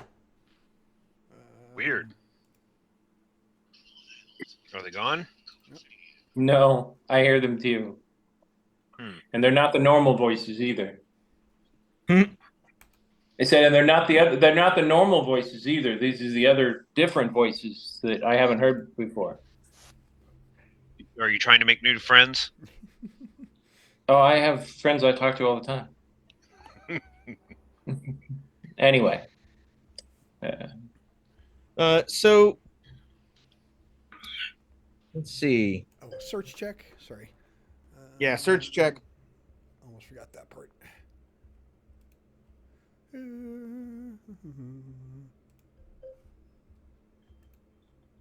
Ugh. You're able to find like screwdrivers, but like not in. This is stuff for working on Sizes that you farm want? equipment and yeah. Yeah, everything's scattered. Like you wherever these tools are being kept, they're not being kept all in the same place. Like it's gonna not say that you're gonna, you know, not find them, but it's gonna take you like 20 minutes minimum. All right. While you're Actually, looking. I'm like, if you guys need to go, I'll just get what I need. I got someplace else I got to go anyway. Keep in touch. Did I find what I was looking for? Yes. Okay. I'll buy 3 or 4, no more than $300-400. I'm looking for rings, earrings, small, somewhere something that'll fit about that size. Jewelry, I'm gonna say silver. you find a bunch of like there is a section that's got like up towards the front, like there's a around the side there's like a glass case, like a glass counter case, and then there's a whole bunch of like Locally stuff. crafted. Well, no, it looks more like pawn shop stuff. All right. Okay. There's watches, there's some jewelry, there's like radios, there's like Yeah, I'm looking for earrings, small brooches, uh, small hairpins. you can find about like a dozen or so small silver or silver looking uh, like jewelry, rings and earrings and stuff, some necklaces. Nothing very large. It's all small stuff. No, that's exactly what I'm looking for. The smaller, the better. Okay, yeah, Last, about a dozen. last, yeah, I'll get those. And last but not two things. Last not but not least, I'm not going to look again. But if I saw when I was looking, let me know. Did I see wire cutters? Like either lawn, like hedge trimmers or clippers. And the second thing is in the tourist area, did I see like one of those our town, the history of our town book written by somebody who thinks that they're an auteur and probably hasn't even been edited in any way, shape, or form, but nevertheless a local history of the town in a book form. Did I see either of those two objects? No, you did not find wire cutters, and you did not find any books on the history of the town. What you did find was a section of books that looked like books on like knitting, cooking, some old magazines, and all of the books are like really old and out of date. I'll pick up a book on knitting. Why not? All right. Jessica, what are you doing? Um, What all else was with the little area of brochures and maps? Sunglasses. Well, no, like what were the brochures of? Is what I was. Oh, there's like a maps of the local area. There's maps of the state. Like there's like a map dedicated to like um abandoned ghost towns and abandoned mines. Because that's a big tourist thing in this area. There's like a map of like the local ski resorts. Might get all of them. Okay, like a several half dozen maps Mhm. and brochures. Yeah. All right. Well, you guys get your stuff and you go up to the front counter. The old man takes his dog food out the front door, and you get up to the counter. The woman, when you come to the counter, she looks at you, looks at the stuff you're buying. She's got an old school like it's an electric cash register from like the 80s, and she punches some numbers in. That'll be $15. Fair. Oh, not you, Tom. She's talking to Agent Jessica about the maps. Okay, I wasn't sure who was going to go up there. All right, great. Tom, when you come up with the jewelry, actually, you can't get the jewelry. You have to ask her to get it for you. Okay. When you go over to ask her to get it for you, she just kind of she walks over around to the case to around the like she can walk around the back corner of the counter and go around to the glass case. It also occurs to you that the building about from the outside, only about half of the interior is accessible as store. The back wall of the store is like midway down the length of the building. So there's a Oh, at least that's not suspicious at all. half the building is inaccessible. And there is a back like a door and like an opening that's got like the clear plastic flaps, like you see like a grocery store or something or a warehouse, and they're both marked like staff only. Okay. There's like beyond that, there's little double doors. She kind of disinterestedly looking at the glass case with the jewelry and is like, which point out the ones you want. I point out all the ones that are small enough to fit in a shell case. He picks at it all together. And again, this depends heavily on the size of the round, but if you were to melt this stuff down into like say 9mm, maybe 45 caliber ammunition, you get maybe 3 full rounds out of it. To clarify, I don't think we have that kind of time. And so, at least for now, I mean, later, if we find a weaponsmith, great. Right now, I'm just looking for things that I can open a shotgun shell and put inside of a shotgun shell. Oh, You get well, what I'm saying? yeah. In that case, you could probably load. You'd have to like kind of crush and break up some of the Yeah, I jewelry, don't care. but you could probably load up like maybe 2 shotgun shells full of stuff. Okay. Later, if we get the opportunity, great. But for now, I'm just going with anything that might give us an extra couple of minutes. Conspicuously, there are no firearms or firearm related paraphernalia for sale anywhere in the general store. Interesting. So, okay, I'm only asking this from a ATF agent. Like, does this look like the kind of place that they might be running a giant gun store in the back for the right clientele who, if they, for the acquiring customer where you can go back and buy a fully automatic machine gun, et cetera, et cetera. Am I getting that vibe from this place? Make an intelligence check.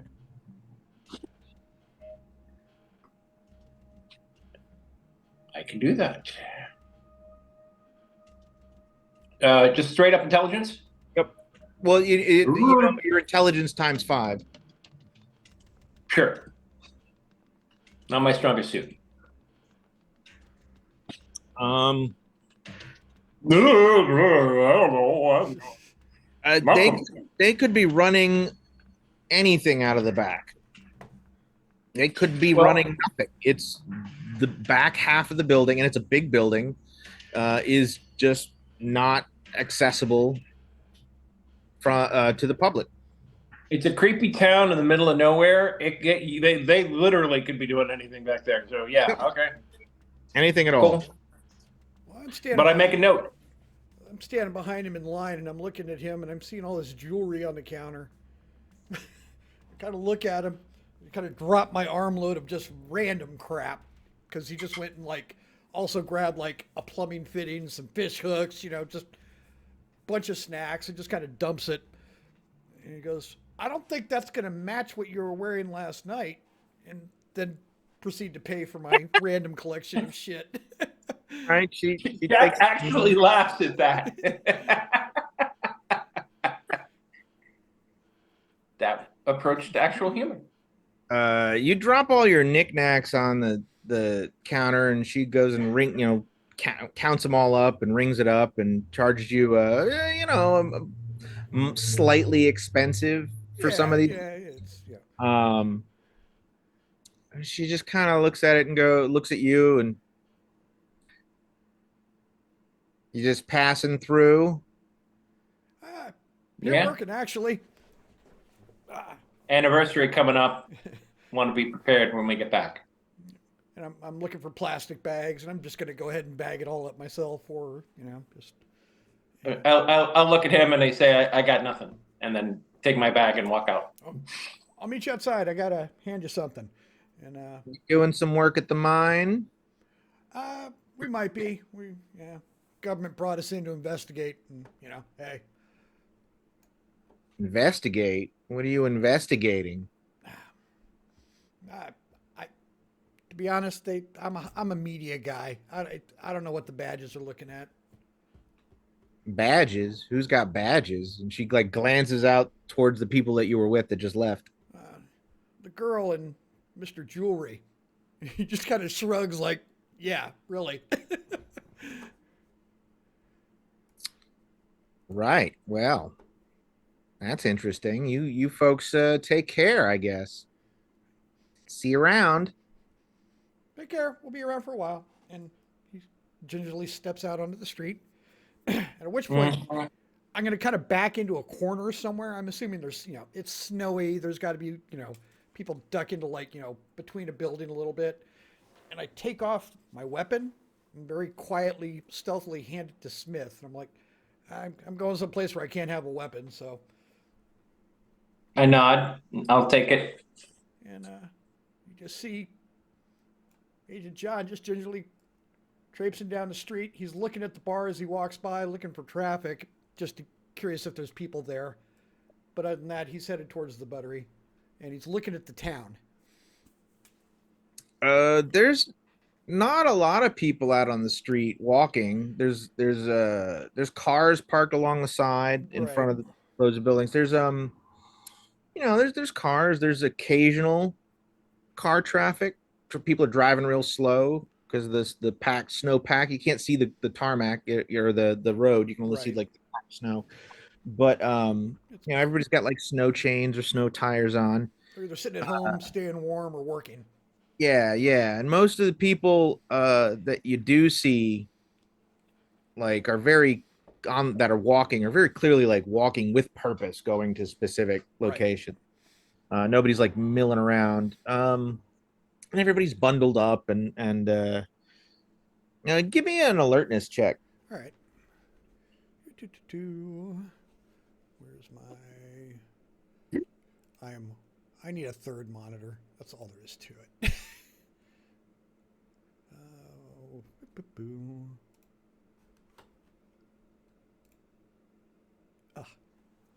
Not critical though.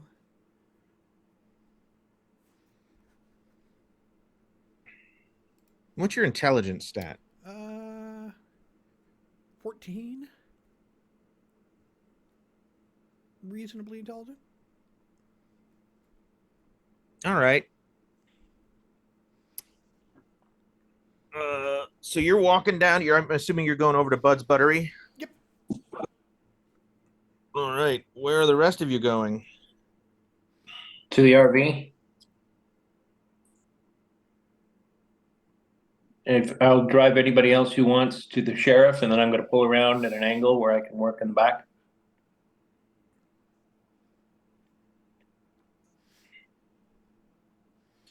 Jonah, are you going to walk from the sheriff's office over to the newspaper? I can't hear you, Greg. I can't Oh, either. but I kind of thought from this entire time I was at the newspaper, and then I was going to go to.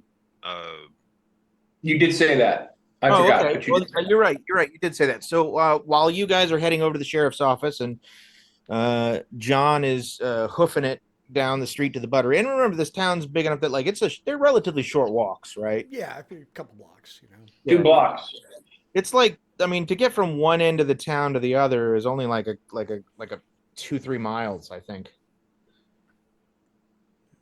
Not bad. So let's see. It's the town I used to live in. Flash over to the Valley Voice newspaper. The Valley Voice is in a sort of there's a row of buildings that are kind of like, not all the buildings are connected, but some of them are. And there's like these two buildings that are like 2-story, kind of look like they were built sometime in like 1910, early 1900s. And the two buildings like share a wall, and there's a sign out front that says Valley Voice newspaper. But under the sign, the door is actually a door to a staircase that just goes straight up to the second floor. All right. Going up that stairs, it's a rickety, narrow wooden stairs. You realize that the paper is actually in a really tiny office up top at the top of the landing.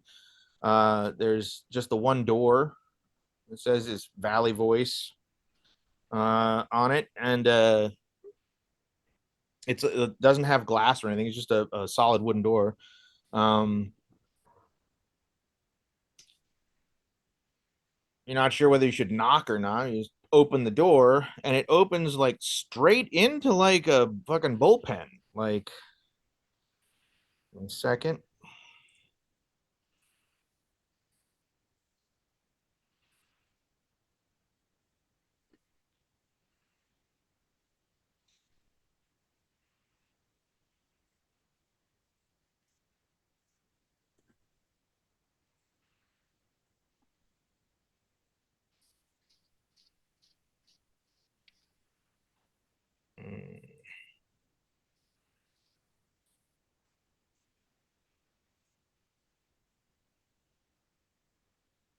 Where are you? There you are.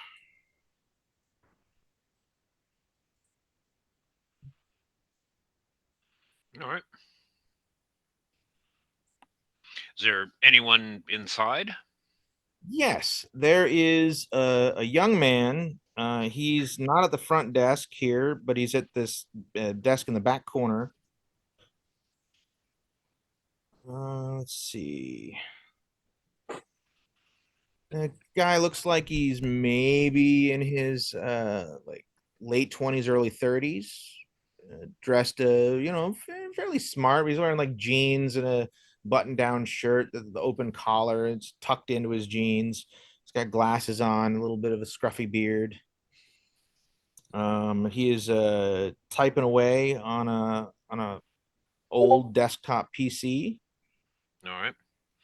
He So, looks up at you when you come in the door, and he goes, "Oh, hey, can I help you?" yeah, I'm looking for some archives if you got them. Yeah, sure. What kind of archives? Oh, anything on a. I'm kind of one of those people who loves a good mystery. So any like strange occurrences, people disappearing or even foul play? That's a really weird thing to ask about. Uh, who are you again? Oh, uh, Mr. Hardgrave. Mr. Hargrave. Okay, well, I'm Mr. Miller. Oh, Mr. Miller, pleased to meet you. Uh, do you happen to have some archives that I can kind of go through? Oh, we do. We do. Uh, You know, well, any of them of that fun, interesting type of weirdness that I was looking for? you know, come with me. And he gets up and he walks across the bullpen. As he's, gives you kind of a once over as he, like an appraising glance. And he leads you to this side door uh, that's unmarked. And he opens it up and leads you down a short hall uh, to another part of the upstairs.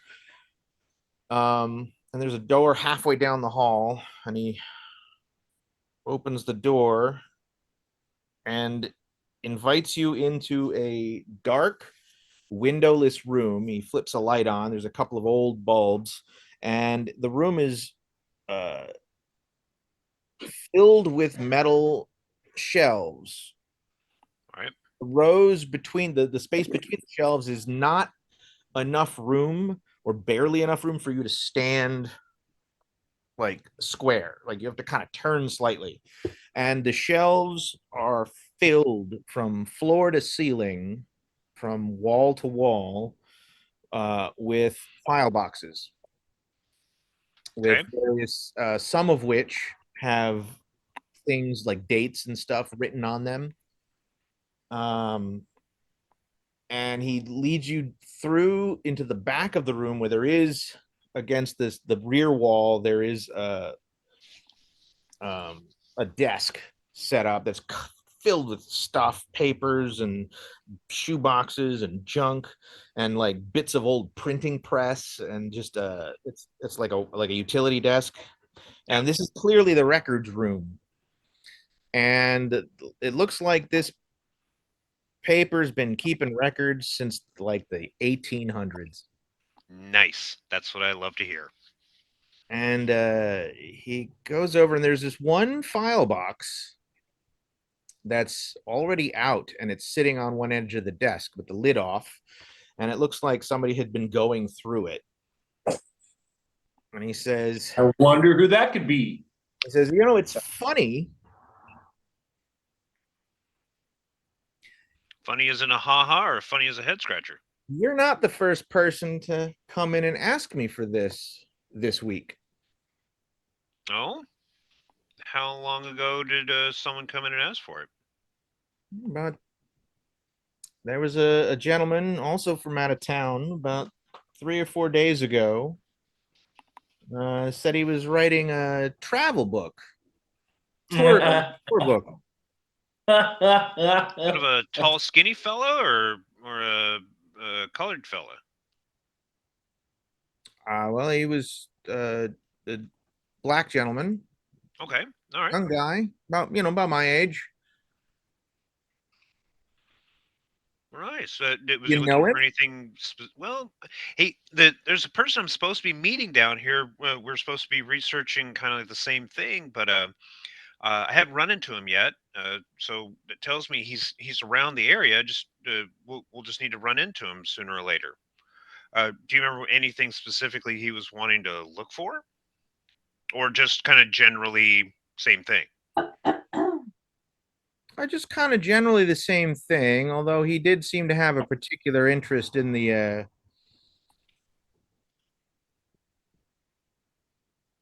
Yes. town's history, like its founding and especially its relationship with the mining company.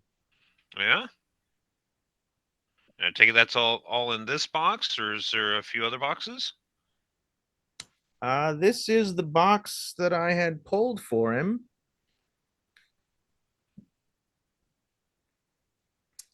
He had definitely asked me for some stuff, but the funny thing is he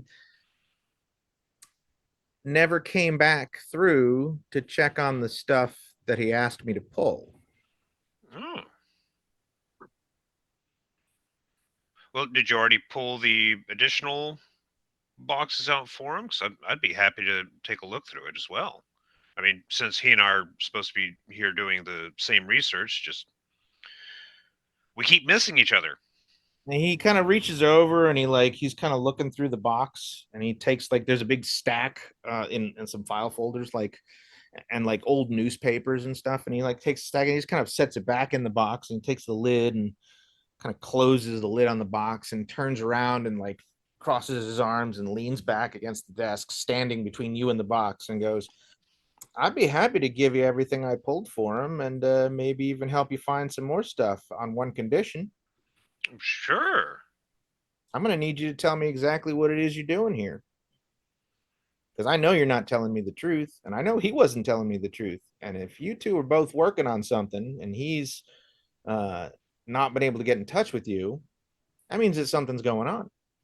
And if there's something going on, I'd like to know about it. This Well, of being course the you would. town newspaper. Well, yeah. I mean, if I know there was some type of foul play, I would definitely you know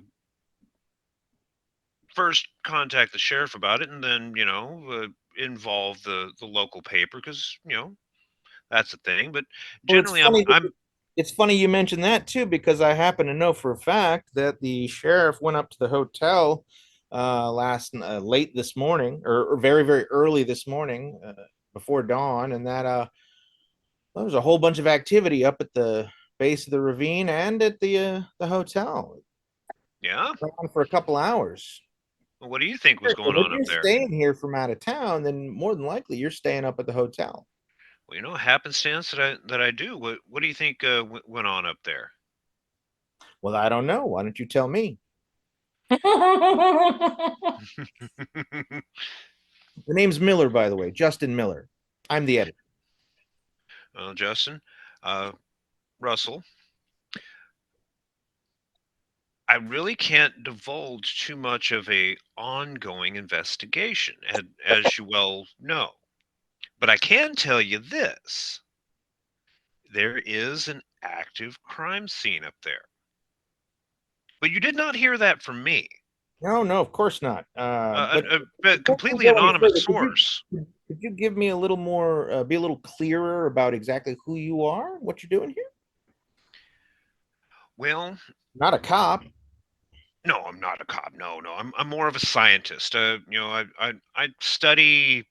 study weird things. You know, No, I I've don't. I've been up in Oregon chasing UFOs. I've been down in Arizona chasing UFOs. I've been in the northern part of California chasing Bigfoot. I mean, you name it. I've been doing a lot of cryptid and uh, just weird, weird stuff for what most people call weird. Me, it's fascinating. You expect me to believe that you're out here, what, looking for Bigfoot or aliens? I don't know if there's aliens out here. There might be something along the Native American lines, like maybe Wendigos or maybe skinwalkers. So, yeah, I'm I afraid mean, have you ever had any history I'm, a, with those? I'm afraid I'm gonna have to ask you to come clean with me. Uh, what'd you say your name was? What'd you tell? Oh, Russell. You told me your name was Russell. Yeah. I think I'm gonna need you to come clean with me, Russell. All right. I am not just some fresh out of college, wannabe journalist. Like I've been working here a while and I've lived my whole life in this town, and I know that something's going on. But if you're gonna play games with me, I'm gonna have to just reshelve this stuff and ask you to leave. I take it his humid's like insanely high or some shit. His human is very high, but he is All right. also what's your human? Mine is pretty low. It's only 10. Oh, he is. But fuck. I have You are I by have a a 60 significant margin. persuade. You opened a book and handed it to him and said, "Here I am." Yeah, Well, more or less. but I also have a decent persuade. That's true. I'll tell you this. He does not seem to believe in aliens or Bigfoot. And when he says something's going on, he probably means something very Mundane. mundane. Right. But he is very clearly very intelligent, very sharp, and is very interested in getting more information.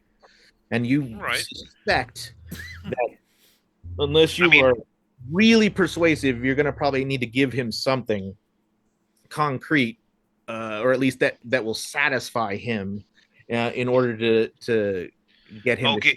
giving him an actual pointer that the sheriff has had, and it has an ongoing investigation at the He has to verify the source. He already confirming. knows that. He Yeah, just told you he already knows that. He wants to know what they're investigating. and he also, even if he didn't know that, he'd have to verify you as a source to know that Right. you're not in. So yeah.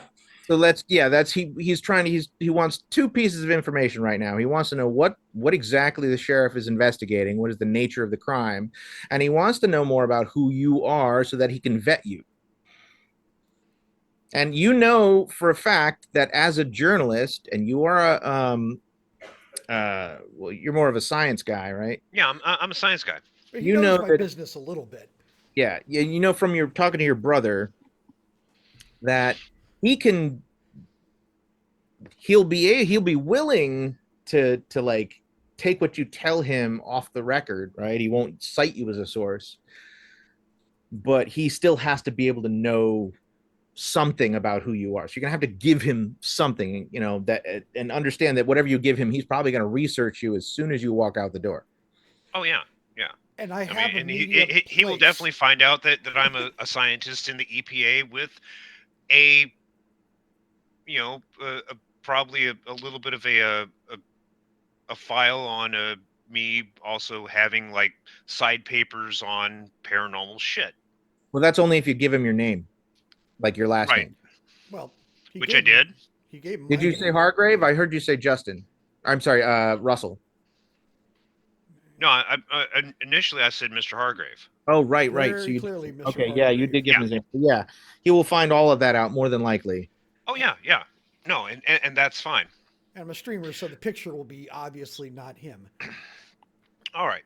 So obviously you're needing some additional information. So what I can say is that there was definitely some foul play at the hotel on the 3rd floor. You mean someone was killed? I can say that it's foul play because I don't know more than that. Personally. You know that there was foul play, but you don't know anything else beyond that? What does that mean, foul? Well, you can take that as that there was someone who got hurt, but as to their identity, we don't know yet. And Take a persuade roll. Yeah.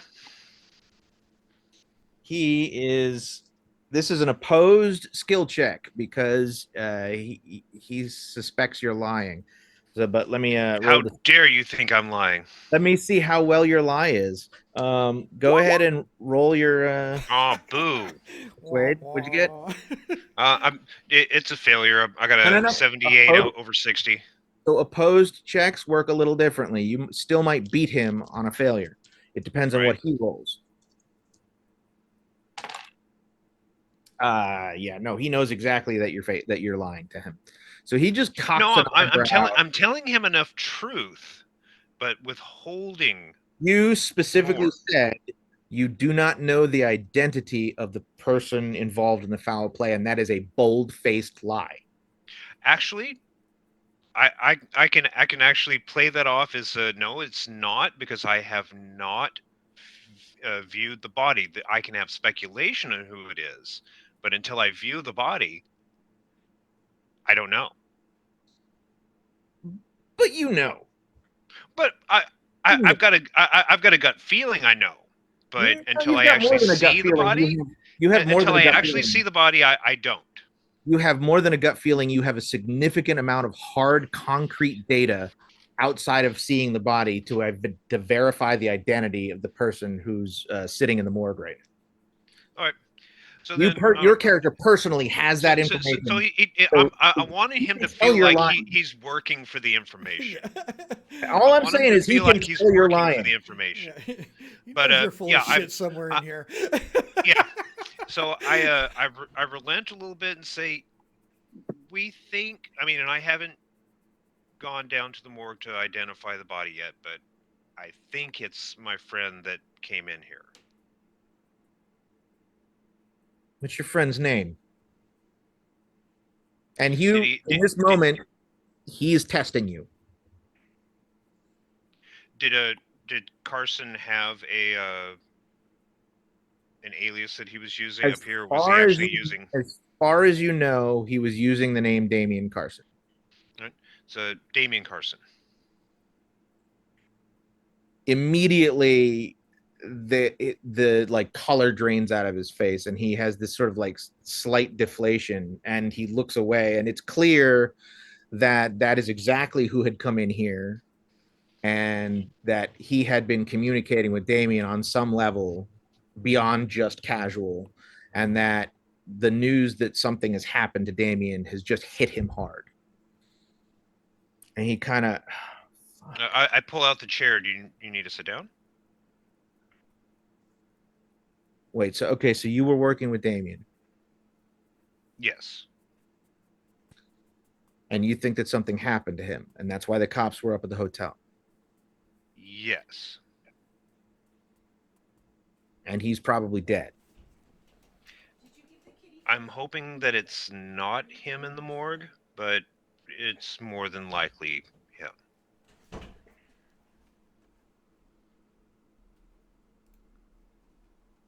All right. Turns around and says, "Why don't you have a seat?" And then he pulls the box out and pops the lid off and starts rummaging through, and he pulls the file folder out. And the first thing he does, let's see here.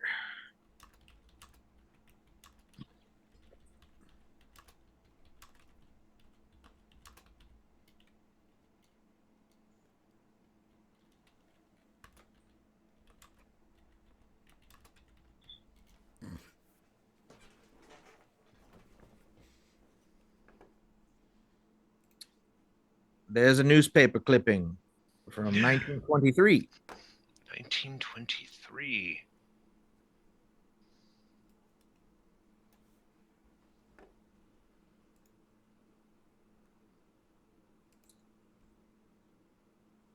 Here's another one from 1934.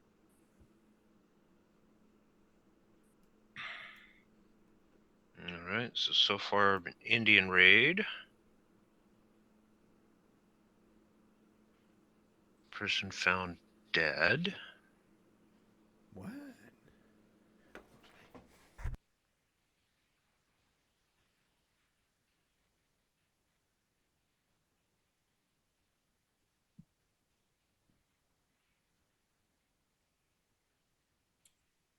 So he's been, so he shows you the clippings. And in addition to those clippings, here we go. How many more clippings of people dying of this like weird manner?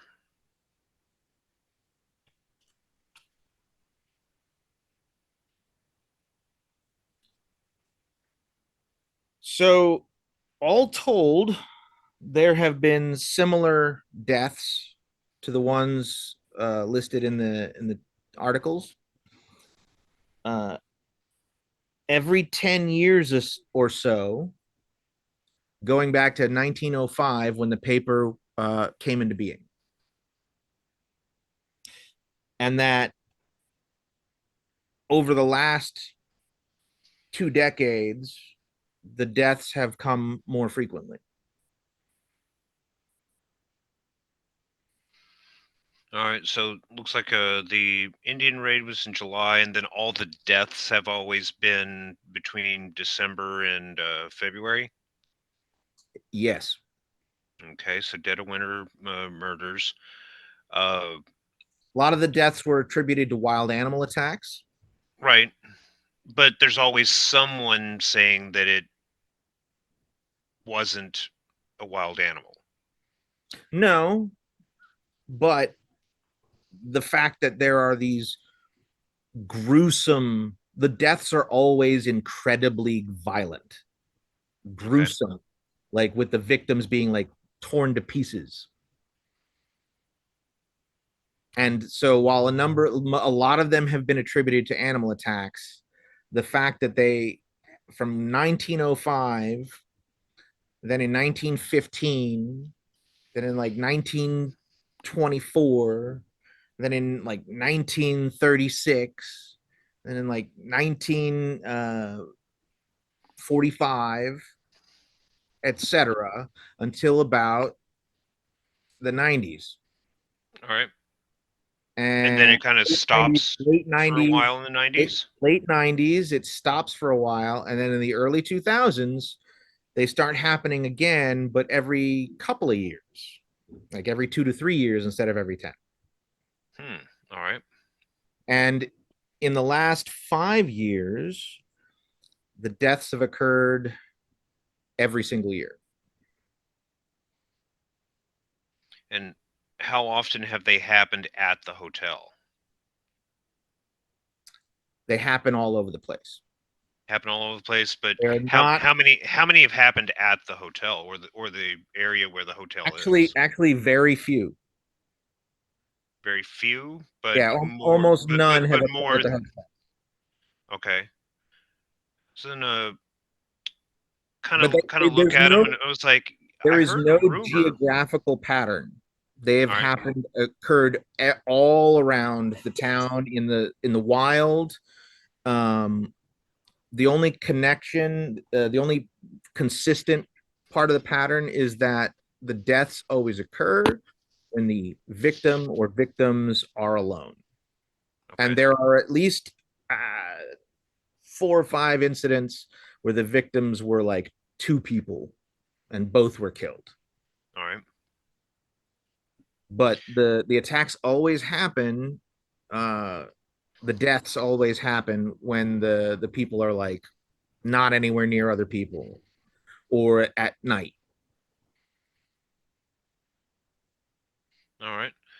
And also, I look at him and I ask him very pointedly about what I overheard at the hotel about people offing themselves at the hotel. How often has that happened?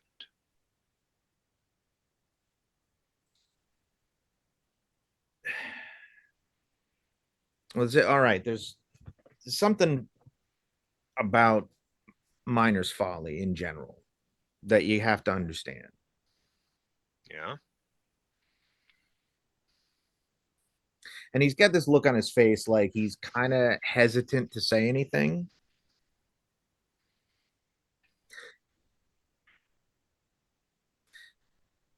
People who live here have a lot of misfortune. A lot of people's stories end badly. Are we talking about like cancer or illness?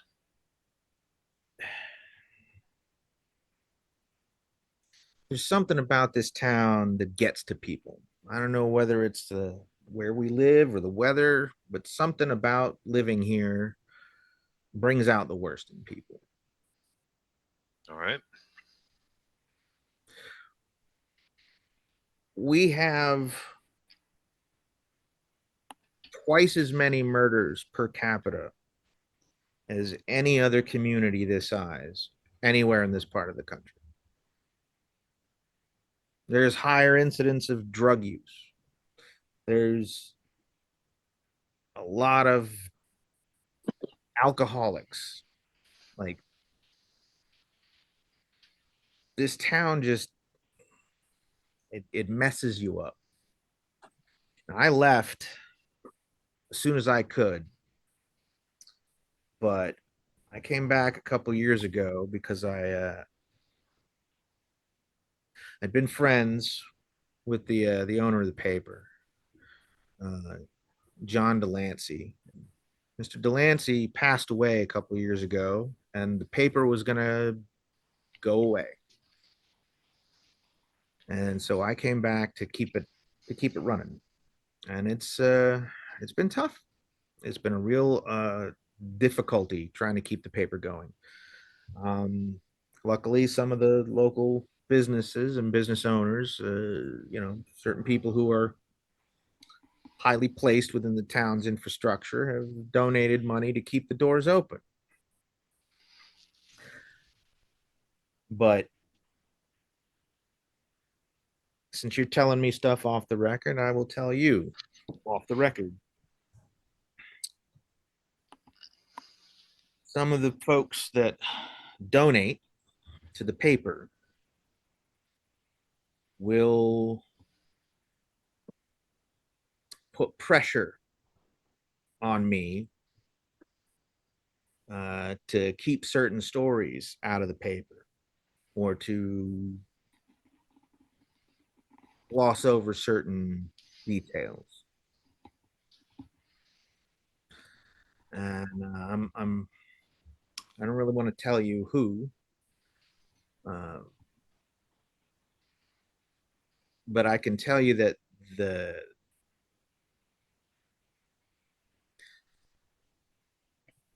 there's a lot of money that seems to go through the hotel, and it stays open no matter what. And it doesn't matter if it has a bad season or a good season. And then we don't get a lot of good seasons out here. Like that hotel is almost never full. But they have a lot of pull between the hotel and the mine. Uh, keep something in mind. DMI, the Delaney Mining Incorporated, Delaney Mining Industries Incorporated, employs about half the people who live here, and the other half, the ones who have jobs, those jobs are dependent on the half that works at the mine. All right. So you're not going to find a whole lot of people willing to do anything to harm that relationship. But And those if they perceive relationships, and if they perceive a threat towards the mine, they may work actively to push that out. that is very conceivable. All right. Now, I don't exactly know what the relationship is between the hotel and DMI, but I know that there is one. And I suspect that the mining company has been funneling resources into the hotel for whatever reason I don't know. Now, I can't prove any of that. All right. I can tell you one other thing. Your friend Damien was very interested in trying to get more information on the Delaney family. That's the family that owns DMI, and they have owned it since its inception. They have the Delaney's. Say the Delaney's are the reason this town is here. Is there a part of the founding membership, or just someone who's kept the town alive? This town came into existence somewhere in around 1890, I believe, because of a gold mine. my understanding of the history is that the gold mine was originally started by a guy named Wilbur Clemson. That's the lake is named after him. But All right. that he went into business with a partner named Jasper Delaney. They opened the mine officially in 1890. That company has gone through several name changes, but it's the same company. And they've been running that mine and mines connected to it uh, the whole time. I didn't have a lot of information on the Delaney's. Like I said, they certain pressure is put on the newspaper to keep certain things out of the paper and thus out of the archives. And I think that had been going on for a lot longer than me just taking over. So I had to send him over to the town hall. There's a lot of records over there. So you might want to check the town hall records and see if you can get anything on the Delaney family. Okay. If you're trying to follow through on what Damien was into. That and there was also something that happened on the way up here. We ran across a Native American man that started yelling stuff at us while we were on the road, talking about a a bad spirit that comes out on the new moon. Uh, do you know of anyone who does the I guess kind of like the weird occult stuff uh, in town, or do you have any clipping articles about kind of like weird Native American stuff? Well, so okay, so that the funny thing about the First Nations peoples who live here, Yeah. there's an awful lot of them that work for the mine, but they don't really live here. I mean, they do, but they didn't. They like there's no reservation nearby, and they keep to themselves. And a lot of the people here in town don't really like them, and they don't Right. really like white folks that much. But most of them uh, live out in a trailer park to the northwest of the town called Riverside Estates. Okay. And that's where you're going to find anybody that's part of the local Ute tribes. But like I said, getting them to talk is tough. And to be honest, I mean they are into some weird stuff. I mean, for years people have known that like uh,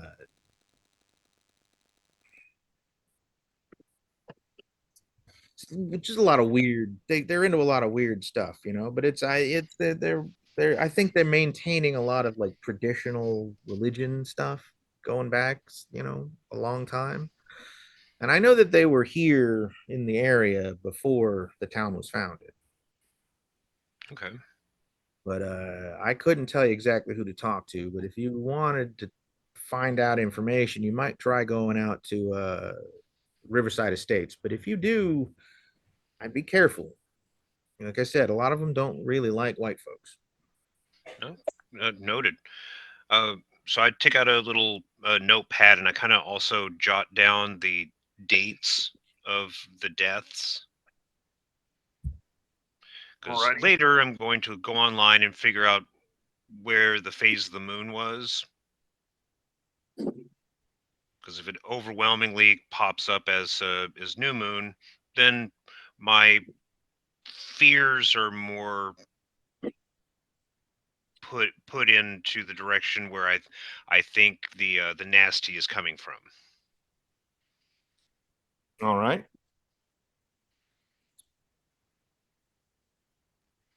I thank him for his time. and I let him know that if I happen to run across something that is of notable worth, I will. If he gives me his card, I will call him and leave him a tip. All right, thank you. He gives you his card and says, you got anything I can use to contact you in case I find out anything? I'll jot down my one of my burner numbers. Okay, he writes it down and takes it. Says, well, it was good meeting you, man, and I'm sorry it had to be under these circumstances, but Well, we're gonna head over to the sheriff's office now and see if he's ready for me to do an identification, if in fact it is. all right. Well, keep me posted. Let me know what's going on. Definitely. I didn't know Damien for very long, but we clicked. You know what I mean? We had a Oh yeah. connection. I've always heard that a lot about Damien. I mean, he's been always a really stand-up guy. He shakes your hand. Shake his hand back, and then off I pop. All right. To the sheriff's office. To the sheriff's office. Huzzah!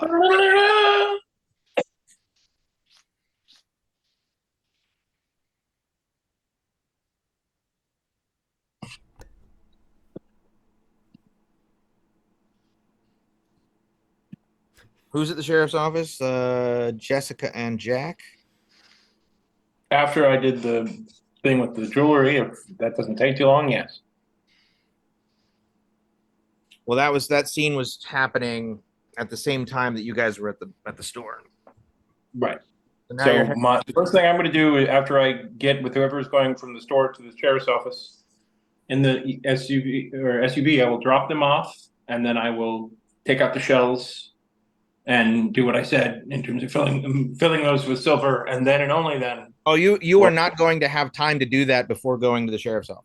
Yeah, then I'm not going to the sheriff's office. So I'm going to drop them off, and I'll be in the RV. He's playing with his guns. You guys don't have an RV. You have an Or SUV. SUV, yeah. Okay, SUV, same difference.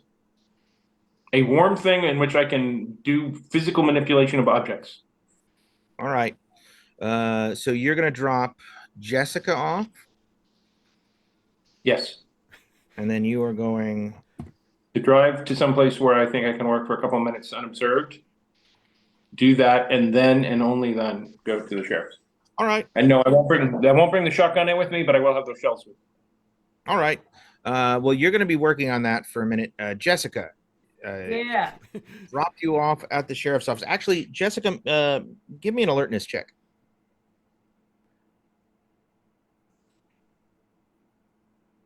34, What is your alertness? 70.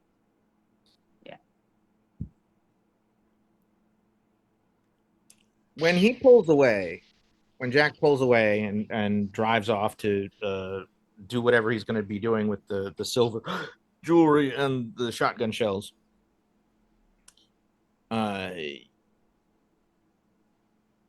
you see a black SUV that was had just pulled into a parking space, like a couple of like a little bit farther down the street. Like they had pulled into park when you guys pulled up in front of the police station. And when he stops and then drives off, they back out of the parking space and then kind of drive off in the same direction that he's going. I'm gonna try to see if I can see who's in there and then also get the license plate if I can. You can get the license plate, but the windows are tinted and they are all up. And it's, so you can see that you can kind of see somebody driving, and there's clearly two people in the front of the SUV, but beyond that, you can't make out any details. You think they're both wearing sunglasses, maybe, but You're like 70% sure that they're tailing Jack now. All right, I'm gonna give him a call. Okay. Hello. Just so you know, there's a black van with two individuals that I It's could an not. SUV, not a van. Oh, okay. Black SUV with two individuals that I could not identify. That is following you, and she's gonna give him the tag number too if he needs it.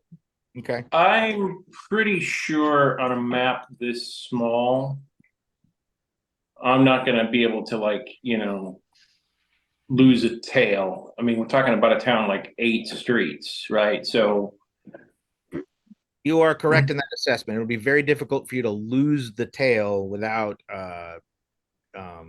being is the there. hotel in the direction, am I able to circle around in a plausible fashion to the hotel? Yes. I will go to the hotel. Okay. The SUV, when you pull off the main road and go up the side road that goes up to the hotel, the black SUV, which definitely is following you, although you can tell the way in which they are hanging way back that they know what they're doing. It is not an obvious tail. You didn't spot them until she spotted them and told you. And then once you saw them, you could keep your eye on them. They are hanging like at the very edge of your vision in the rear view. Like they're keeping you as far, as much distance between you as possible. But when you pull up that long road, you see them keep on going. I'll go to the hotel and do what I was going to do, and then I will get in the car and go back and stop at the sheriff's office. Definitely not stopping anywhere not observing. Okay. Jessica, you have arrived at the sheriff's office. Yes. When you walk in the front doors, the sheriff's office is a very small station and is also looks like it hasn't seen that's the word I'm looking for. It hasn't seen a renovation in like a couple of decades. It has, let me see, I don't have a map to give you, but you go in the front door and then there's sort of like a little lobby area. There's a like a front desk situation. It is Deputy Dumont who is at the front desk. And he looks up at you when you walk in the door. And what? How did you introduce yourself, Agent? What was your last name? You gave him your actual name, right? Yeah. It's on the thing, Taylor Perez. And I'm looking. Hold on. Yeah. Well, hey there, Agent Taylor Perez. And how are you today? Well, just a bit cold there, deputy. Deputy Sean Dumont. Sean Demont. Deputy Demont. I never got a card or phone number or anything to be able to reach you and the sheriff last night, so I wanted to touch base with you and get that information so that I could contact you when need be. Well, that is an oversight on our part. I'm sorry about that. So, what can I do for you? The main thing.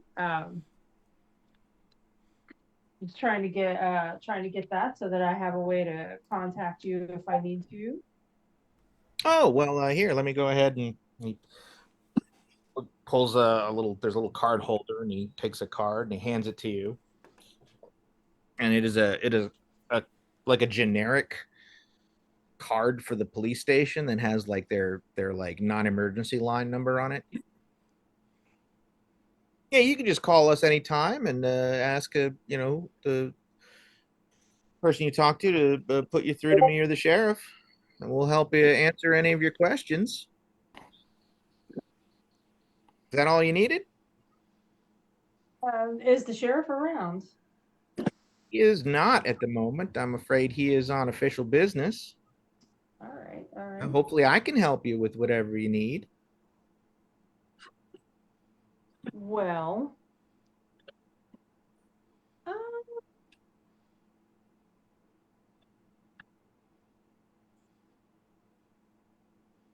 not really right now. I was just trying to offer any assistance that might be needed.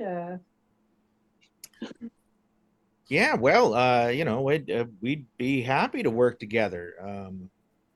I know the sheriff is a little reticent. He can be a little territorial, but I'd be totally stoked about working with you guys. I mean, feds, you know, it's some cool stuff. So this investigation you guys are on, was it what are you looking into? You guys are with you're with the State Department? Yeah. This is the State Department wanting Miners Folly. Seems like That's a good question. you guys should be in Mexico or Paris or whatever. Well, sometimes, old Colorado can be just as exotic and luxurious as Paris or any of the likes. I guess if you've never been here before, sure.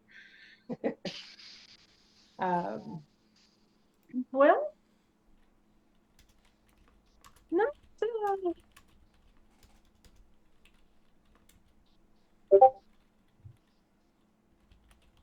That's what we're looking into. That's a good question. I'm not really sure what all I'm supposed to be looking for, other than perhaps some illegal dumping, but that certainly wouldn't be going on around here now, would it?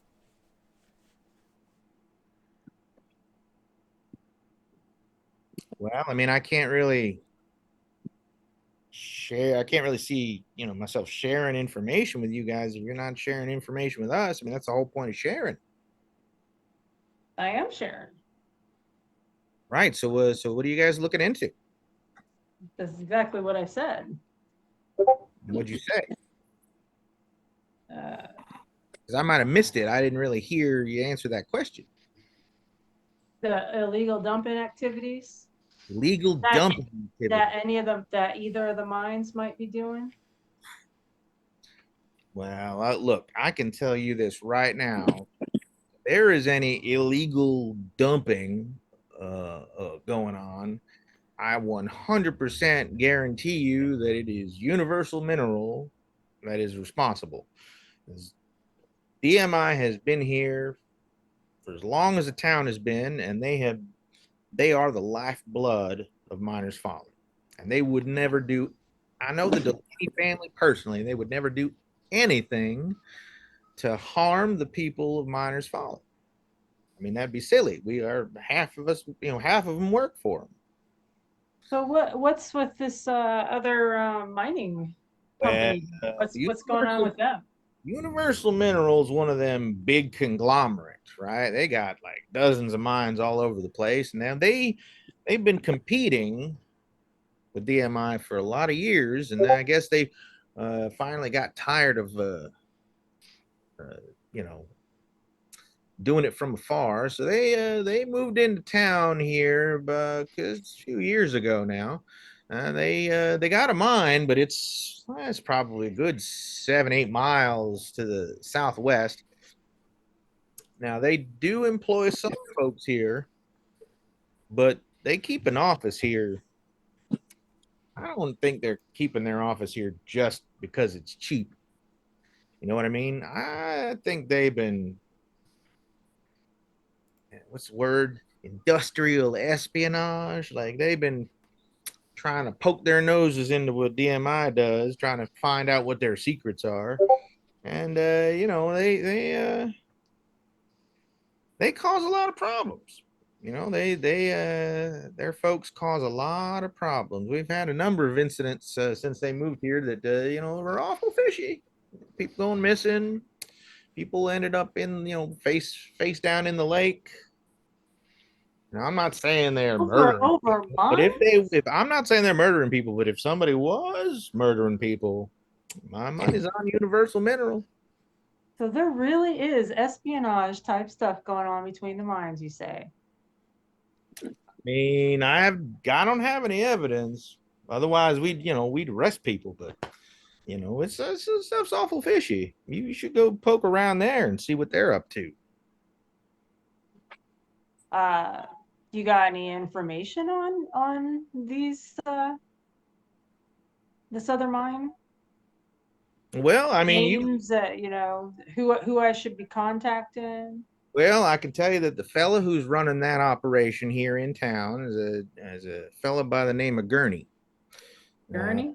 Yeah, Gurney. He's some executive in the corporation, and I don't know exactly what he does, but he moved here when they set up shop, and he's personally overseeing Universal Minerals operations. So I reckon you might want to take a hard look at him. Maybe use your government wiles to like tap his phone or whatever. And I'm not saying you should do that, obviously, because you'd need a warrant for that. But I mean, if you were gonna do like an illegal wiretap, he's the guy. Okay, okay.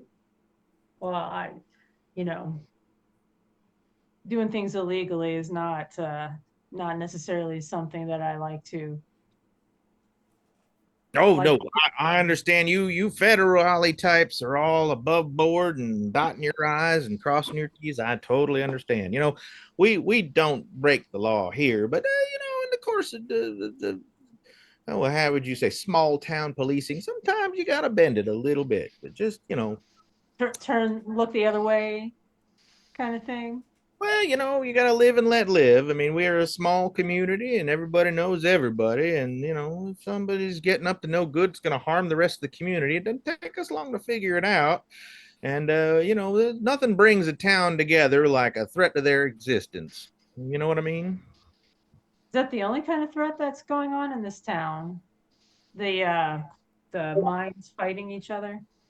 Yeah, yeah. I mean, yeah, we get your typical, small town bullshit. We get kids playing pranks, little mailbox baseball in the summertime. Of course, you got your drunk Indians showing up at the bar and causing trouble. That's happening all the time. We try to live well enough alone, but sometimes you just got to put people in their place. You know what I mean? I see. But yeah, people come out here and go hiking, get lost in the woods. Sometimes we take some a season for us to find them again. People are stupid. They go out where they're not supposed to be, and they out prepared, and they stick their noses in it. And sure enough, Mother Nature comes and bites back. Well, I'd imagine with the way that storm did, I'm sure there's other things, the elements that are just as nasty. Well, yeah, I mean, this has been a tough year, but it ain't the first time we've had unseasonal blizzards. The weather has a way up here in the mountains of really announcing itself. You know what I mean? See, I see. All right. Well, thank you for the card.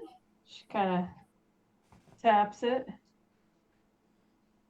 Well, I will let the sheriff know you stopped by, and I'm sure he will reach out to you just as soon as he is able. All right. It's been a pleasure there, Deputy. Same to you, Agent Taylor Perez. Same to you. And what is your human skill? 60.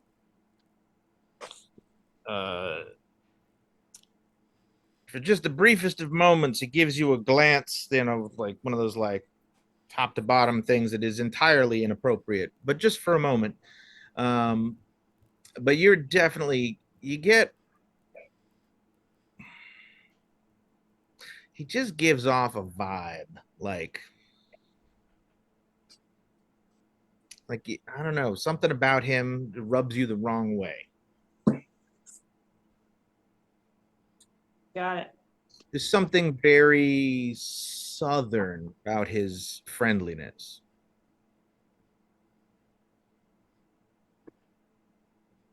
Okay.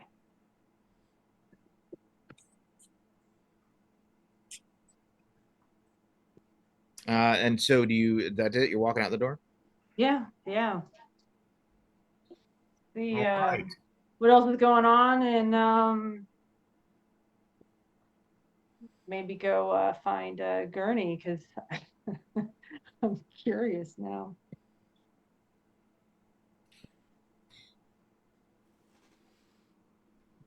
All right. We're going to switch over to, where are you at?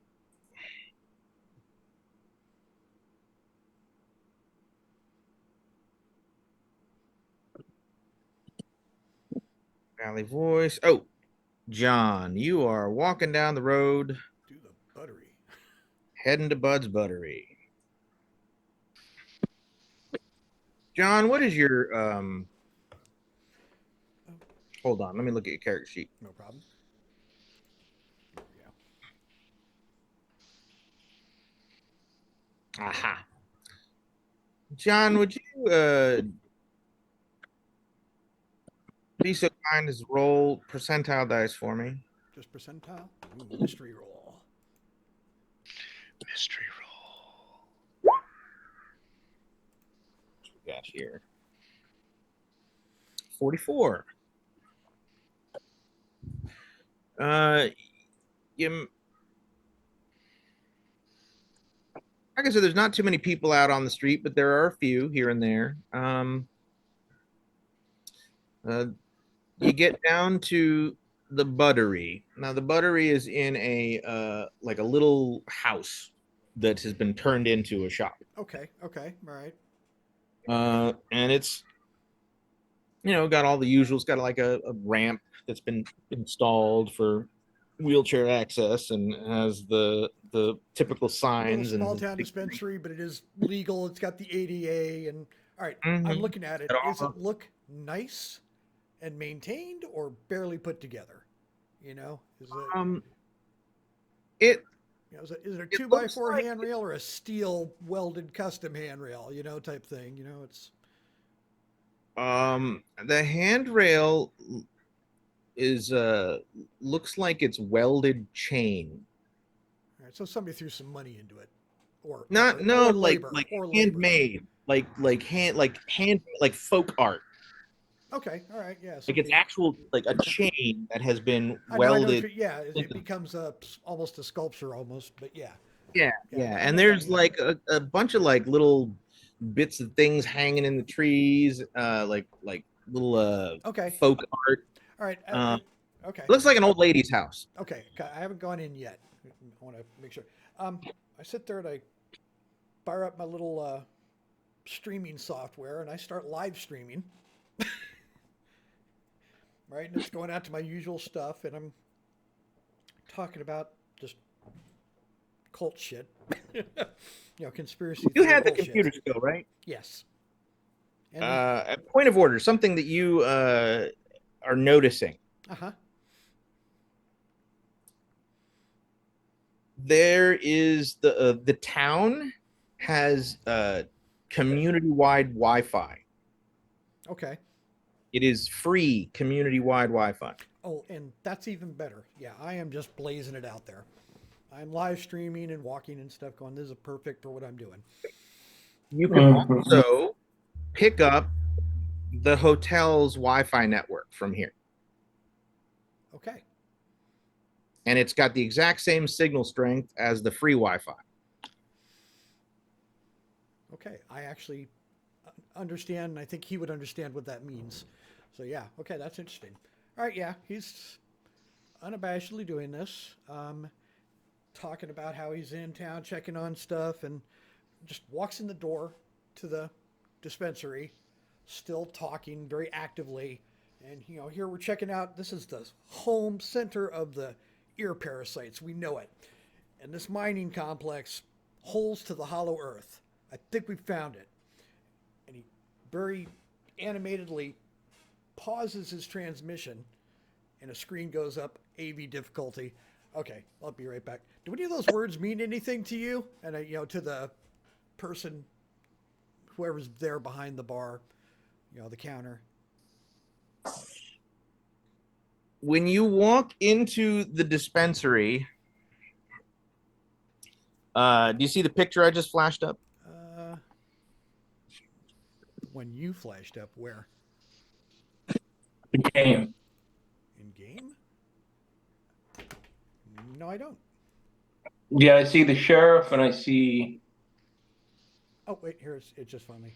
There's Okay, Bud. okay, all Oh right. my. The interior of the smoke shop is filled with bizarre objects de art.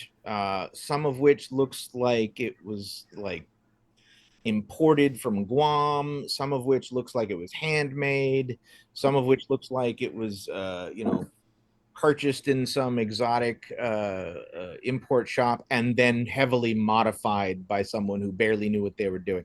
It's a bizarre sort of vibe, and in fact, there is no like countertop. There's no glass countertop. There's no like once you walk inside the building, you realize that oh, this is someone's house that has just been converted into a dispensary, and they have not made any attempt to make the inside look like a commercial dispensary.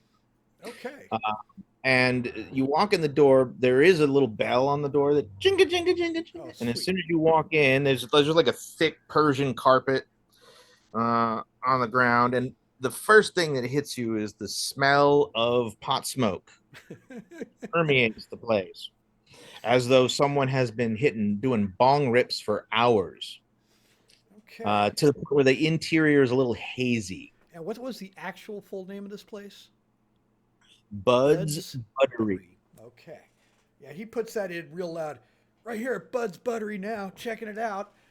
Hold on. And then he pauses it and goes, sorry, doing business. Man, awesome place. Hey, want some free advertising? Or The do you dude, mind?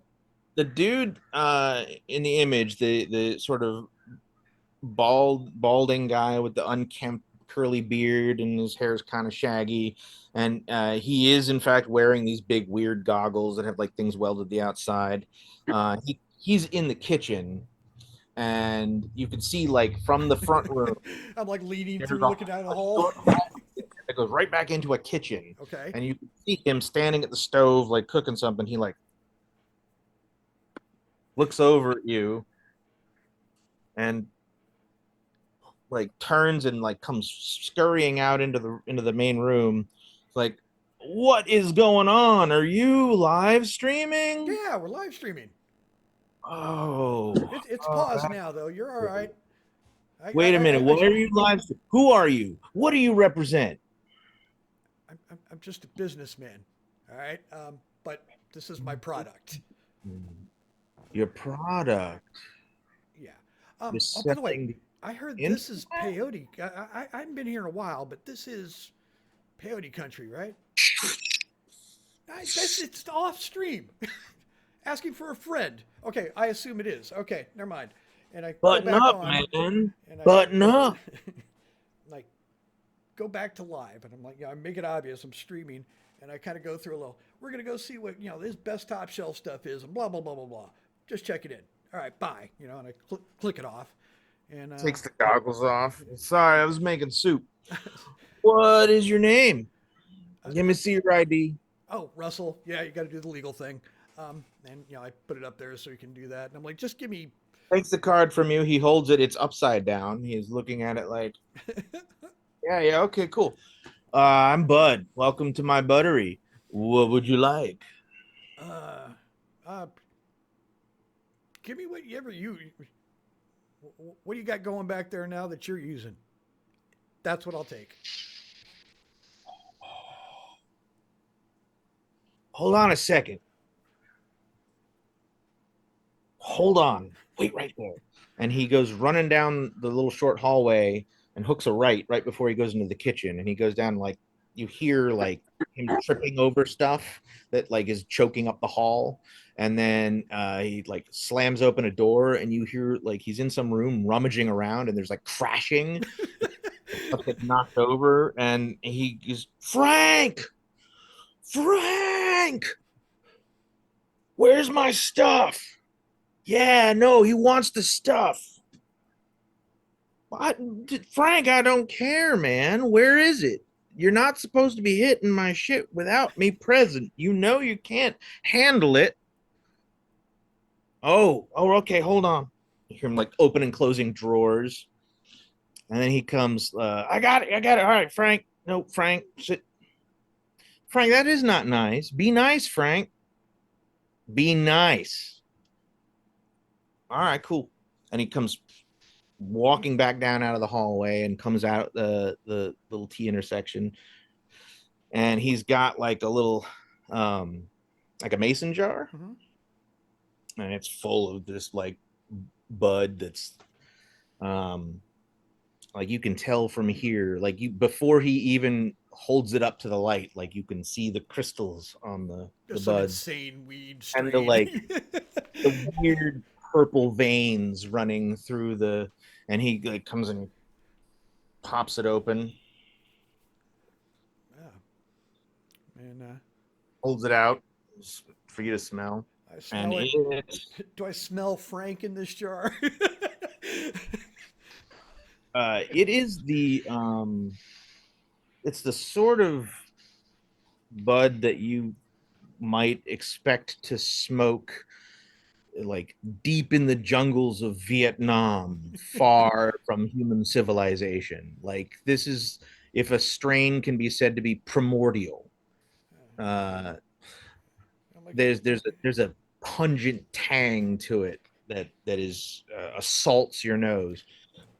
And he puts that on the counter, and he reaches up and he brings this. It's a hookah, and he sets it on the. He's got a table and sets it on the table.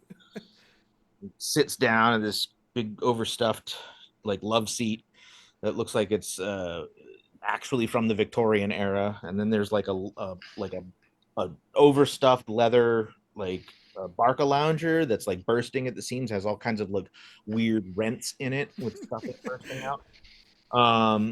And he sits down. He says, "Have a seat, man. What's your name?" Russell. Russell. Just Russell. Right, Russell. We met before. Nah, you may have seen some of my silly YouTube type stuff, or Oh man, Yeah. I don't watch the internet. It rots your brain. Oh, Fucking well then, no, I don't think insects we've from met. Mars, man. Insects from Mars. Or I kind of, yeah, I know what you mean. Yeah, there's all kinds of weird Ghosts stuff in going the on out there. ghosts in the soup. So Yeah. he takes the bud and he's like got a little grinder and he grinds it up and he's hot chit chatting with you. So what are you doing in town, man? You just on a tour, or you like just, I'm following the conspiracy theory rabbit holes. oh, that's awesome. That's fantastic, man. I figured out a way Dude, to. I mean, it pays the bills too. That's the crazy thing. well, I'll tell you what, man. Here, and he's setting up the hookah, and he gets the thing set up, and he offers you. It's got like a couple of hoses coming off. I mean, in the way it's set up, it's got this like weird, like sort of roundish barrel shaped body, and then there's like it kind of narrows at the top, and then there's this kind of like weird little like cuppy bowl up at the top. And then the it's got these the multiple pipes coming hoses coming off of it, Okay.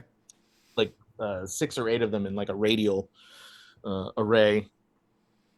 And then like it's got like little metal stem feet, like it, looking at it, it's like the hookah itself looks like vaguely reminiscent of some like weird flower or plant. um Somebody likes their hookah. lights it up, and he hands you the hose. All right, let's do it, man. Let's do it. All right, I will enjoy a healthy blast of it, but that's about it, and stop with one. Give me a Constitution. Absolutely. Yeah, no, I'm down for the ride.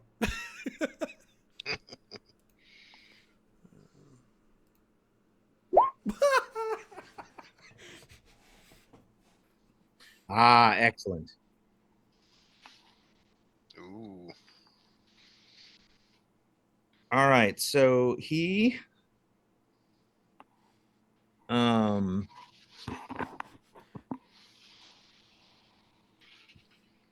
he says, oh, so all right, man. I got a conspiracy for you. You ready? Well, feeling myself going down the roller coaster slide mentally. Hell yes. So in 1951, aliens crash land out in New Mexico, right? And their ship crashes, and everybody knows that. And the US Army goes out and they find it, right? And they bring it into the Area 51 and they like do all their experimentations on it, right? But what they don't know, what the people don't tell you, is that the pilots were still alive, man. And we didn't like dissect them, right? They take those pilots and they talk to them. And it turns out that the pilots were here to say hi. They were introducing themselves. And so they offer our government like weird science shit, like technology that we don't couldn't even imagine in return for them helping the aliens with their agenda, whatever that happens to be. And so people are like, well, yeah, let's do that. So, like, they form this government agency, right? The secret government agency. This whole job is to be like a uh, diplomatic corps for the aliens. It's called Majestic 12. Now, Majestic 12 for a whole I bunch said, I go, hold on. And I just start giving him, because this is my playground. And I start like, yeah, did you see this report by him? And this guy, and this guy over here is talking about this. And I'm like spewing it back at him like 400 times, like anything he's ever heard before. and he is like, oh no, I didn't know that, Yeah, man. and Whoa. my brother, who's a predominant and one of the leading UFO investigation guys, he's got papers published on it. My brother is here with me.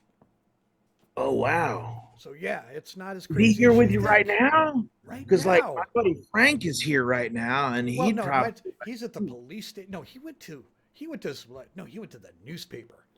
He's researching there. oh, okay, all right, So that's kind right. of that's my product. That's what I tell. I'm here. Everybody knows what we're here for. It's great. And while you're saying this to him, you cannot feel your face. Yeah, I'm just kind of rolling with it and just, yeah. And there's like a weird buzzing sensation in your head. And the all the objects they art, like they're like three-quarters of them have faces. Okay. And those faces are all looking at you. I'm not doing this as a buff. I'm doing it as a path. Mhm. I've got a really high occult.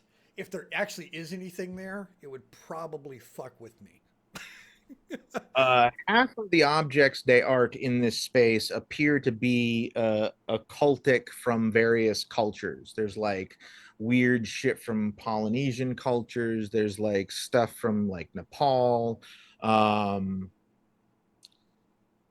there is there's a couple, there's like three weird artifacts, like two things that are hanging on the wall, and then one little weird statue that are made out of some sort of weird shimmery gold-like metal.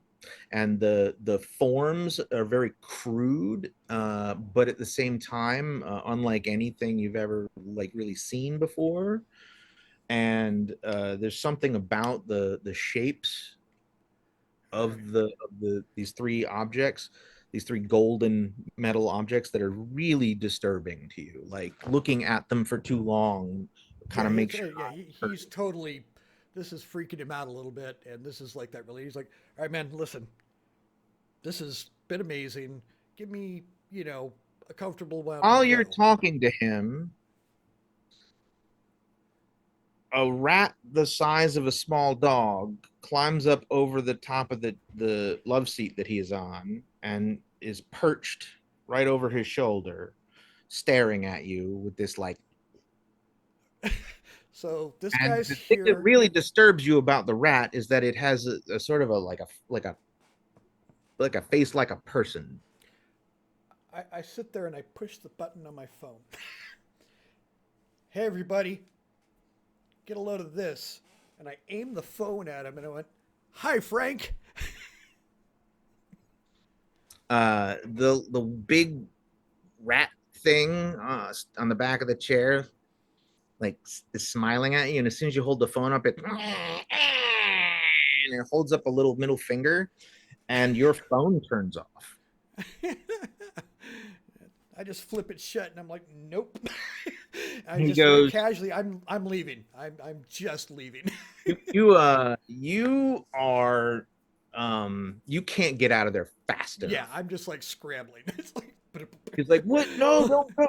Frank, man. Frank, what do you told you not to do that to the fucking customers? And you hear him like arguing with Frank as you are out the fucking door.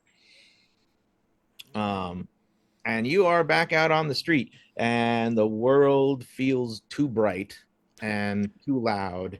But go ahead and go. What's your alertness? I was gonna say because at this point, yeah, I'm looking for the SUV. So let me my alertness is 22. Go ahead and make an alertness roll, but you have a plus 40%. So you're 40, making it 54. against a 62. No, still. Oh wait, 54. So that's a win, right? Yes, if you got a 54, that That is is plus 50. actually according to this, you rolled a 14.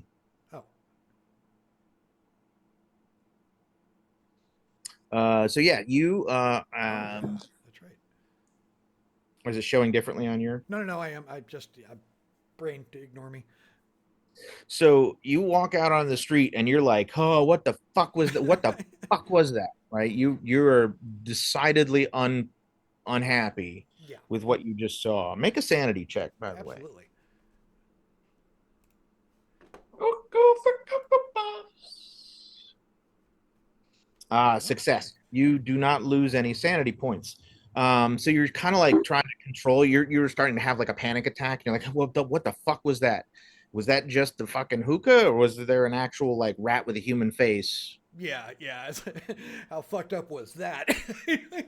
And as you're trying to clear your head, that's when you like are looking around, and it's very bright out, and then directly like a block down the road, parked on the side. There's other cars parked on the side. There is a black SUV. Okay, all right. And as soon as you like spot them, like you look straight at them because Yeah. you can't not do it because you're so fucking baked. The SUV like starts up its engine and it kind of slowly pulls out of the parking space and then just starts driving down the street towards you like at 15 miles an hour. And as it passes you, it kind of slows down. And I've got my phone open, at least area up, and I'm even if I have time, I'm filming. If not, I'm just aiming it at him as if I. you can't get your phone to turn back on. Oh, okay. Well, he doesn't know that necessarily. So I'm Right, just so you're like aiming holding the it. phone up and you're like, it won't fucking work. And as the SUV is driving past you, the driver's side window is like halfway down. And the driver is just turning his head and is like watching you as he like looking straight at you as it drives past. The guy behind the wheel of the car is a like 30 something white guy with close cropped brown hair. He's wearing sunglasses. and is otherwise like kind of nondescript, but like just like a generic white dude. But there's something about him and the way he's just like, you can't see his eyes because of the sunglasses, but he is staring at you. He doesn't care that I see that he's looking Does at me. not care that you are looking at him. And then he just, as soon as he like passes, then he sort of guns it a little bit and takes off at more like 25, 30 miles an hour, and goes around the corner and vanishes. All right. But I don't see our SUV driving down the road anywhere. No, no. And now you feel really exposed. Yes. So yeah. In fact, I'm going to say that you are feeling somewhat paranoid. Oh, absolutely. In fact, I'm going to say that your paranoia kicks in. Make another sanity check. Absolutely. Sanity, where is it? There it is. Whew. Did you succeed? Yes. All right. You are barely able to hold it together. Okay. You are now having a full-on panic attack, but it's just barely under control. You are convinced that at any moment an army of assassins is just going to come descending upon you from all directions. You need to get the fuck off the street, and you need to get back to your friends, and you need to get back to the fucking hotel, and you need to do that as soon as fucking possible. All right. Well, there's kind of the town has like a center where the streets kind of come together. Yes. I'm making for that first, and then I'll just literally I'll decide based on what I can see is closest. So I will put you on that map. So yeah, I'm walking down there, and the sheriff's office is down that way. I'm presuming it's lit up, or that's so I just walk that way. All right. It takes you a little bit, several minutes.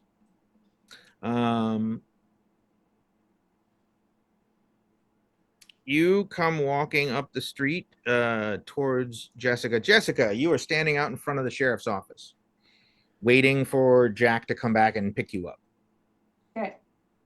And you see John on the opposite side of the road, on the sidewalk, coming up the sidewalk towards you. You have a high enough human that you can tell that he's not looking good. He is like moving erratically and is like looking all around him, like over his shoulder, and is kind of like stopping periodically and like keeps getting his phone out, trying to get his phone, doing something with his phone, and then like keeps like he's looks like he's on the edge of panic. And you could tell this like from like a couple of blocks away from like a block away as he's coming up towards the street towards you. I'll walk towards Jessica. him. Okay, he crossed the street and walk over to him. So you meet him about halfway. Agent Jessica comes up to you. Doing all right there, killer. Sorry, having a rough ride. Bit of a marijuana emergency. I know it's not your normal forte, but I'll deal with it. But we're in the right place. There's so much wrong here. There's bad juju here. Bad. I'll be fine. I just need a minute.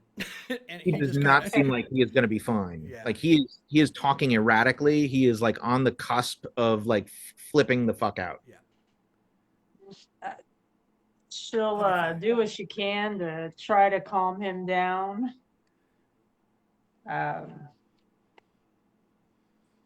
He, you know how like when I just kind of stand there doing nothing. you know how you get that vibe like something has happened to someone? Yeah. That's you're getting the vibe. Something happened to him, but you have no idea what, and he is not telling you.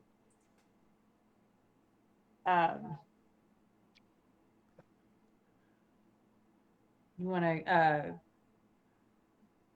collect yourself, and we can talk about it later. He has no thing he can do. He's just stuck on this ride, which is part of the reason he's so he's just like totally just waiting and just looks miserable. Jonah, you were heading back that way because you were just around the corner. Oh, Greg stepped away. Jack, you have go ahead, Jack, and give me a firearms check. Tom. I will do so. Firearms. Firearms. Where did you go? Firearms. Good at it. Let's see if it works. Oh, you don't want the stupid modifier again. Hold on just a second. Up here. Success. What'd you get? 75. Oh, right. Okay. Yes. You are able to use like some wire cutters to chop up some of the jewelry into little pieces, and you were able to like basically fill 2 shotgun shells with silver or silver plated shrapnel. It's not going to be elegant. It's not going to have great range. And it's got a greater than 0 chance of potentially misfiring, but it will probably fire, and whatever you shoot it with, shoot with it, regardless of whether it's immune, regardless of whether or not it's got a sensitivity to silver. Like if you shot a person with this, it would fuck them up. I'll take it. I will drive the SUV back to the sheriff's office. All right. 1 second. Put him on the.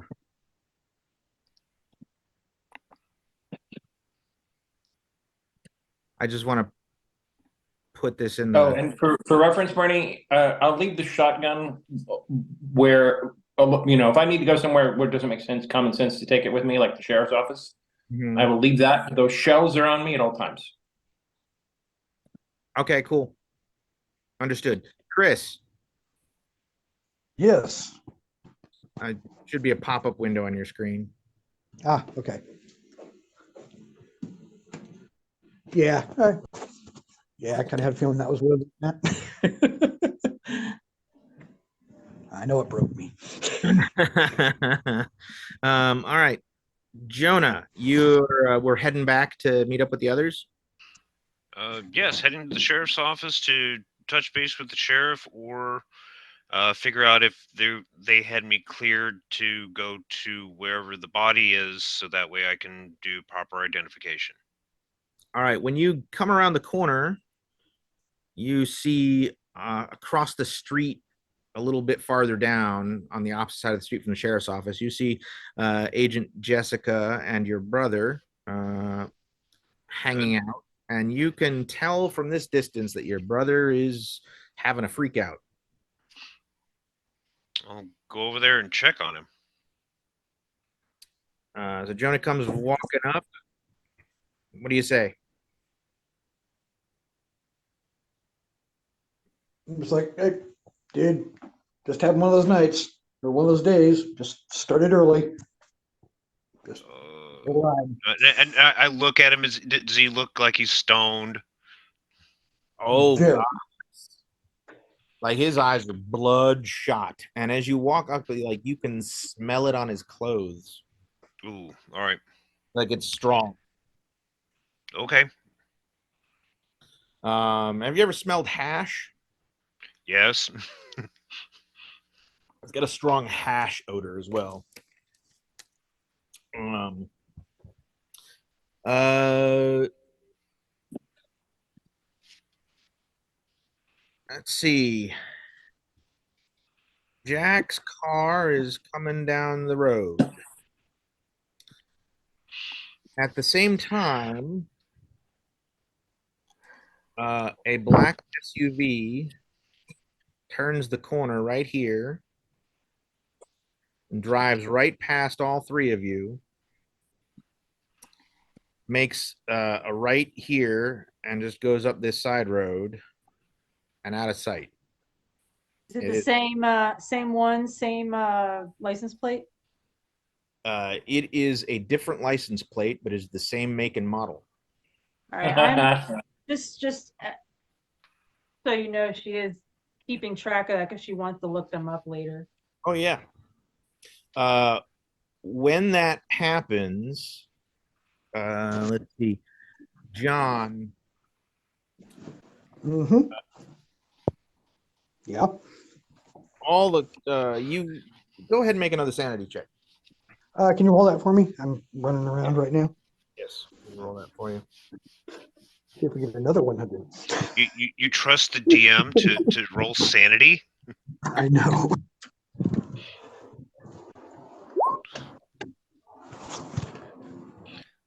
Well, All right, here's the way this works.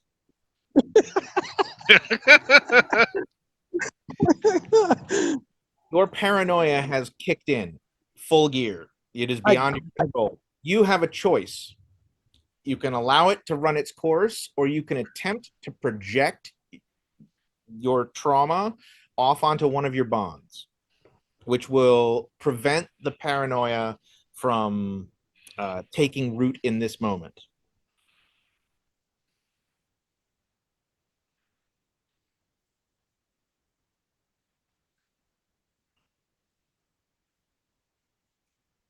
But it is your choice whether or not you're going to do that.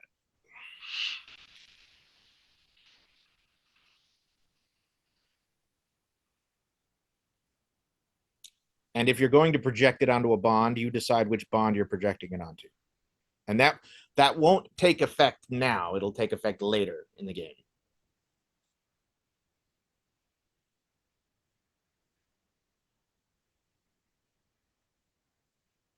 Chris? I can't hear you if you're talking.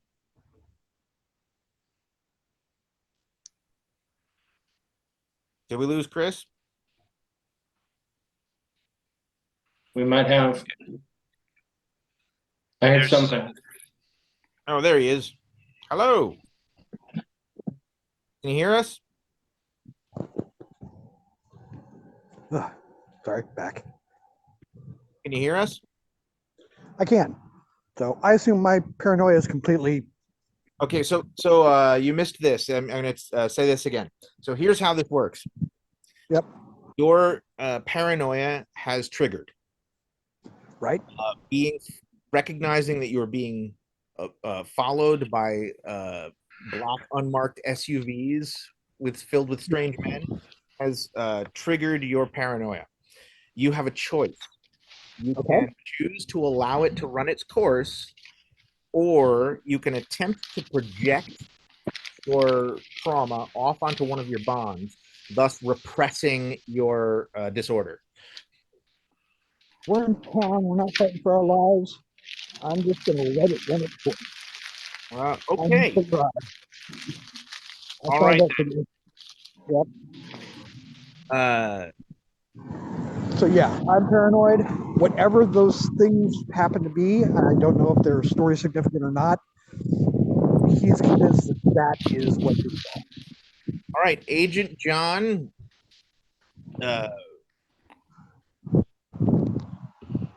Russell, are you Russell?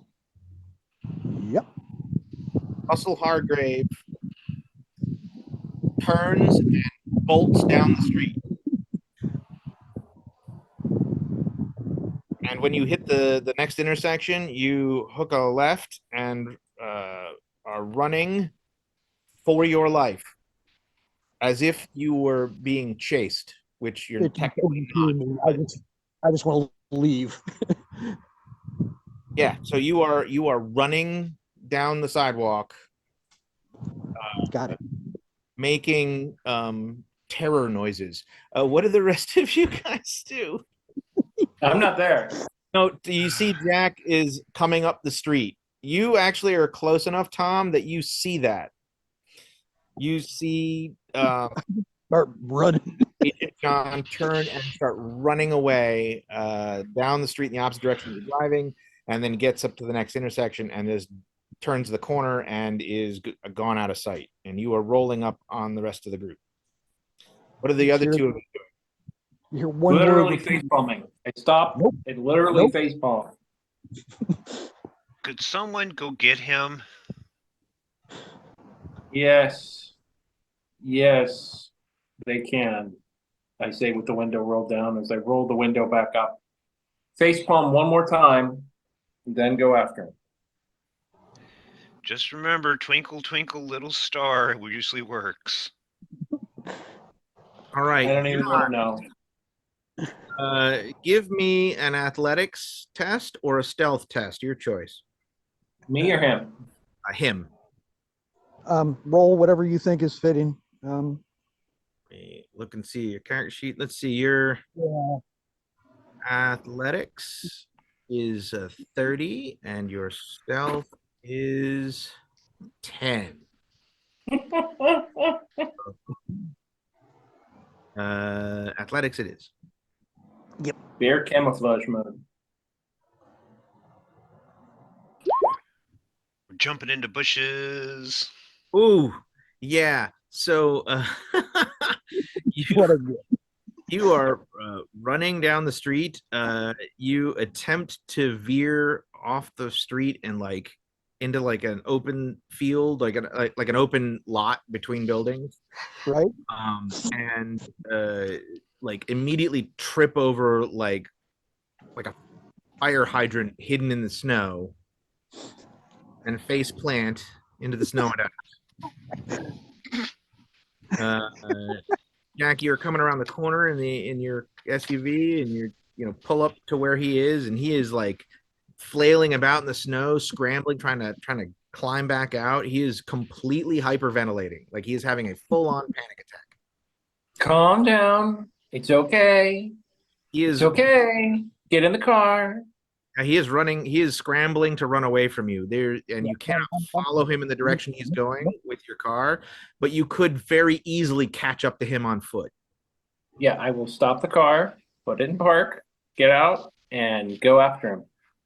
All right. Still like half rambling on all fours, crouched Now, over. trying now to I get would up like in the the two of you to make opposed athletics checks. So I'll go ahead and make yours, John. Where's athletics? Oh, here it is.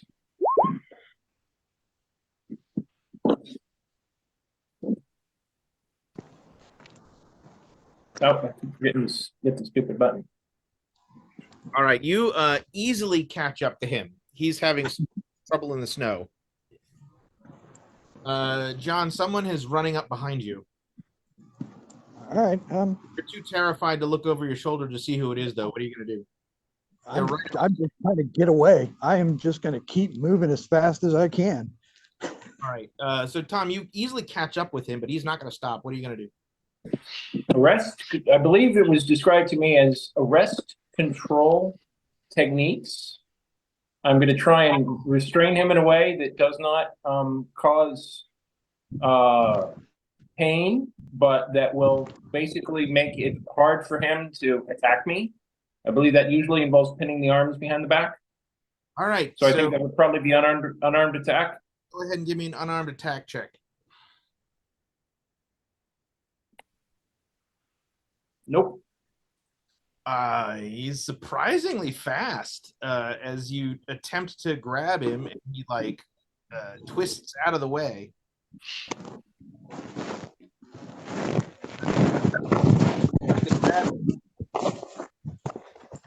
You do not recognize the person as Agent Jack. You have no idea who this person is. You literally, even looking over your shoulder, like your brain cannot process what you're seeing. Yeah, absolutely. Hang on, let me sit down real quick. This is fun. Hold on. I was hoping it'd be you who would go to the buttery. Oh, hell yeah.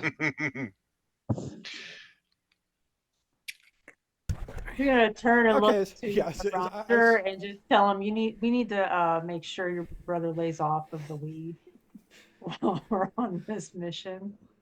It's like Even telling you it's like telling a fish to lay off the water. Yeah. He just kind of shrugs you off as he goes by. He's like, fascist isn't going to stop me, and just keeps running and moves as far and as fast away from him as he can. All right, go ahead and give me another opposed athletics check. Absolutely. Both of you roll athletics. Something's got to give.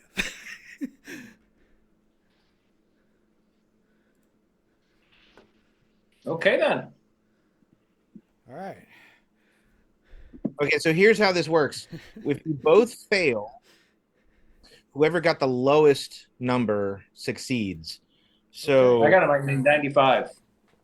right, so he got a 48. So you both failed your checks, but because his roll is lower than yours, He falls on me or something? no, that means that you succeed at the check. So John starts to pull away from Jack.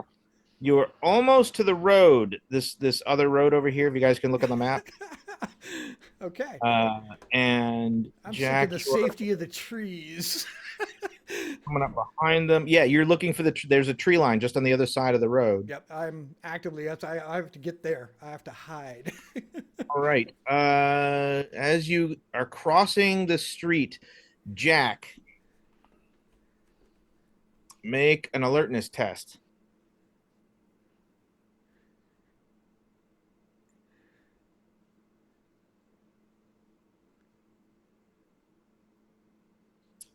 All right, you are able to see. You hear it first, and then you see it as it comes barreling past this building. A black SUV that has gunned it and is attempting. Well, it looks like it's about to run over John. You feel very confident that this is probably on purpose. Do I think that I can make up the speed enough to push him and myself out of its way? No. The best you could hope for is to give him a warning. Okay, I will do that. What do you I'll say? specifically see. Black SUV to the right. Okay, so you hear black SUV. Actually, you hear black SU is about how fast it happens. Right. Go ahead and John, make an alertness test. You got it? You have a plus 20% on the alertness value. Oh, ouch. You did not succeed. So now I'm going to roll percentile dice.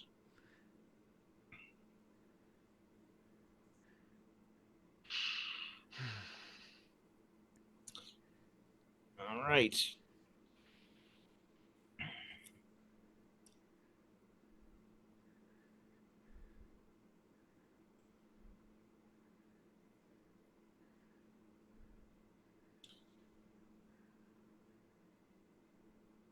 John, Mm-hmm.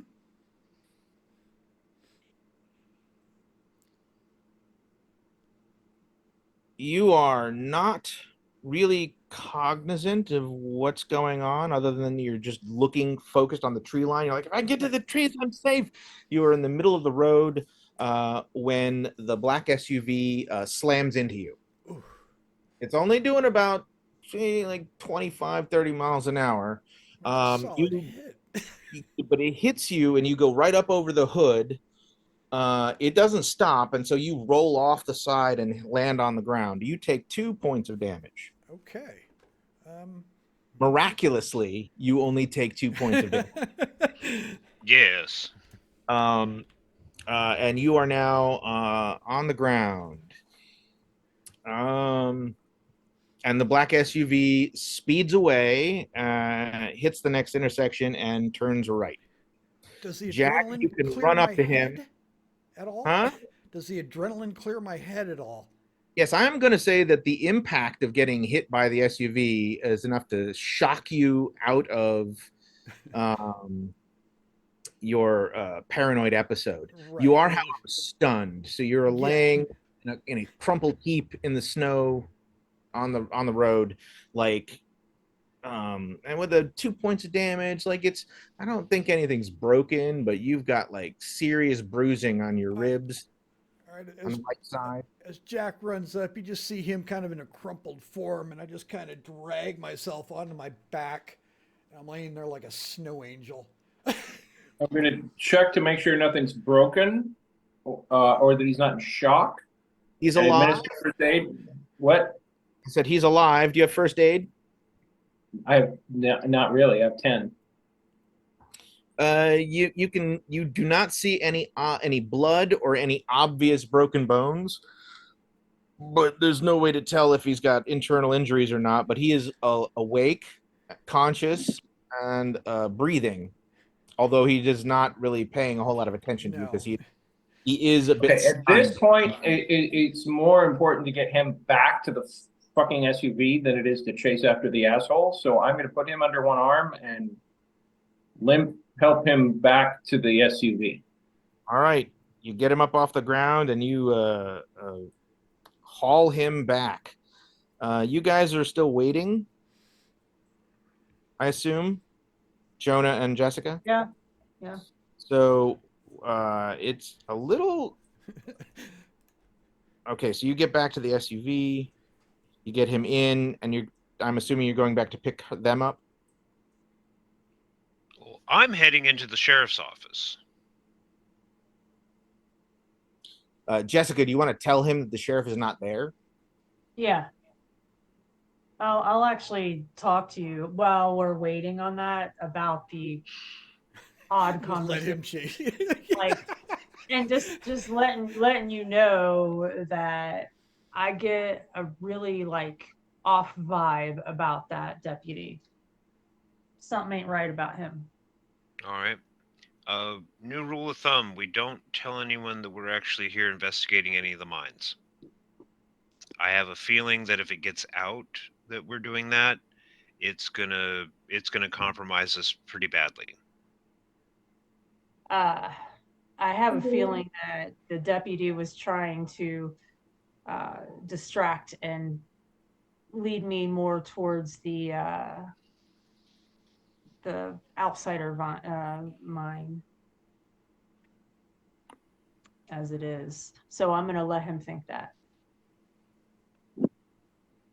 All right, the SUV pulls up. I'm going to say that you probably don't see John because he's probably laying down in the back seat. Where's the hospital? There's a clinic. It is outside of town, to the west. All right. His Is hand that comes up from where the they- back seat. Is that where hypothetically they would have taken the body, or is there Actually, I take an the- actual? hold on a second. Let me see where the where would the hospital be? I think the hospital is going to be to the southwest, just outside of town, on the edge of town. There is a clinic, Was that? All right. a full hospital. Am I thinking logically yet? Even if it's paranoid? I'm going to say that your paranoid episode is over, but you are still injured. But you're like, Get him some bottled water and say we need to get you to an urgent care clinic. Coffee, man. Just give me some coffee. I'm fine. It's a little bruised up, you know. I'm gonna be limping a bit. That's it. I don't know anything about first aid, but I know what they teach you in the basic manual at literally fast food restaurants about first aid. So, plus my Boy Scout merit badge. Anyway, I'm basically going to start asking him questions to make sure he doesn't have a concussion. He's obviously high, but just make sure he's not doesn't seem to have internal brain injuries. I have a little bit of medicine, and I'm like, enough to go like, no, nothing's broken. I can move. I stood up. Just Wait, it what? hurt. What happened? That damn SUV. You got hit by a car. Somebody hit me. I mean, I know I was having a marijuana emergency. Laying that aside, that was not normal, by the way. That was unnaturally powerful. But yeah, he hit me. That asshole. What do you mean somebody hit you? Drive by, smack, went up on the hood, hit the sidewalk. That ice hurts. They turned up. They turned up the. They accident. turned up the road for DMI. These guys are a problem. If we can get out of town, we might consider acquiring some snowmobiles and getting out of town. I look at him. And We have been identified as a hostile presence. The mission is compromised. not sure I want to give up my hotel room bed. You mean the hotel that they own? They know we're here already. Yeah. Passes are going to be snowed for another 2 days unless we get snowmobiles. Well, is our job done yet? No. Going forward, we don't tell people we're investigating the mines. They already know. I think the horses left that barn. They already know what we're here Going for. forward, we don't tell anyone new about that. We're Okay. investigating something else.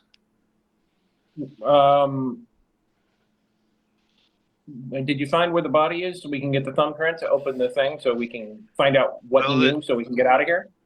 Well, there's a clinic south of town. That's about the only other medical facility that's anywhere close. I think we should go there. All right. My only What's in thought that is, wait a briefcase minute, is what we came here for. Yep. wasn't the town doctor the medical examiner? Right, Yes. which is at the Which is Clinic. probably he's probably doing the autopsy right now. Probably. Assuming they bother. Well, a live injury has got to take precedence over an autopsy. So yes, I'm hurt terribly. And all of a sudden I just kind of lean over and I start hamming it up going, I need a doctor. And somebody can get some fingerprints while we do that. right. Excellent choice. So I just start just hamming it up back there. I even live stream. Suffering from injuries. The Suffering coddle from attacked injuries. me, and I'm just making big drama about it online without any of the relevant details. It's just the ear parasites have infested this town. They're trying to stop me. Nobody So I is take in it frame we're except we're me. heading for the clinic. Yep. Or, Unless anybody says otherwise, I think that's probably the best place to go. Considering that what we tried to start doing 2 hours ago was get that thumbprint. Yep. call the sheriff and ask where the doctor is so we can make sure we go to the right place. Probably with the body. The sheriff would know. Hopefully not cremating it. Hopefully not cremating it. Yes. All right. I have put the clinic on the map. All right. It's actually this large building to the south, Oh, okay. which is Right across the street from the Universal Mining Company. Yay! so the Universal Mining Incorporated's office is in the only for lease or rent office building Gotcha. in the town, and it is a fairly large structure that is up on a little hill, just like both of them are up on a hill, and the clinic is a single story affair but fairly large, and then the office building is like a 2 or 3 story structure. That looks like one of those sort of like office park offices. It's explicitly for like people to rent offices in. And there's like, as you're coming in, you notice on the office park sign that you notice one of the several businesses, and there's only like 4 or 5 businesses that are listed on the sign. One of them is Universal Mining Incorporated or Universal Mineral. So you pull into the clinic.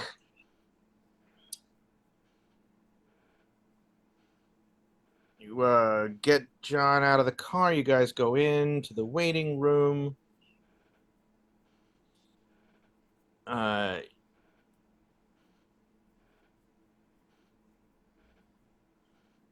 There's a like a nurse at the front desk. She's okay, all right, fill out that information. Hands you a clipboard with some forms on it, and I'll let the doctor know, and we'll come get you as soon as. And she like kind of gives him a once over and is like, you feeling any shortness of breath?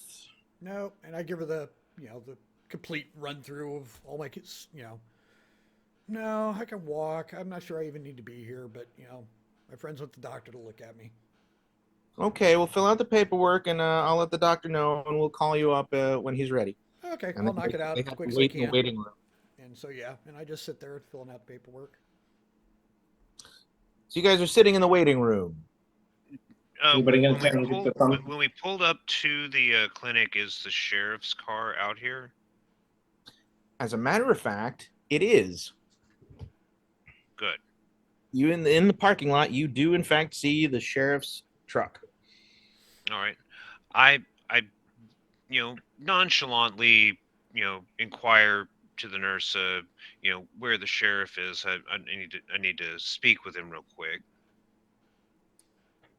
Oh, well, I will let him know. Yeah, he's here. I'll go ahead and page him for you. Hold on. And she gets on the phone and she's uh, paging Sheriff Williams. Paging Sheriff Williams, please come to the front desk. Thank you. And she puts the phone down and says, if he hears that, I'm sure he'll come in a minute. So Oh, hate All that. right. he goes back to working. And is there like kind of like a fire plan or a schematic of the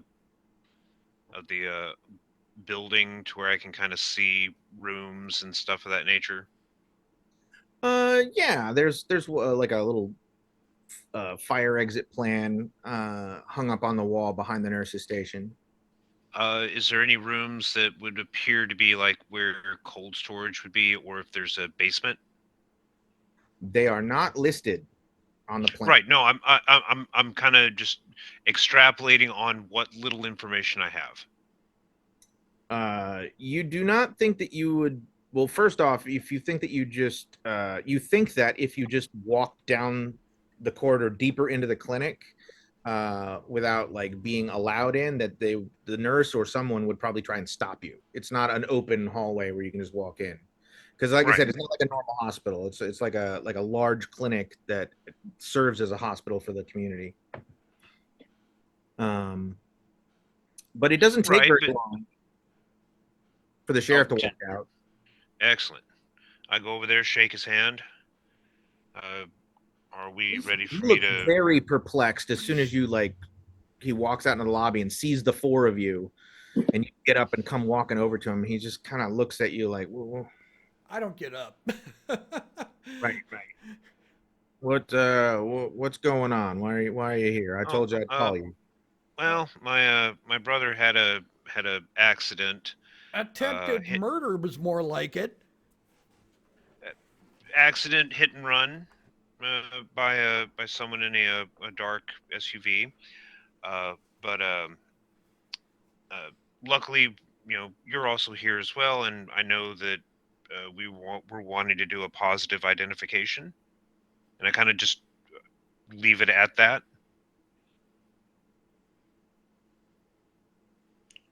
So kind of two birds with one stone thing. All right, fine. Come with me. And he turns and like walks back into the clinic, deeper into the clinic down the hall.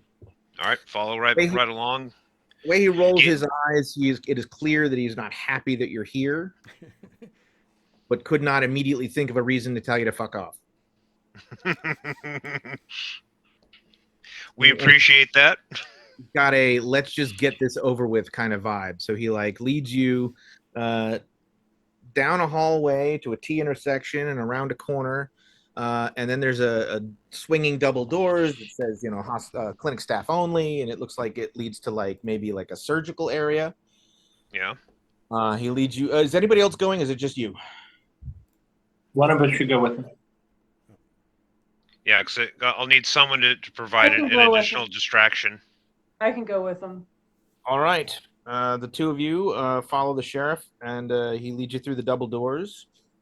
You pass a couple of other people in the clinic who are clearly like, clinic workers, nurses and whatnot.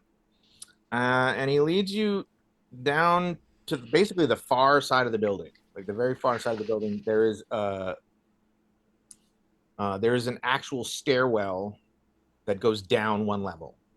And he takes you down the stairwell, and which opens up onto another hallway, which is a lot less like. I don't know if you've ever been to a hospital and you've been to the areas that are like for staff only. Right. they're a little like, I don't know, like they're not grimier, but there's something more like Dingier. dingier about them. Um, and he's taking you to the morgue. And when he gets to the door, he stops and he looks at you, turns and looks at the both of you, and he says, "It ain't pretty." Opens the door and leads you in. All right.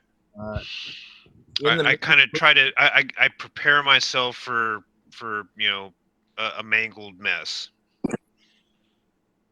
there is what appears to be a doctor in a lab coat with mask and gloves, and there is a cadaver on a table in the middle of the room. You can see along the back wall. There's the traditional refrigerator doors uh, for corpses. Um, the body on the table has been severely damaged. The face is almost unrecognizable mass of deep lacerations, and as well as it looks like it's partially crushed. The guy in the lab coat looks up. He looks like he's in the process of like cutting open the chest. He's like made that Y incision, and he's like peeling stuff back. He's got like a little bone saw, a little electric bone saw that he's next to him, and he looks up and sees you guys, and is like, shrugs and takes the bone saw and said, "Didn't I just see you?" And the sheriff goes, "Yeah, I got these fellas. Stop what you're doing there for a second. I got these folks here, and I guess they knew the deceased, so they wanted to take a look at him." And he walks up to the table and gestures, and well, there you go. Take a look. Okay, so the face is pretty much unrecognizable. Oh yeah. Any tore up. Huh? The face is tore up as though he went through the window face first. Right. And then fell on his head. What about any probably bounced down the side of the ravine. All right. What about tattoos? He had Carson had didn't have a lot of tattoos, but he had let's say he had a small one on his right forearm, his left bicep, and his back shoulder, and these were military tattoos. All kind right. of he got when he was are the tattoos consistent? Yes, this is clearly him. Okay. I'm about 90% positive this is Who has got medical skill? I have some, but I'm not Who, there. me? What? Okay, so neither of you have medical skill. So he Yeah, I don't have like medicine. I've got first aid. So while you're I guess I'm assuming get close up to him. Yeah. Mm-hmm. I am going to turn to sheriff and ask him just to distract, to ask him. So is it common for hit and runs in this area? And if that also gets the doctor's attention, I'll use any distraction that's given to get his thumbprint. What are you using to get the thumbprint again? A piece of tape. Okay. So it's going to be you're basically going to try and make a stealth check when nobody's looking, correct? Basically, and my stealth sucks, but hey. Which is why I'm like stepping away and like getting it to where they'd have to turn to look at me with away from him. Well, the doctor doesn't really react to the hit and run thing. The sheriff turns to you and is like, Now, are you sure it was a hit and run and not just a drunk driver or somebody slipping on the snow and ice? And also, saw your friend in there. He was a little banged up, but he didn't look like he was in mortal danger, so it couldn't have been that bad. I see. Maybe it was. You have a lot of drunks in this town then? Sadly, we do. You know, That's there's a shame. not a whole lot of stuff to do when you work in the mine. There's work, there's family, and there's drinking.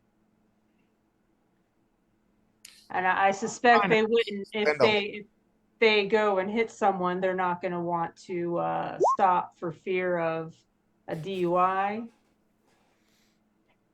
more than likely. I see. What are you doing there? Sheriff glances back over, sees you messing with his hand. grabbing a fingerprint for me to send into the office for positive identification. Give me a persuade check. I'm better at that. Actually, which is better, persuade or bureaucracy? Oh, persuade. Give me a persuade. Persuade, check. actually. Give me a persuade check.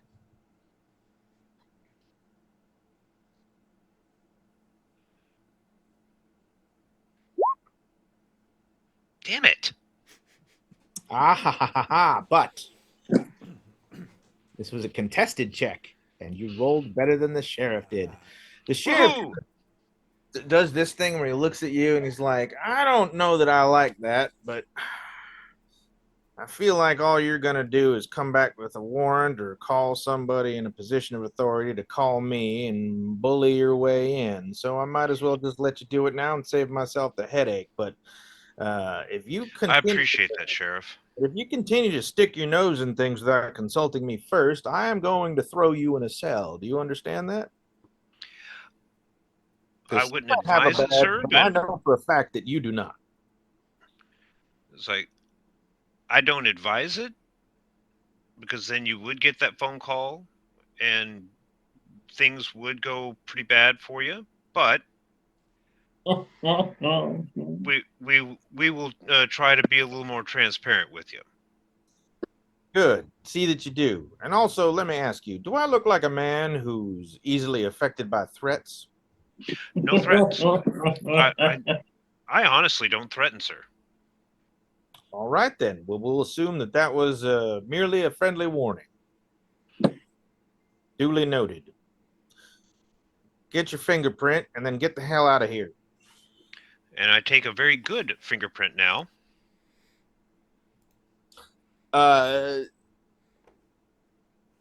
So I want you to make a sanity check. A sanity check? Yes, because the amount of violence that's been done to this body is significant. And upon closer inspection, both of you, especially you, Jessica, recognize that not all of the violence that's been done to this body is commensurate with falling down a cliff. Although it can be hard Right. to tell, there is an awful lot of bruising on the torso, especially around the ribs. Yeah, some of the I was bruises- going to ask if there was any additional trauma that didn't quite look like non-fall damage. It looks like there was an enormous amount of blunt force trauma administered to this body. Doctor who's watching says, yeah, it's definitely the fall that killed him. But I don't think he was, all the hurt that you see is from the fall. His ribs are mostly gelatin. I'd say someone worked him over pretty good. The sheriff cuts him off when he says that and says, nobody asked you, John. Get back to just worry about your autopsy there. Now, let me help handle these people. We appreciate that, Doctor. You take no sanity loss from being this close to a body that has been severely beaten, lacerated, cut up, thrown through a window, and then fallen down a cliff. Hooray! but you do recognize that Damian Carson's last 30 minutes or so of life were Was excruciating. hell.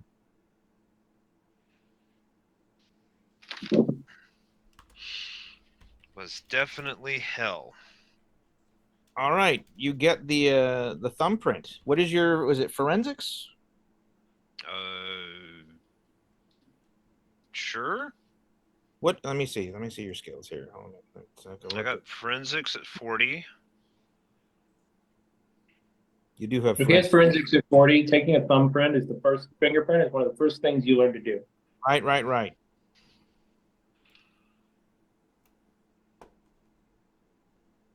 Yeah, I'm going to say that you do, in fact, are able to get a fairly solid thumbprint. Excellent. We thank the sheriff, thank the doctor, and then go have my brother looked at. Maybe it's a cracked rib, maybe it's a cracked something, but definitely he has a cracked head. But that's just from smoking the crack. I guess we're going to be waiting for you, Doc, to see his brother. That is. I'm pretty sure there's more doctors than just him here. Yeah, you actually get in to see a physician's assistant. Okay. Perfect. So you get in to see the PA, who gives you the once over and establishes that while you are pretty banged up and you don't have any major fractures, and advises you to just take it easy for the next few days. And I mean, could you check out this rib as I kind of forcefully poke a tender area? I kind of wince and just hold on. I'm like, yeah, but I got to ride with these guys. You got any short-term painkillers anyway? yeah, and he gives you like a little single dose pack of ibuprofen. Well, you're generous.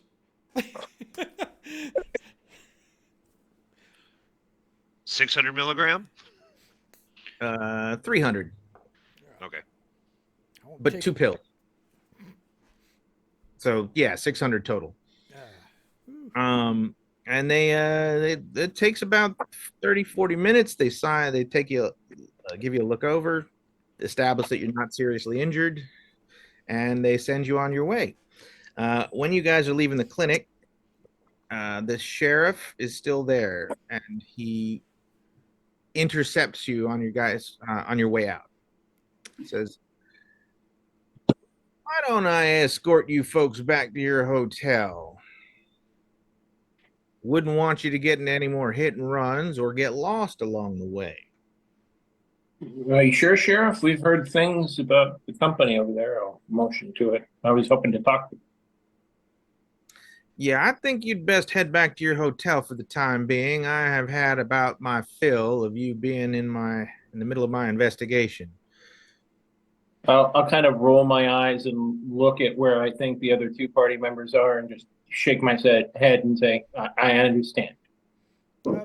Is that even legal? Do you get to decide where we go?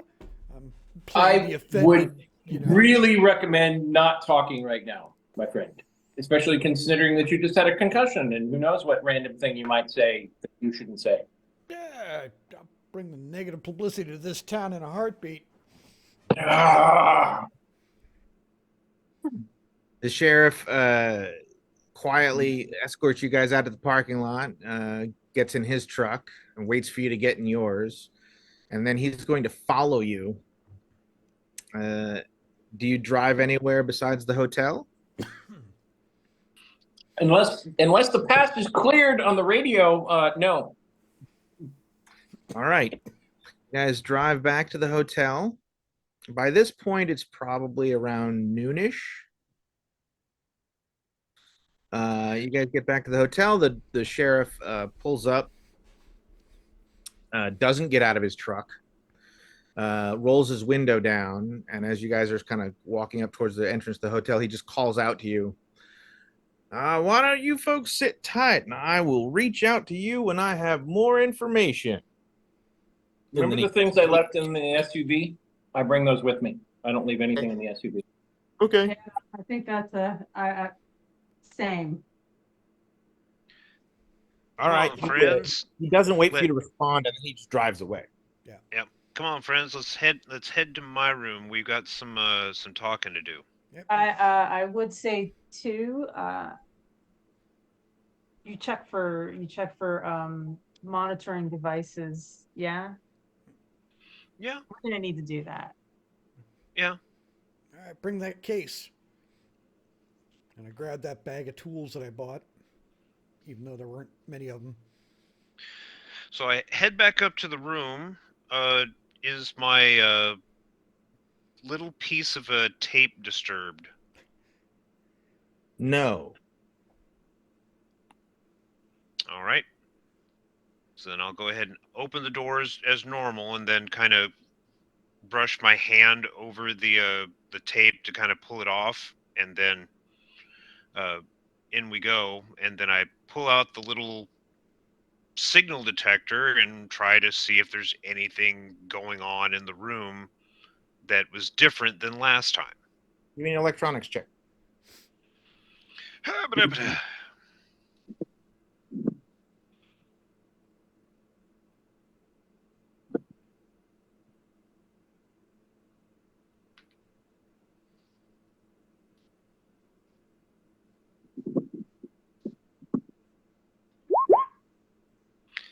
It was so close. 46 out of 40. You've got this detector though, so I will say that it gives you a little bit of an edge. You feel fairly confident that there are no errant signals from good. listening devices in the room. And once I kind of feel that the room is relatively safe, I go into what I learned at the newspaper about the murders happening, way back in the day, how often they happened, and now that they're happening pretty much yearly.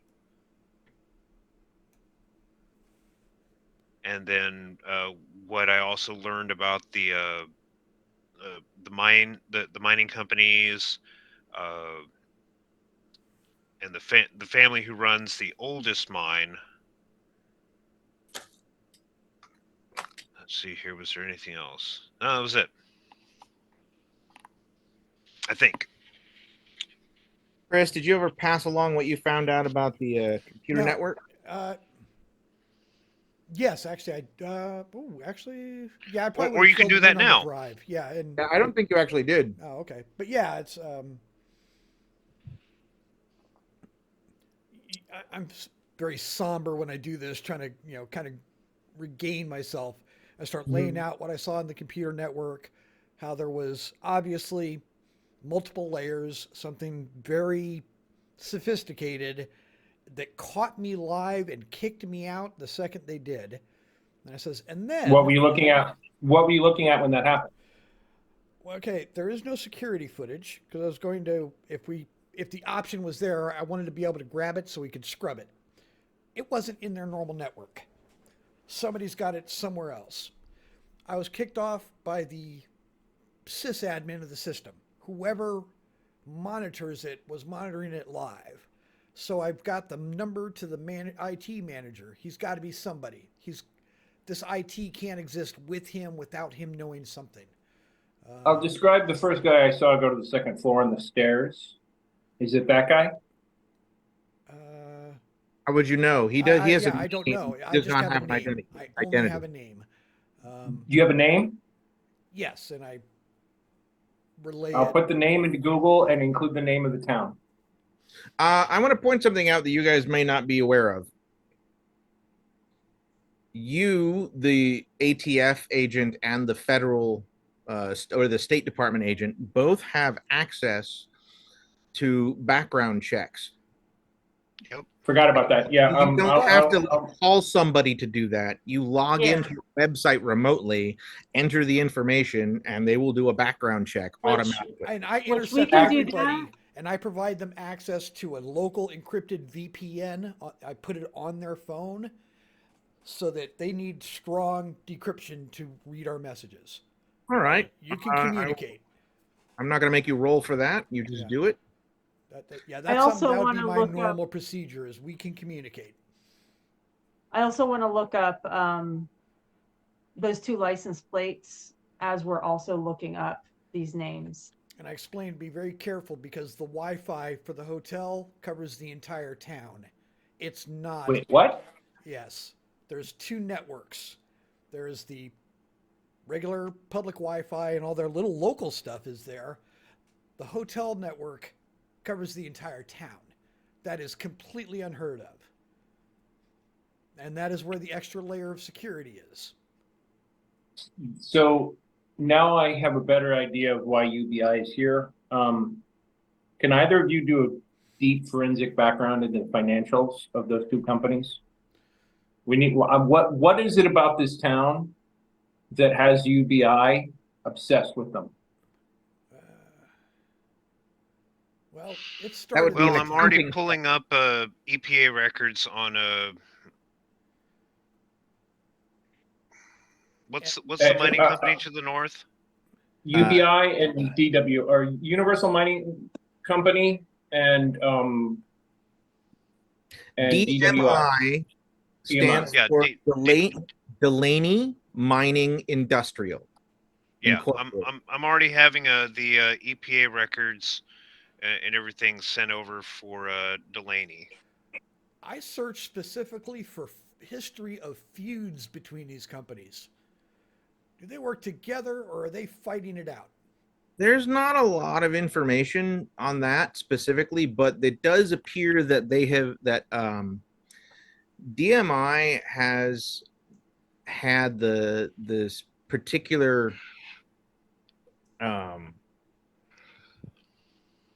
DMI has been supplying copper for the last 25 years at fairly decent levels of supply to a number of exclusive they're an exclusive vendor, basically supplier for a number of different business entities, tech companies and whatnot. And it appears that Universal Mineral, which is a large publicly traded corporation, mining corporation, has been attempting to move into their market. Now, UM has been moving into lots of different markets. Right, they're just spreading They're everywhere. Big conglomerate expanding. type. Right. Right.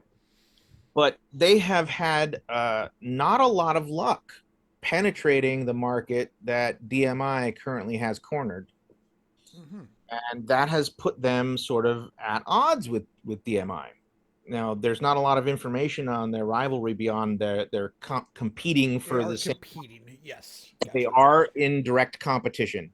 Specifically, is positioning itself to compete with DMI for DMI's existing client base. And our friendly worked for which of them?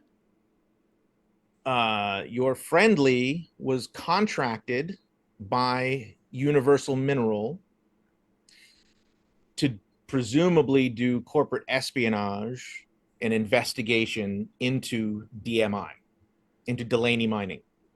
But then he contacted us. Yes. And I'm relaying this. I'm saying this out loud to everybody so that it's like, Some things. Let's see. First off, Oh yeah, and I try using the thumbprint to open the case. yeah, we're sitting around case chatting while trying to break into this insane case. I'll help in any way I can, but yeah. all right. Let's go ahead and use Craft Electronics, I guess.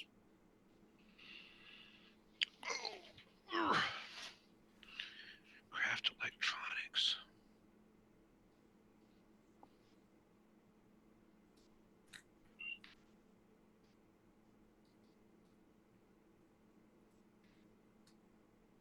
Well, no, I didn't do too well.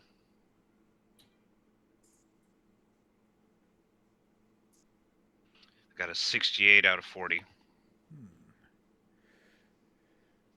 You are not having a lot of luck. You can probably continue to try and work on it, but it's going to take you a while. Sure. I mean, we're gonna do it low and slow, so that way we're not compromising the fingerprint. It'll most likely take you the rest of the day. I sit Okay. down and I mean, unless someone comes up with a better alternative or a better role, I'll just keep plugging away at it. you want me to give it a Okay. try? I start eyeballing the digital part of the lock. Sure. Just don't smudge the print. I very carefully take, but I'm like, well, all right, I'm not going to touch that. And I completely avoid it, make sure it's taped on, and I'm going to try and hack into it to open it. All right. What skill are you using? Computer science. All right. Go ahead and make a computer science check. Alrighty. Ooh. Ooh. All right. Go ahead and do me a favor. Roll percentile for me, Oh boy. Chris, All right. and just tell me what you get. Alrighty.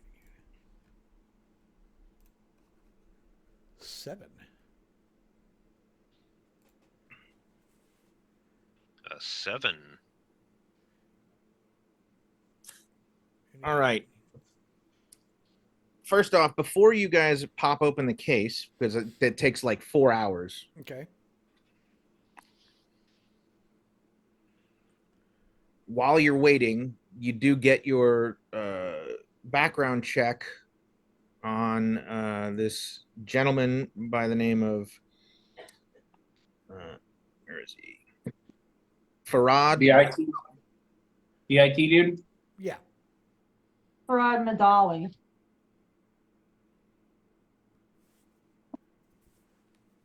Okay. Yeah. Yeah. Badawi. Okay. Farad Badawi has a rap sheet: Okay. assault, theft, drug possession, firearms convictions, computer fraud, identity theft, password trafficking. Mm-hmm.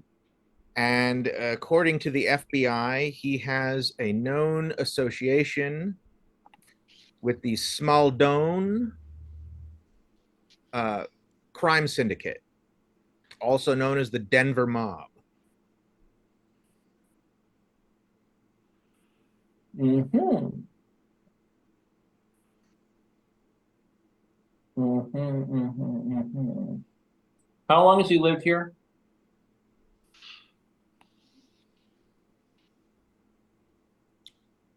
About 5 years. Well, after I get that, and there's no hurry on this, I'm going to see if I can use the facial recognition program on the dude I saw on the stairs.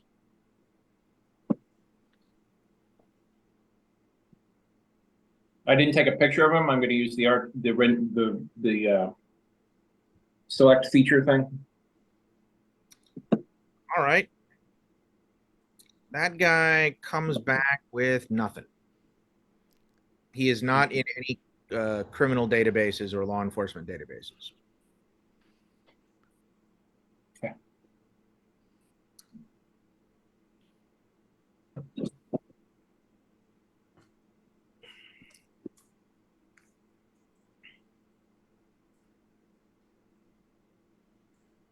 When you pop open the case, there is at one point there is a click followed by a very strong acrid chemical smell. You manage to get the case open, and the interior of the case is filled with this acrid like battery acid on fire smoke that billows out of it. Tom, you immediately Tom and Bridget, you immediately recognize that there was a tamper-proof or tamper-resistant fail-safe system in the briefcase that would essentially release acid and paper destroying chemicals into the contents of the case. You are immediately trying to get the documents out before they get completely soaked, and you are able to pull several documents out of the mess before the paper gets completely eaten away. And when I say eaten away, I mean pages are literally dissolving. You are able to pull out some partial documents after 20 minutes of getting them into the bathroom and trying to get the stuff off of them and toweling them off. What's left in the case is a soggy mess of disintegrated paper. It's literally turned into mulch, into like paper pulp. Yeah. But the pieces that you were able to pull out and save, there's several different documents. First off, it would appear that Delaney Mining Incorporated uses a company called Rocky Mountain Compliance Geo Consulting as their survey company. Mining companies use survey companies, usually contractors, to do their mineral surveying. Yeah. Well, it turns out that RMC Geo, Rocky Mountain Compliance Geo Consulting, is a shell company owned by something called Delaware Holdings Limited. Delaware Holdings Limited is a financial management firm, like a private equity firm. And they have one client, the Delaney Family Trust. The Delaney Family Trust has one member, Maximilian Delaney, the current CEO and owner of Delaney Mining Incorporated. And based on the information that you are able to pull out of there, it appears that there, at least for the last 3 or 4 decades, prior to that, it's hard to track stuff down. All of the survey paperwork that's been logged with the government appear to be forgeries. There is no actual real documentation about any actual surveys being done. This brings up another point that's in another document, and then there are some notes that are written by Carson, the partial notes. There have been no gaps in the mining operations for this mine complex going back to 1890. That is significant because in mining, most mines have a lifespan of about 10 to 30 years. After which, there's usually a couple of years, 1 to 2 years, where the mining company is not active because they're looking for more mines. They're looking for another, load of stuff to pull out of the ground. The Delaney Mining Company has never had that. They literally have 0 gaps between operations. In 1890, when the company was first formed, it was a gold mine. The gold dried up after about 50 years, which is a long time for a mine. Also, the mine must be very big. It's an underground mine. They immediately after the gold ran out, they started mining copper out of the same mine. Basically, they were building the mine out and drilling it out into other mineral lodes, other mineral veins, which means that the mine must be huge, sprawling. And what you know about mines, underground mines, they can be really big. They can be deep and spread out at the same time. Some mines there have been known to be as deep as like 600 feet. It's not Yeah, clear. but this one's has been cut out for almost 200 years. So Let's see. 130, 40.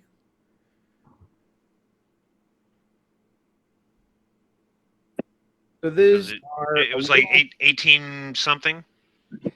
1890 is when the mine was founded. So 100. I'm sorry, when the 120, company was founded. The 120 mine was years. apparently started in 1855. Oh. Ooh. I'm sorry, not 1855, 1885. So 5 years after the mine was they first dug the mine, and then 5 years later they started a mining company. The mine and the mining company are the reason the town exists, as in the town sprang up around the mining operation. The mining operation was here first. Is there any Delaney family history online at all? No. A serious lack of any information, I'll bet. So Yes, a decided lack of information. You do find a couple of fragments of paperwork that were heavily damaged by the failsafe, but they do refer to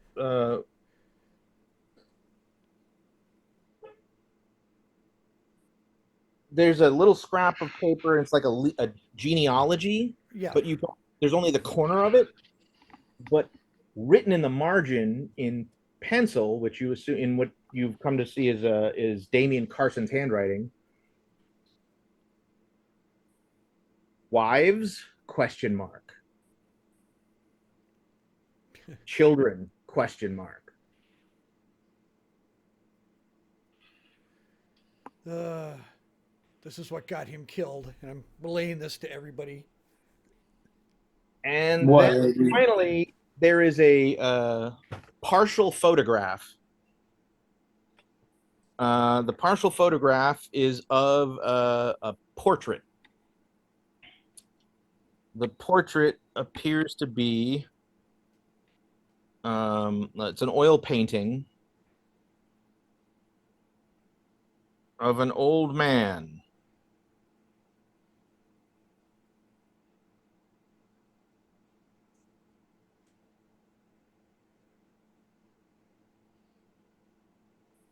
Written on the back of the photo. It's a printout, by the way. Okay. So he took the photo probably with his with a hidden camera or with his phone, and then had it printed out on photo paper.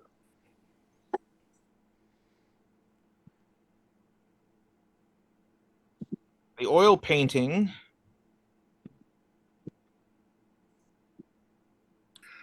shows, I mean, you got like part of it, like half, like at an angle, like half of it, but it's basically this guy.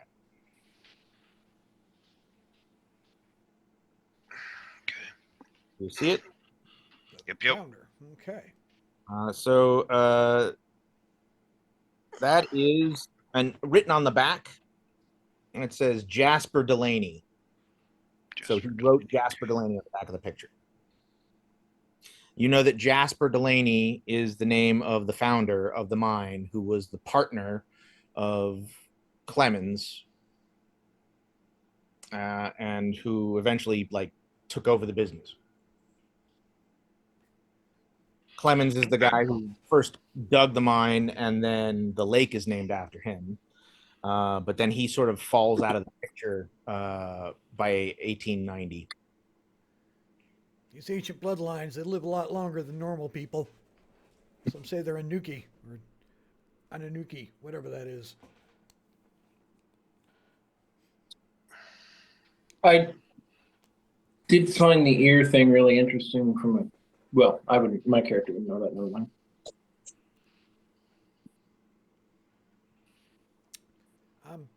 I'm going to see if there's any old information about him besides, just this picture, or if it's just severely blank. You know what I mean? Well, he's referenced in one of those articles, the newspaper articles from the newspaper office. That's right. Yep. To which, I also reiterate. Interesting. I believe it's Snowflake Papers number 2. Yeah, I think so. Yeah. Come on. Give me some zoom. Matthew Delaney, son of Jasper Delaney and heir to the Delaney copper mine fortune, arrived home from a business trip yesterday to find his home in shambles and his servant nearly dead. Right. In the middle of the night, a group of Indians broke into Delaney's mansion and proceeded to destroy or steal hundreds of dollars worth of furniture and ornaments, then paint primitive pictures all over the walls. Thaddeus Moore, Delaney's servant, who was alone in the house, attempted to stop the Indians, but was savagely attacked and almost died from his numerous cuts and stab wounds. I just don't understand it, said Delaney. What do these savages want with me? They hit every room in my house. There's no telling how much damage they have caused or how much they have stolen. According to Sheriff Parker, the Indians were searching the mansion for something, though neither he nor Delaney has any idea what they would be looking for. Asked about the pictures and symbols painted on virtually every wall in the house, Parker could only say, "Those Indians are a queer bunch. Who's to say what they're up to?" While Parker plans to search the area for the Indians, he admits that he is not very optimistic about finding them. We need to go to. At a certain point, We- you guys are all shut up. At a certain point, while you guys are all working on this, this like I said, this takes 4 hours to get to this point. During that 4 hours, you will get hungry. Oh yes. What do you guys do for food? And also, you'll probably need to take occasional breaks from the act of trying to crack this briefcase. Oh, I guess consensus on whether going down to the place, down to the restaurant for a change of scenery, or having room service. I'll get it. When it gets to the point I where the can go down. documents burn, I slam the case shut and I'm like, fuck it, let's go eat. It stinks in here anyway. Let it air out. All right. All right. So we move the case to the bathroom, flip on all the fans that we can, and then guess head down to the restaurant. All right. I slide the cases that were in the SUV under the bed. Okay. No problem. You guys take a break, go down to the Valley View restaurant to grab a bite to eat. There's the Valley View is surprisingly busy for late afternoon. It turns out that a lot of people from the town will come up to the Valley View to eat. So, in addition to the normal clientele, and there you see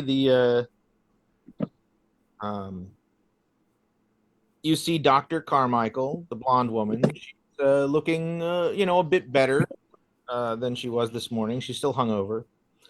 Hungover, but not as drunk. Not as drunk. You do see Mrs. Hensley and the widow Hensley and her son Timothy having lunch. No sign of the writer Reginald Thompson. You also see the gentleman with the beard. Once again, sitting at a table, not at the bar, but at a table all by himself, looking out the window. There are probably about 7 or 8 other people, different, configurations, sitting at different tables. So it's moderately full for a restaurant. It could handle a lot more, but that's what's here. You guys are eating. And give me a second to look something up.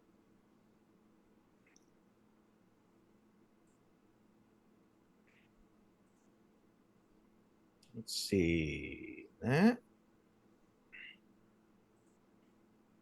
Looking at something on your character sheets real quick.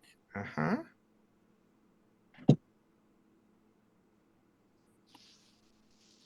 Uh-huh.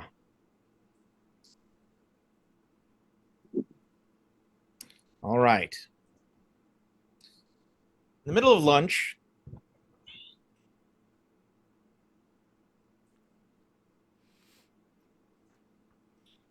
Russell, Hargrave. You're eating. What are you having for lunch? Probably just. Um, Oh wait, no, wait, Russell or Roger, which? That's you, Chris. Okay. oh yeah, Chris is Russell. That's right. Russell Hargrave, codename John. I got severe munchies, so it's just like endless fries and a giant cheeseburger. Oh, all right. The burger is excellent. The fries are really good too. The food here is fantastic. They're cooked. Raul is fantastic. But yeah, I'm just You're enjoying my eating. food. Everybody's kind of, maybe you're chit chatting, maybe you're not. I'm not sure.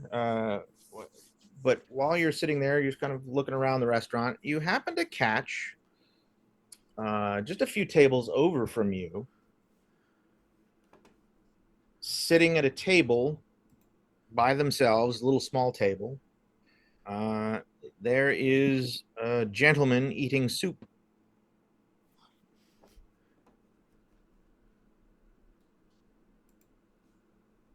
He's an older gentleman, balding with white hair, a little beard.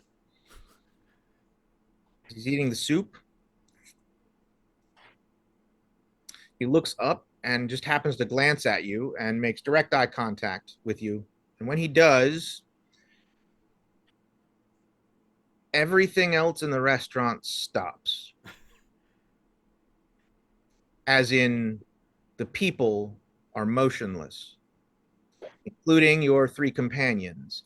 It is as if time has simply stopped. But you don't feel different. You feel normal. In fact, you can look down at your burger. Suddenly, you have sort of a nauseous sensation in your stomach. You put the burger down, it's almost unbidden. The man breaks eye contact and resumes eating his soup. And then you hear a voice. It is as though he is speaking right next to you, but he's right over there, and you know that it's his voice, but you can't see his mouth moving. He's not talking. He's just eating his soup very casually. You have done me a service. As my thanks, I will offer you a warning. Whatever you are searching for here, you will find only oblivion. It would be best for you to leave. If you attempt to leave, you will find the pass is clear. Do so. And then it's like, that sensation when you're starting to fall asleep and you like jerk? Right? It's just like that. It's like you suddenly, and you realize that your head was on your hand, and it's like you just woke up from a dream, from like a sleeping. And you immediately look over, and the table and the chair where the old man was sitting, he's simply not there. All right. There's nobody there. I assume I made the leap. This is Jasper Delaney. That would be. There is, however, a half-eaten bowl of soup. Yeah. Sitting at that spot, which the server swings by and picks up off the table and carries away. I'm like, well, that was nice. There's an old man over there, and I point to the chair where the soup is. He told me if we wanted to leave, the pass would be open. I just say it matter-of-factly to everybody. And no, I haven't done any of the peyote. I know it's supposed to be epic here, but I haven't. Did he say why he is telling us this? Yeah, you guys didn't see anything or anyone. What you saw was he kind of nodded off and then suddenly jerked awake. And I'm just telling you what just happened, as ludicrous And as it sounds. the old man that you saw should be on your screen. Right. You- I'm like that printout, Humans. that old man. I was just talking to him. And I think Let's that's go. a stop for the night. That sounds Yeah. good. That's a perfect ending spot right there. That is. That was fun. Yes. Whew, that was a session. Damn. The plot thickens. Yeah. It was a session.